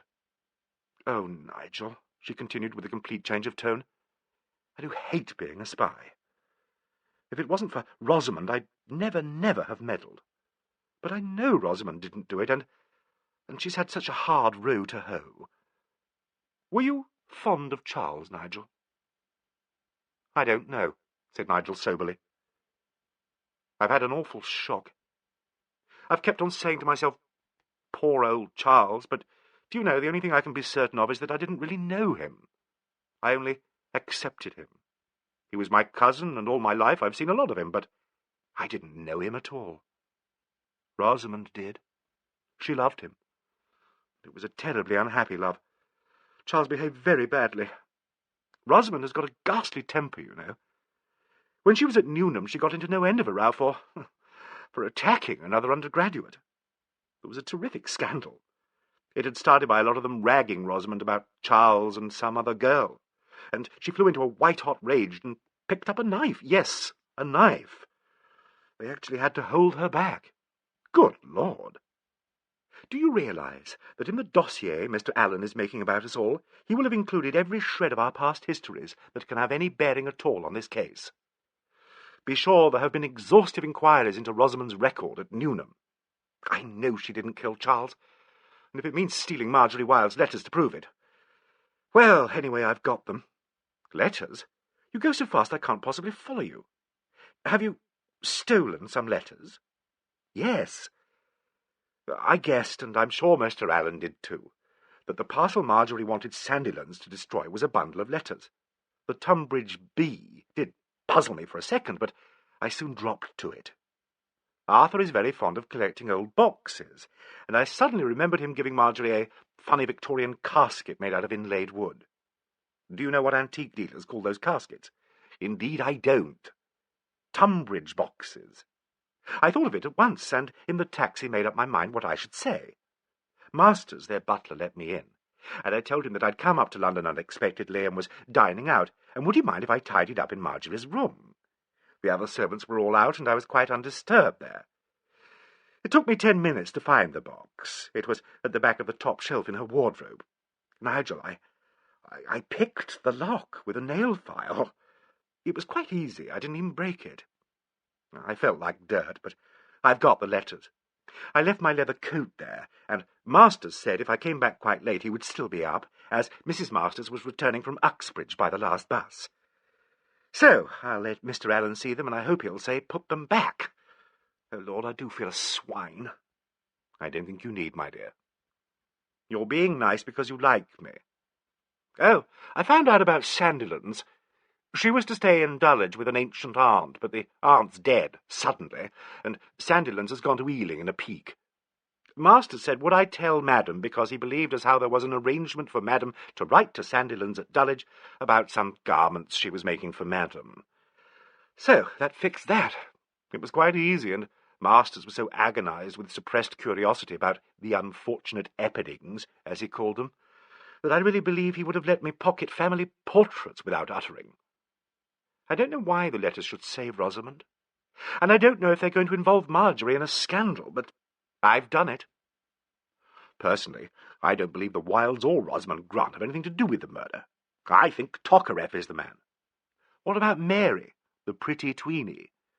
Well, she was the last to see him alive, and she is pretty, and Charles, well, anyway, it was an idea. But still, I'm really all for the Russian element. Listen. Nigel related his adventures, and Angela was satisfactorily impressed. And I actually passed, she ejaculated, a plain-clothes man as I came in, and the police are behind closed shutters in a deserted shop fitted with a telephone, and I am to ring them up if Alan doesn't arrive at midnight. How involved! They are afraid to set a more exact watch on Allen's house, as the Russians are sure to be on the lookout and might suspect something. If Allen is there, he will probably slip away by a window or... oh, I don't know. Anyway, them's orders. What's the time now? 11:15. Heavens, and we can't even dance. Why didn't Mr. Allen give us notice of this trip? I could have pleased your eye with my best wisp of tulle. What shall we talk about, Nigel? I should like to talk about love at first sight. Nigel, how entrancing. Have you views on it, or do you rather feel that with such a long wait the only thing is a mild flirtation? No, I have views. But if you're going to make them sound idiotic, I'll keep them to myself. I'm sorry, said Angela in a small voice. What shall I do? Give me your hand to kiss. They will only think I'm a foreign agent, and I'm so longing to do it. Her hand felt cool and rather hard, but his lips persuaded it to be gentle. I've got palpitations, said Nigel suddenly. It's very uncomfortable. An imperceptible pink mist seemed to have gathered round the table. Angela and Nigel and the beer and the table floated about in the pink mist for half an hour, while the band bounced them gently up and down on a delicious tune. "Excuse me, please, sir, but are you Mr. Bathgate?" said a waiter suddenly. "Yes, why?" said Nigel, blinking at him. "There's a telephone message, sir." A piece of paper on a salver appeared under Nigel's nose. He took it and read. The pink mist dissolved, and Nigel sat staring at a dozen words. Mr. Allen hopes Mr. Bathgate will join Mr. Sumiloff early as possible. Thank you. No answer, said Nigel confusedly. End of Disc 5. Disc 6. Chapter 14. Meeting adjourned. Sumiloff's arms were beginning to ache, and his legs were agonized with pins and needles. With somewhat unnecessary precaution, they had strapped his wrists and ankles to the chair. The three other Russians were sitting over the empty grate, talking intermittently and scarcely glancing at him. Jansen, the Scandinavian, was less detached. He leant across the table where only a little while before Nigel and Angela had tasted Allen's port. Jansen was staring at Sumiloff, and had just finished telling him all over again exactly what they proposed to do. Vasily came into the room. His face was masked with a curious thick pallor. His look at Sumiloff suggested some sort of repressed compassion. He spoke swiftly in Russian, and then, for Jansen's benefit, in English. "The man outside says Mr. Bathgate is coming now," he said. "We shall receive him," said Jansen. He turned to the others. "Are you ready there?" he said. "It is quite simple. Vasily had better not open the door. If he were to do so, it would make an awkwardness." The others nodded and rose to their feet. Nigel was in fact turning into the cul-de-sac at that moment. He could not imagine what had necessitated this unexpected move of Allen's. Was he to walk into the meeting as if by accident? Was he merely to ask Vasily if Mr. Sumiloff was there? Or should he give Vasily the password and pretend unconvincingly that he was a member of this musical comedy society? He looked fixedly at the shop opposite Allen's house. Was the eye of the yard observing him from behind those blind shutters? Would he find Allen already in possession? He rang the bell and waited. The man who opened the door obviously was not Vasily. He was younger and taller, but the glare of light behind him prevented Nigel from seeing his face. "Krasinski," said Nigel self-consciously. "That's all right, Mr. Bathgate," replied the man cheerfully. "Come right in." "Well, really," said Nigel, and he walked in. The man shut the door carefully and turned to the light. "You!" exclaimed Nigel. "Yes, Mr. Bathgate. I was glad to find you at the Hungaria. You told me just what I wanted to know. Will you come along in, sir?" Nigel followed him to the dining-room. At the door the man stood aside, and Nigel, still very bewildered, went in. Sumiloff was sitting in the wooden chair with his wrists and ankles tied up. Three other men stood up at the far end of the table, and Vasily was behind them. The man who had been at the Hungaria locked the door and joined the others. "Sumiloff," said Nigel. "What does all this mean?" "You see for yourself," said Sumiloff. "Mr. Sumiloff has been a bit indiscreet," remarked the tall man, "and so, if you'll excuse me—" "Have you, sir?" "But," stammered Nigel, "is Sumalov one of the society, then? On the contrary, I am. Not Detective Inspector Boys, Mr. Bathgate, but Eric Jansen. Allow me to present my comrades. We are all armed, and you are covered, Mr. Bathgate. While they were binding him to the other armchair, Nigel's predominant thought was what a fool Angela would think him. And what a triple damnable fool Alan would think him, he reflected, as the leather strap bit into his ankle. He looked at Sumalov. "How has it happened?" he asked. "Jansen saw us together in Regent Street. It is my fault. It was criminally careless. We should never have gone so far together. He recognized me, and, being already suspicious, followed you to the Hungaria." "Quite correct," said Jansen. "And since our comrade Vasily had told us how puzzled Mr. Alleyn is with the doctor's song, I ventured to mention it. Your face encouraged me to proceed, Mr. Bathgate." "Detective Inspector Alleyn," said Nigel, "has told me my face is eloquent. So, when I arrived here, we arranged to send you a little message." "It's all beautifully clear now, thank you," said Nigel. "Before the arrival of Comrade Jansen, however," said Sumalov suddenly, "I was able to collect an appreciable amount of information. Tokarev did not murder your cousin, Mr. Bathgate." Vasily exclaimed abruptly in Russian, and was answered peremptorily by one of his compatriots.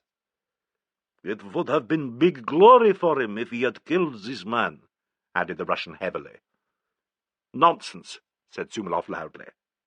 The Russian who had spoken walked across the room and hit Sumalov across the mouth. "Svinya," said Sumalov disinterestedly. "He is upset because I do not know where Alan is. Look at the room." It had begun to dawn on Nigel that the house was in a chaotic state of disruption. The curtains had been dragged aside, the furniture pulled out from the walls, a desk had been opened, and the great open fireplace was littered with papers. He remembered noticing the same sort of disorder in the hall. "They have been down into the cellars and up into the attic, too," said Sumalov. "Now they do not know what to do with us." "Listen to me," said Jansen forcibly. "One of you, or both of you, can tell us what Alan is doing. Give us some line on where he is. It is ridiculous to refuse to oblige us to use force." He stood over Nigel. "Where is Alan?" he said. "I have no idea," said Nigel. "It is the truth. I do not know." "When and where did you arrange to meet him after this?" "I made no arrangements." "Lying pig," whispered Jansen vehemently. He slapped Nigel's face, knocking the back of his head against the chair. The Russians began talking together. "What are you saying?" demanded Jansen. "Shall I interpret?" offered Sumalov sweetly. "Niet. No," said the tallest of the three. "I can myself make it all right in English. I say, give them some torment to talk. There is no time for waiting. It is not safe. Then, afterwards, what to do with them, eh? I think better to kill them, boss. But then, for dispose the bodies. It is difficult. But first, make them speak." The clock in the little hall cleared its throat and struck 12. Angela would ring up now. The police were just across the street. There was no need to get the wind up. Vasily suddenly burst out crying, the embarrassing tears of an old man. The Russians apparently cursed him, and the one who could speak English came over to Sumalov, fingering the lapel of his coat. They spoke together in Russian. "Bathgate," said Sumalov quietly, "they are going to run a pin up my nails, and yours too. It is rather an infantile form of torture, and not at all up to the traditions of the Brotherhood. But it hurts."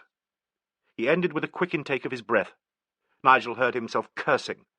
Jansen and one of the Russians bent over him. Nigel remembered a remark of Arthur Wilde's. It should be possible so to divorce the mind from the body that one could look on at one's own physical pain with the same analytical detachment one directs towards the agony of another person. A sickening and disgusting pain violated his fingers. His whole body jerked, and the straps cut his flesh. "I shall not be able to bear this," he thought.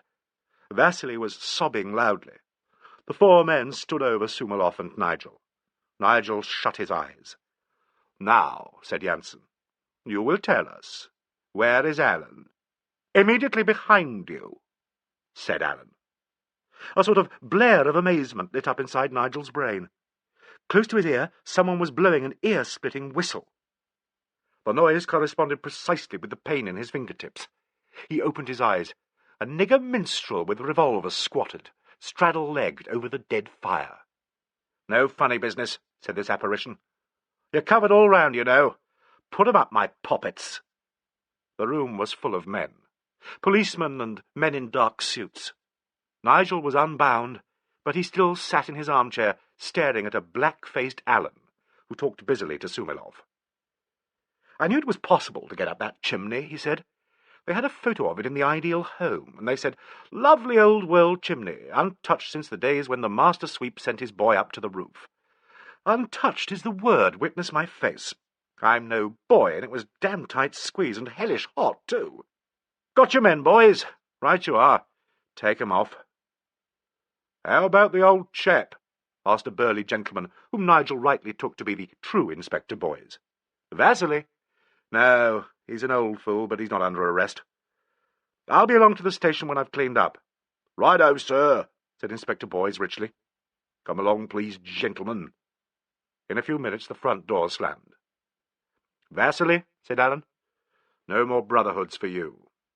Get some iodine, tidy up, produce drinks, run a hot bath, and get the Hungaria on the telephone." Nigel could scarcely believe only an hour had elapsed since he had left Angela. She was looking very worried and seemed immensely pleased and relieved at his arrival.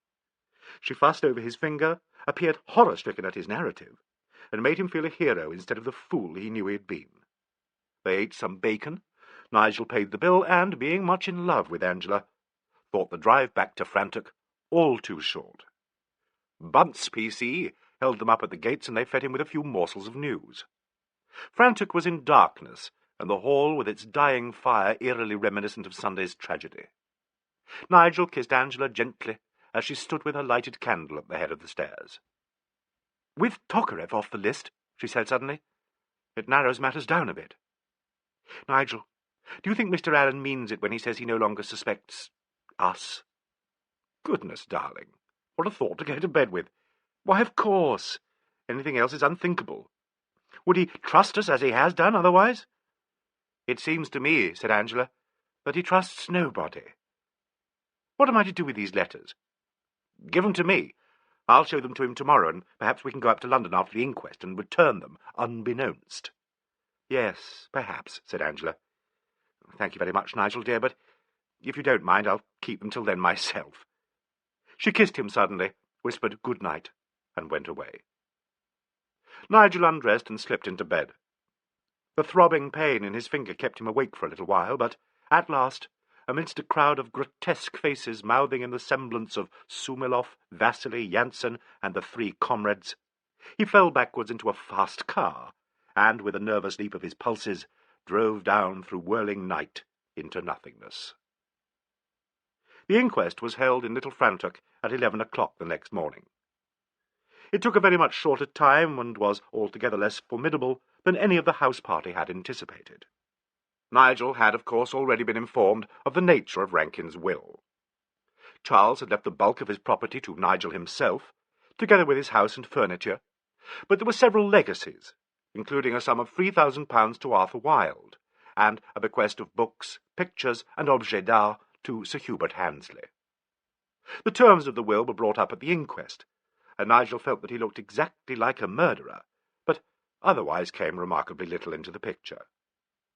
The coroner spent some time over Mary the tween maid's evidence, and put a good many questions to Arthur Wilde, these two having been the last to speak to Rankin. A great deal of time was spent over the Russian element. Alleyn gave a brief, colourless account of the meeting of the comrades, and emphasized the point that he had clearly overheard them all state definitely that Tokarev had had no hand in the murder. Sumilov was called, and supported Alleyn on this point. A remarkably plain and dowdy little lawyer watched the proceedings on behalf of Dr. Tokarev. The treasonable and theatrical goings-on of the Brotherhood caused a considerable sensation. Rosamond Grant was not called, but Mrs. Wilde, wearing rouge on her mouth but none on her face, supported Wilde in their own account of their joint conversation during the time of the murder. Sir Hubert, seeming terribly shaken, was treated with elaborate courtesy by the coroner. The incident of the willing of the knife by Rankin to Sir Hubert was touched on, but the coroner made little of it. Alleyn asked for an adjournment. The whole affair ended, leaving the onlookers with a sense of having been served with treason when they ordered murder. The guests were now at liberty to leave Frantok, and Nigel's house party was at an end. He was faced with the prospect of returning to his newspaper office, replete with forbidden copy. The office had been heavily tactful. Jameson, his chief, had rung him up, telling him rather wistfully not to worry. Nigel pictured the news-hungry Scot, and, grinning to himself, had actually spent an hour before the inquest writing up the Russian element. Now he stood for the last time at his window in the little Welsh room, listening to the querulous overtones of Mrs. Wilde's voice as she talked to her husband amid their suitcases beyond the bathroom. Angela had disappeared immediately after the inquest, presumably with the object of hurrying up to London with the letters. Nigel had had no opportunity of talking to her, and felt rather injured. With a sigh, he turned from the window and laid a £1 note on the dressing-table for Ethel the Intelligent. A whole £1. Handsome and rather extravagant, but, after all, she had seen him before the lights went out, and thus, he reflected, established his alibi. There was a tap on the door. "Come in," said Nigel. It was Sir Hubert. He came in uncertainly, hesitated at the sound of the Wildes' voices, and then, turning away from Nigel, spoke softly. "I only interrupted you," he said, "to tell you, while there's an opportunity, how deeply I feel." He hesitated, and then went on more vigorously. "How deeply I regret the tragic circumstances of your first visit here, Bathgate." "Oh, please, sir," began Nigel, but the other interrupted him. "You are going to be polite and generous about it, I know, but though that is very nice of you, it does not make very much difference to what has happened. I feel horribly responsible to you all, but particularly to you. If I can ever be of any use to you, you must promise to let me know." "It's very kind of you," answered Nigel impulsively. "I do hope you'll try, sir, if it's not an impertinence for me to talk like this, to get rid of any feeling of morbid responsibility to any of us. I was fond of Charles, naturally, but I do not believe I knew him half as well as you. I think that you, his greatest friend, after all, feel his death most of any of us." "I was extremely fond of him," said Handesley tonelessly. "You know, of course, that he has left you a number of pictures and things. I shall see that they're sent here as soon as everything's settled up. If there's anything else among his possessions that you know of and would like to have, as a remembrance of Charles, I do hope you'll let me know. This sounds awful, but I thought—" Nigel paused uncomfortably. "Thank you very much indeed. I do perfectly understand, but I'm sure there is nothing." Handesley turned towards the window. "Except, perhaps, the dagger. As you know, that will be mine in any case. I believe the will is quite in order." For 2 or 3 seconds Nigel was literally unable to speak. He stared at the back of Sir Hubert's distinguished white head, and thoughts of the complete incalculability of human reactions raced in utter confusion through his mind. "Of course," he heard himself say. Handesley interrupted him. "You think it very strange that I should want to possess this weapon," he said. "To you perhaps it is strange, but you are not a passionately enthusiastic collector, nor have you the detached point of view of the student. This knife cannot remind me more forcibly of that which, in any case, I can never forget. But it seems to me that it is due to Charles's memory that I should have it when once the police have finished with it. You do not understand this, but Charles himself, who knew my character, would have understood. I think anyone interested in such things as I am interested would also understand. It is the scientific point of view." "What's this about the scientific point of view?" asked Wilde, poking his head round the bathroom door. "Sorry if I'm interrupting, but I heard the phrase." "You should be able to interpret it, Arthur," rejoined Sir Hubert. "I must go down and relieve Rosamond. She's terribly upset still, and Alleyn insisted on interviewing her again today. Arthur, tell me, do you think—" "I've given up thinking," said Arthur Wilde bitterly. Nigel saw Handesley, as he went out, steal a glance at his old friend. "What's the matter with Hubert?" asked Wilde when they were alone. "Don't ask me," said Nigel wearily. "This crime seems to have acted like a corrosive acid in all our hearts. Do you know, he wants to have the dagger." "What?" "Yes. He reminded me of that will you witnessed. You remember the joke will." "I remember," said Wilde, sitting on the bed and staring blankly at Nigel through his glasses. "He said you would understand. The scientific point of view. I see. How terribly consistent. Yes, I suppose in a way I do understand, but... good Lord. I know. You have a cigarette?" "Arthur," called Mrs. Wilde from beyond the bathroom, "have you rung up and told them what time we're arriving tonight?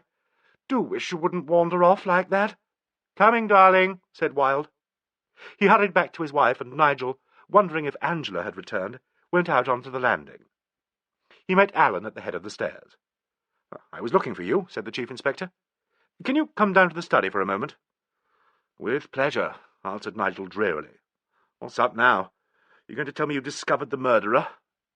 "Well, as a matter of fact, I am," said Alleyn. Chapter 15. Alleyn comes cleanish. "Did you mean that?" asked Nigel, as the detective closed the door behind them. "Yes, it's true. I know now.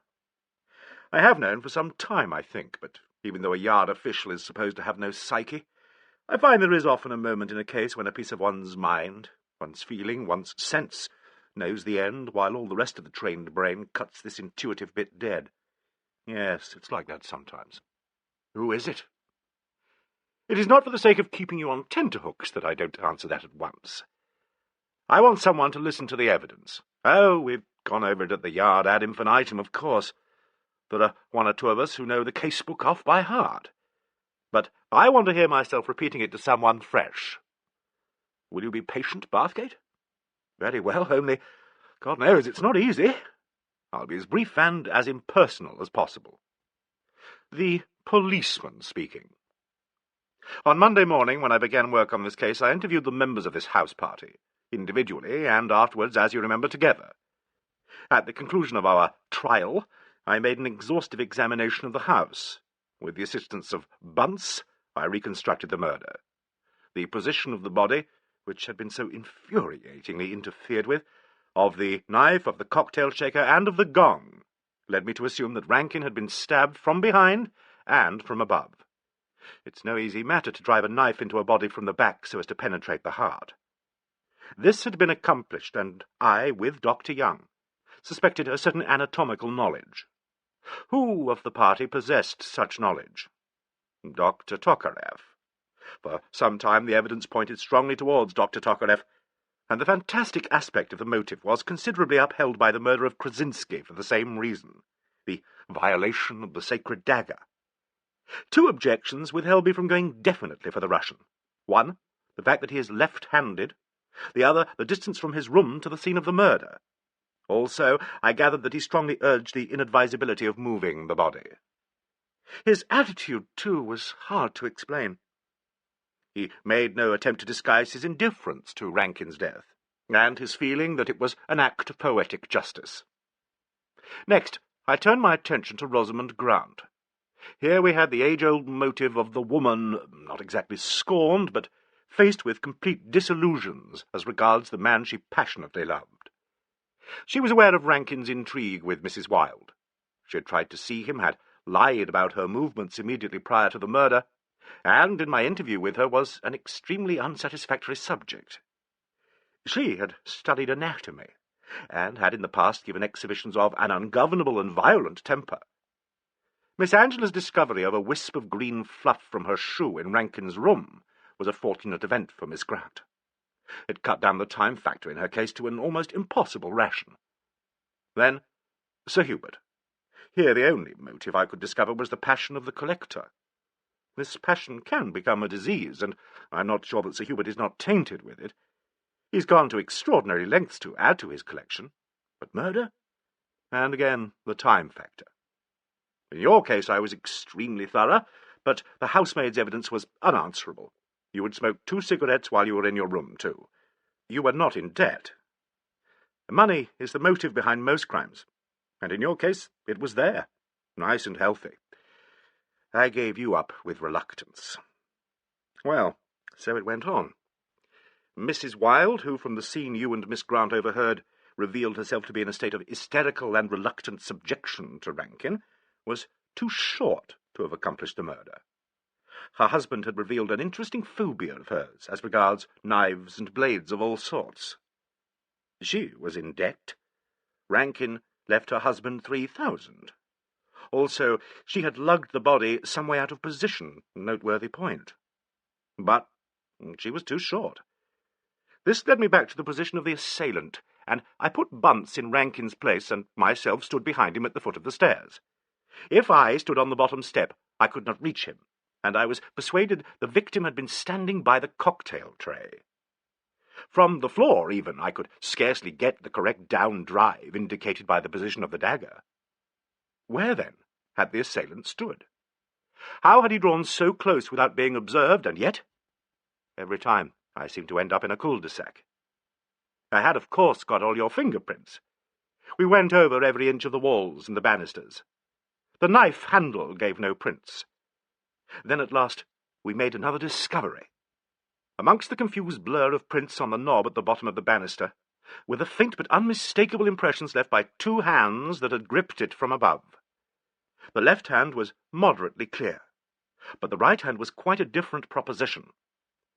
It was the curious impression left by a gloved hand, and the pressure had been great enough to show the actual seams of the glove, and, in places, an indication of the coarse-grained leather.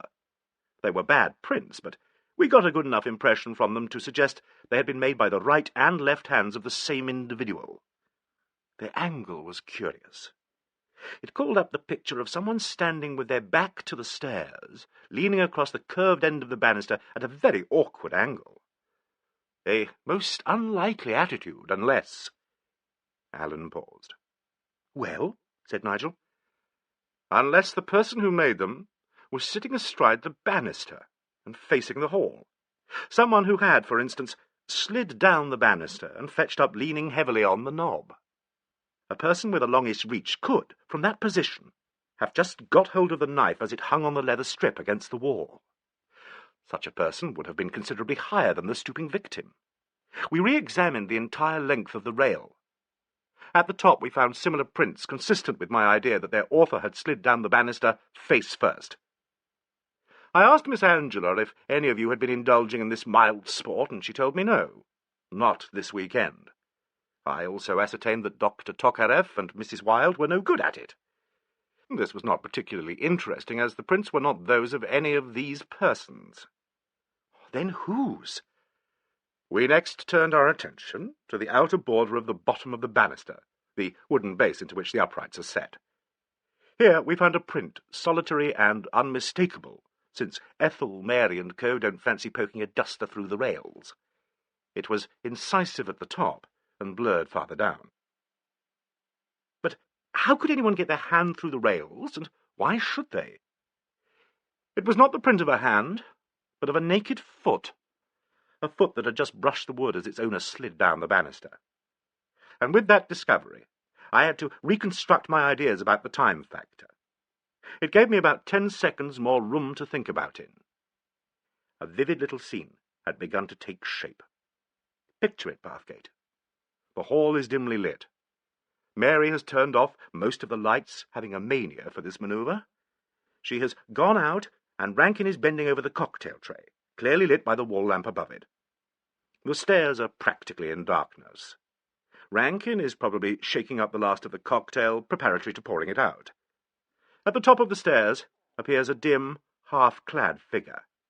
It may be wearing a dressing gown, or perhaps it's only clad in underclothes. A glove is on its right hand. There is a faint swishing noise, drowned by the gurgle of the cocktail shaker. The figure is now astride the bottom of the banister. It makes 2 swift gestures, and Rankin pitches forward, striking the gong with his head. The figure on the banister leans far out and reaches towards the switch. Then, complete darkness. Alan stopped speaking. "Well," ventured Nigel with shaky facetiousness, "am I now supposed to know the answer?" Alleyn looked at him with a curious air of compassion. "Not even yet?" he said. "Whose were the prints?" "That I'm not going to tell you. Oh, believe me, Bathgate, not out of any desire to figure as the mysterious, omnipotent detective. That would be impossibly vulgar. No, I'm not telling you because there is still that bit of my brains that cannot quite accept the QED of the theorem. There is only one tangible bit of evidence in this whole case. That is the button of the glove worn by the murderer. The glove was burnt, but the fastening, a press button, was recovered. The miserable little button fastens the whole structure of my case. It is not enough. So, I have decided to make an extraordinary experiment, Bathgate. I'm going to ask the group of suspected persons to look on while we go through a performance of the murder. One of the guests must slide down the banister and, in dumb show, reenact that terrible little scene. I want you, with the very comment of your soul, if that was the phrase, to observe the others. Yes, it's Hamlet's old stunt over again. And if it comes off, I hope I shan't make the muck heated of the result. You have made some friends here, haven't you? Yes, answered Nigel, surprised. Well, then I'm afraid the result is going to come as a shock to you. For that reason I have told you this much. I've enjoyed your companionship, Bathgate, ended the Chief Inspector with one of those curious twists of formality that Nigel had grown accustomed to. Perhaps we may have a final talk together. Afterwards. I shall insist on it, Nigel assured him. Well, do one last job of work for me.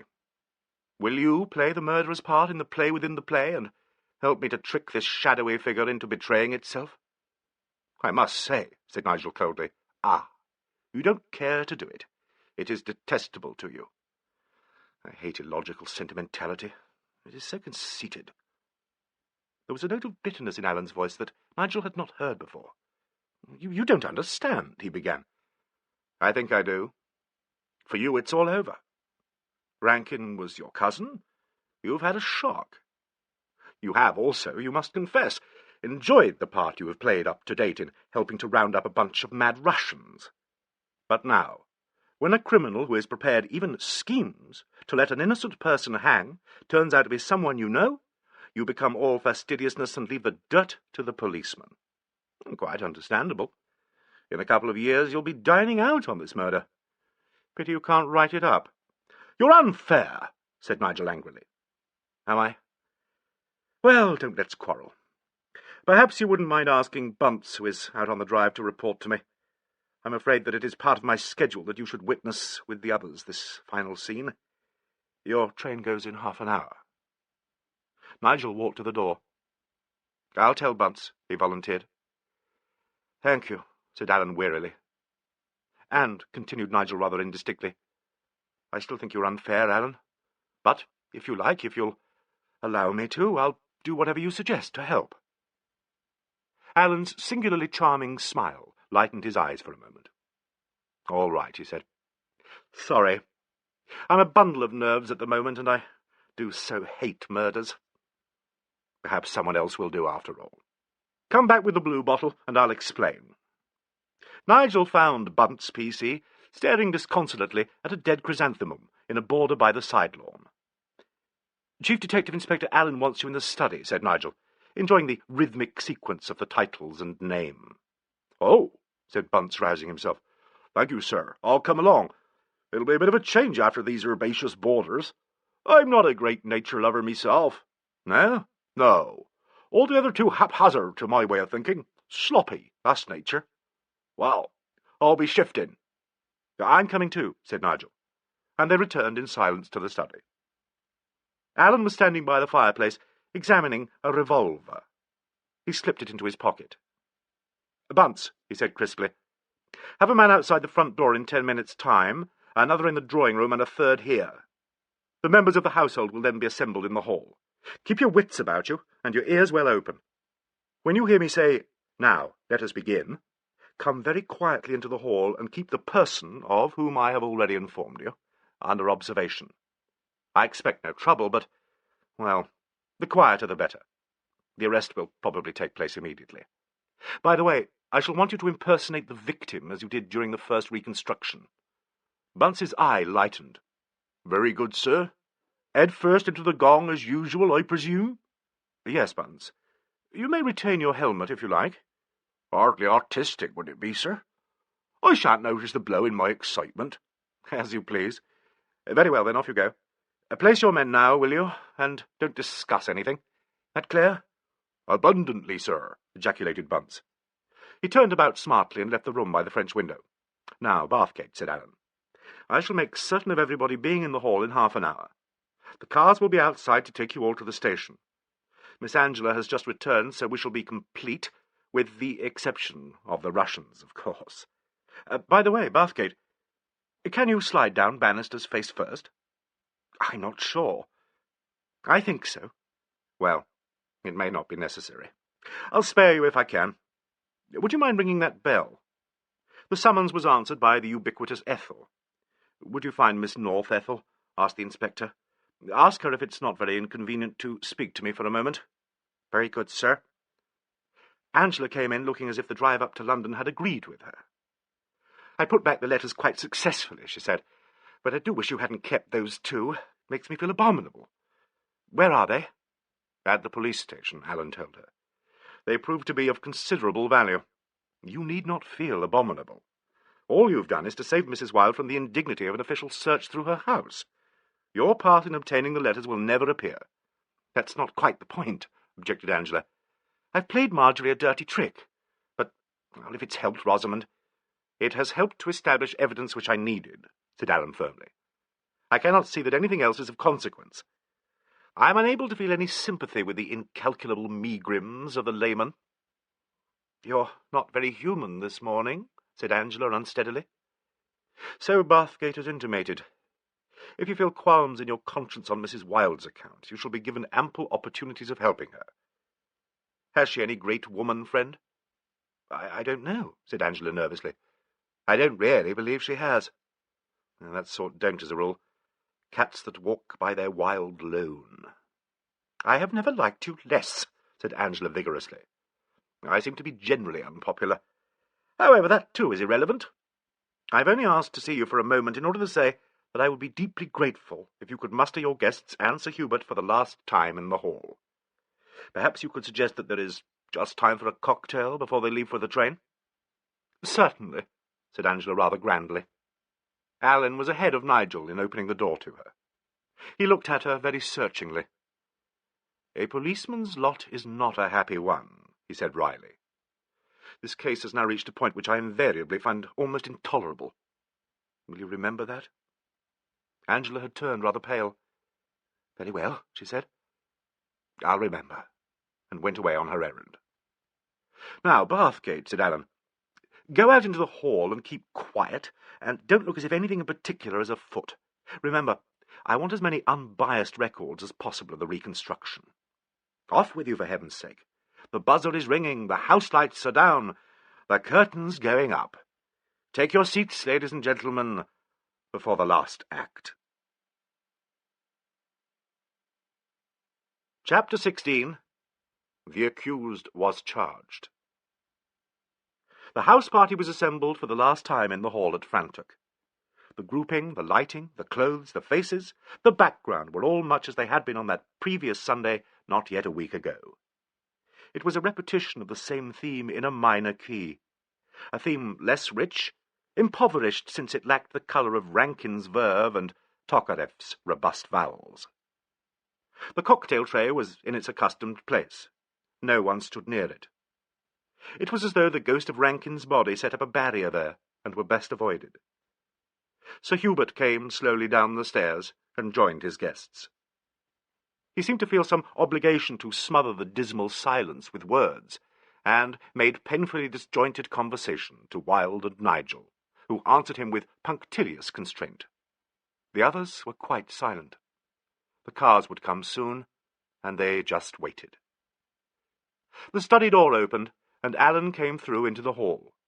They all looked at him warily, united in a profound and subtle antagonism. In their thoughts, so secret to each other, they were yet conscious of this one common feeling of enmity to the detective. Perhaps, thought Nigel, it is an instinctive animal opposition to discipline. They waited for the detective to speak. He walked into the centre of the hall and faced them. "May I ask for your attention?" he began formally. "I've been obliged to detain you here until the inquest, a delay of 4 days which I realise many of you have found inconvenient and all of you extremely distasteful. This restriction is now withdrawn, and in a few minutes Frantic will be left to its own meditations. Before you go, however, I have decided to let you all understand the theory of the police as to the manner in which the crime was committed." He paused, and a dead, shocked silence held the echo of his voice. After a moment he began to speak again. "The simplest way of making myself clearly understood is to reconstruct the machinery of the murder. To do this, I must ask for your assistance. We shall need 2 persons to play the parts of the victim and of the murderer as the police have visualized them. Perhaps someone will volunteer to give me this much assistance?" "No, oh, no, no!" Mrs. Wilde's voice, shrill and out of tune, disconcerted them by its vehemence. "Steady, darling," said Arthur Wilde quietly. "It's all right. It'll be better for all of us to learn everything that Inspector Alleyn can tell us. It is very largely our ignorance of the official theory that has made this suspense intolerable." "I agree, Arthur," said Handesley. He turned to Alleyn. "If I can be of any help, I'm quite willing." Alleyn looked steadily at him. "Thank you very much indeed, Sir Hubert, but I think I won't ask you to perform the curious feat that I believe to be necessary. I want a man who can slide down the banister, face foremost." "I'm afraid I cannot quite do that," said Handesley after a long pause. "No. Perhaps you, Mr. Wilde?" "I?" said Wilde. "Well, I'm getting a bit stiff in the joints for that sort of exercise, Inspector. Still, I understand you have accomplished it before, so if you don't mind—" "Very well," agreed Wilde. And Nigel felt that Alleyn was letting him off a piece of pantomime he had been so loath to perform. "Now," Alleyn continued, "I shall get the constable who assisted me before to impersonate Mr. Rankin, as that, perhaps, would be too painful an obligation to put upon any of his friends. Are you there, Bunce?" he said loudly. That officer emerged from the study. "Just stand as you did before, will you?" said Alleyn. The constable moved to the cocktail tray, picked up the shaker, and bent over with his back to the stairs. "Thank you," said Alleyn. "That will do. Now, Mr. Wilde, it is my theory that the murderer slid down the banister rail, took the knife from the leather strip on the wall there with his right hand, leant across and drove it home. Will you mimic his movements along those lines?" "It seems a bit fantastic," said Wilde dubiously. "Doesn't it? Let us begin." Another silence, and then Wilde slowly climbed the stairs. 2 men had appeared in the hall, standing unobtrusively in the dining-room and drawing-room doorways. A third could be seen darkly through the glass door into the entrance lobby. The lights, with the exception of the wall bracket above the cocktail tray, had all been switched off. "What exactly is the procedure?" Wilde's voice sounded plaintively from the shadowy stairhead. Alleyn repeated his description. "I'm not a star performer at this," murmured the voice. "Never mind, do your best." The slight figure could scarcely be seen straddling the banister. It began to move towards them very slowly, its spectacles gleaming a little in the dark. "I can't stand it!" screamed a woman's voice suddenly. It was Mrs. Wilde. Nigel, resting his hands against Rosamond Grant's chair, could feel it shaking. "Faster!" said Alleyn urgently. Wilde, leaning back and gripping the rail with his knees, shot downwards into the light. Now the knife!" cried Alleyn. I don't quite understand." "Yes, you do. With your right hand, reach out to the leather strip. Lean over, farther. Now, you have seized the knife. Lean over the other way. Watch him, watch carefully. Lean over the other way, man, but quick as lightning. Now, strike down at him. Do as I tell you." The straddling figure moved its arm. Bunce fell forward. The great voice of the gong sounded again, ominous and intolerable. Through it, the detective's voice rose excitedly. There, that's how it was. Turn all the lights on. Don't move, Mr. Wilde. You're fully dressed now, you know. Lights, Bathgate." Nigel switched on the central candelabra. The hall was flooded with a hard white light. Wilde still sat astride the banister. His face, contorted into a horrible grimace, shone clammily. One corner of his mouth twitched. Alleyn moved swiftly towards him. "Excellent," he said. "Only you should have been quicker, and you'd forgotten something. Look here."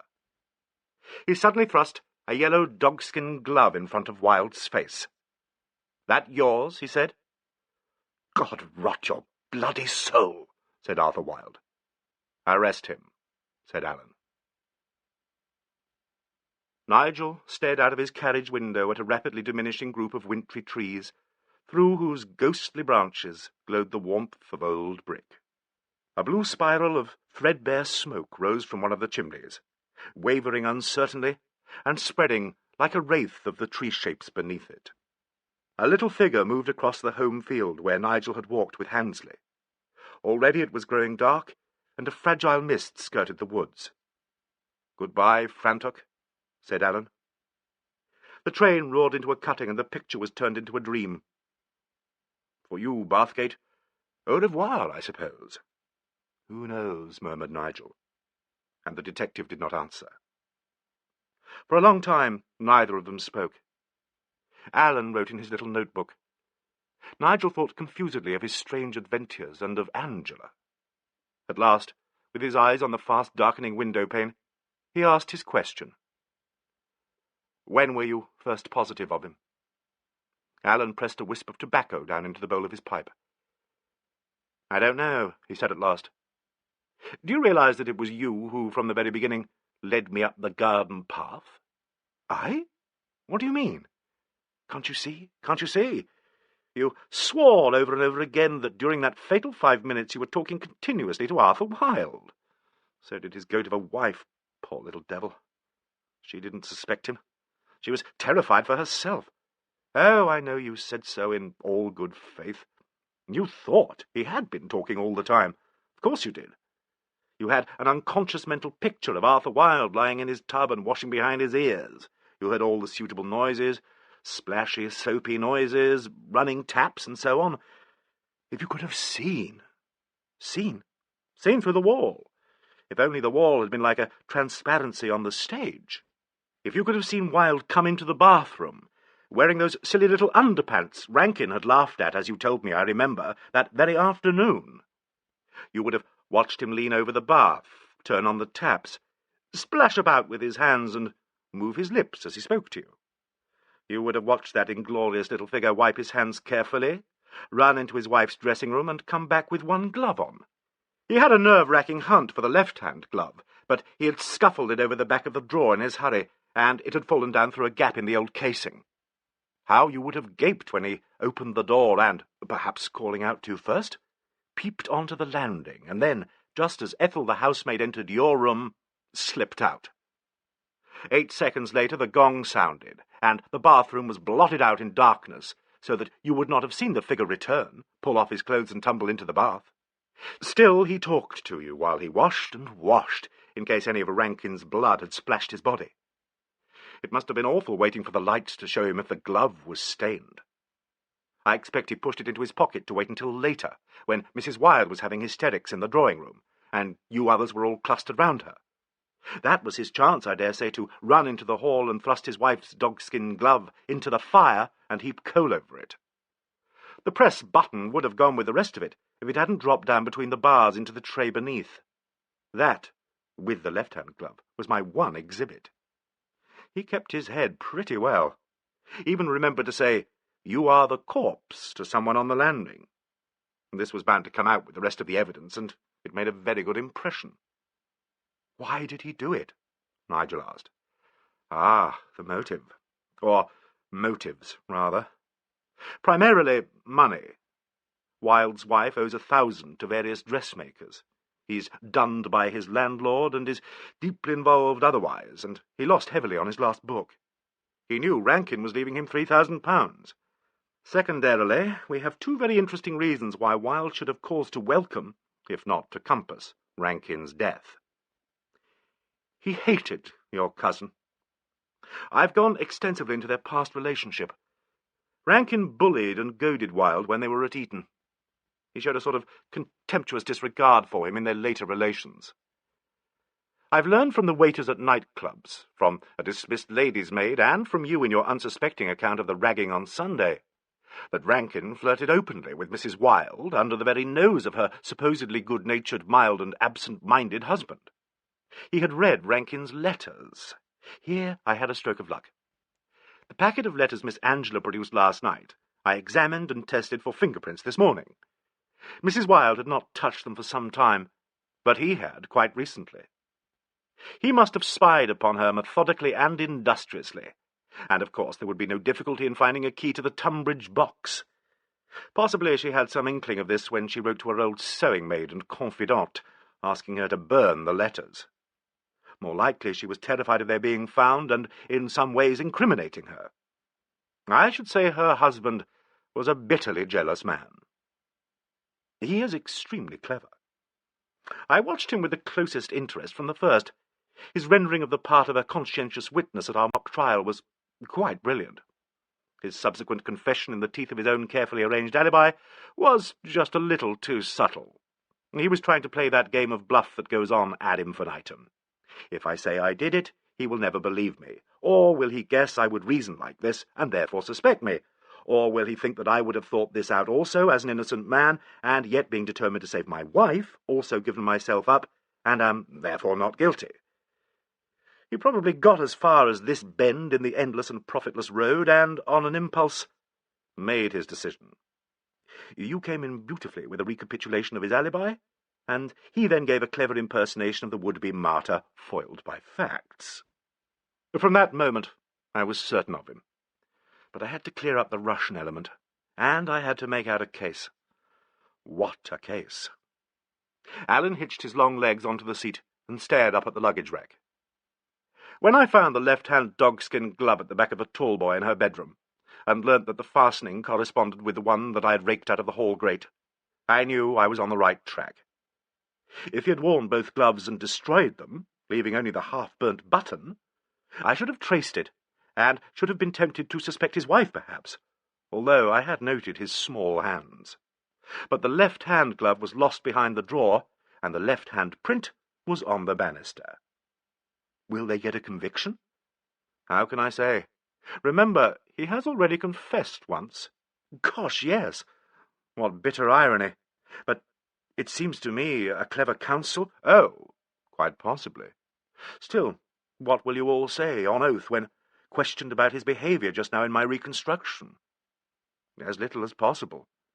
And how will Rosamond Grant answer when asked to say on oath if she told Wilde of his wife's infidelity? Did she do this? I was certain of it. She went for a walk with Wilde the day following the conversation she overheard between Rankin and Mrs. Wilde. The gardener's child passed them and remarked that she appeared to be very agitated. I believe she regretted this piece of work and went to make a clean breast of it to Rankin in his room that night. Counsel will be certain to press this, and to ask her why she would not give an account of herself. She was frightened of Wilde, of course. It will be a ghastly business, said Nigel. It will be unpleasant, but he's not a suitable type for liberty. The train shot them through a plethora of suburban backyards. Alleyn stood up and struggled into his overcoat. You are an extraordinary creature, said Nigel suddenly. You struck me as being as sensitive as any of us just before you made the arrest. Your nerves seem to be all anyhow. I should have said you hated the whole game. And now, an hour later, you utter inhuman platitudes about types. You are a rum 'un. Unspeakable juvenile. Is this your manner when interviewing the great? Come and dine with me tomorrow. I say, I'd like to, but I can't. I'm taking Angela to a show. Keeping company, like? You go to hell. Well, here's Paddington.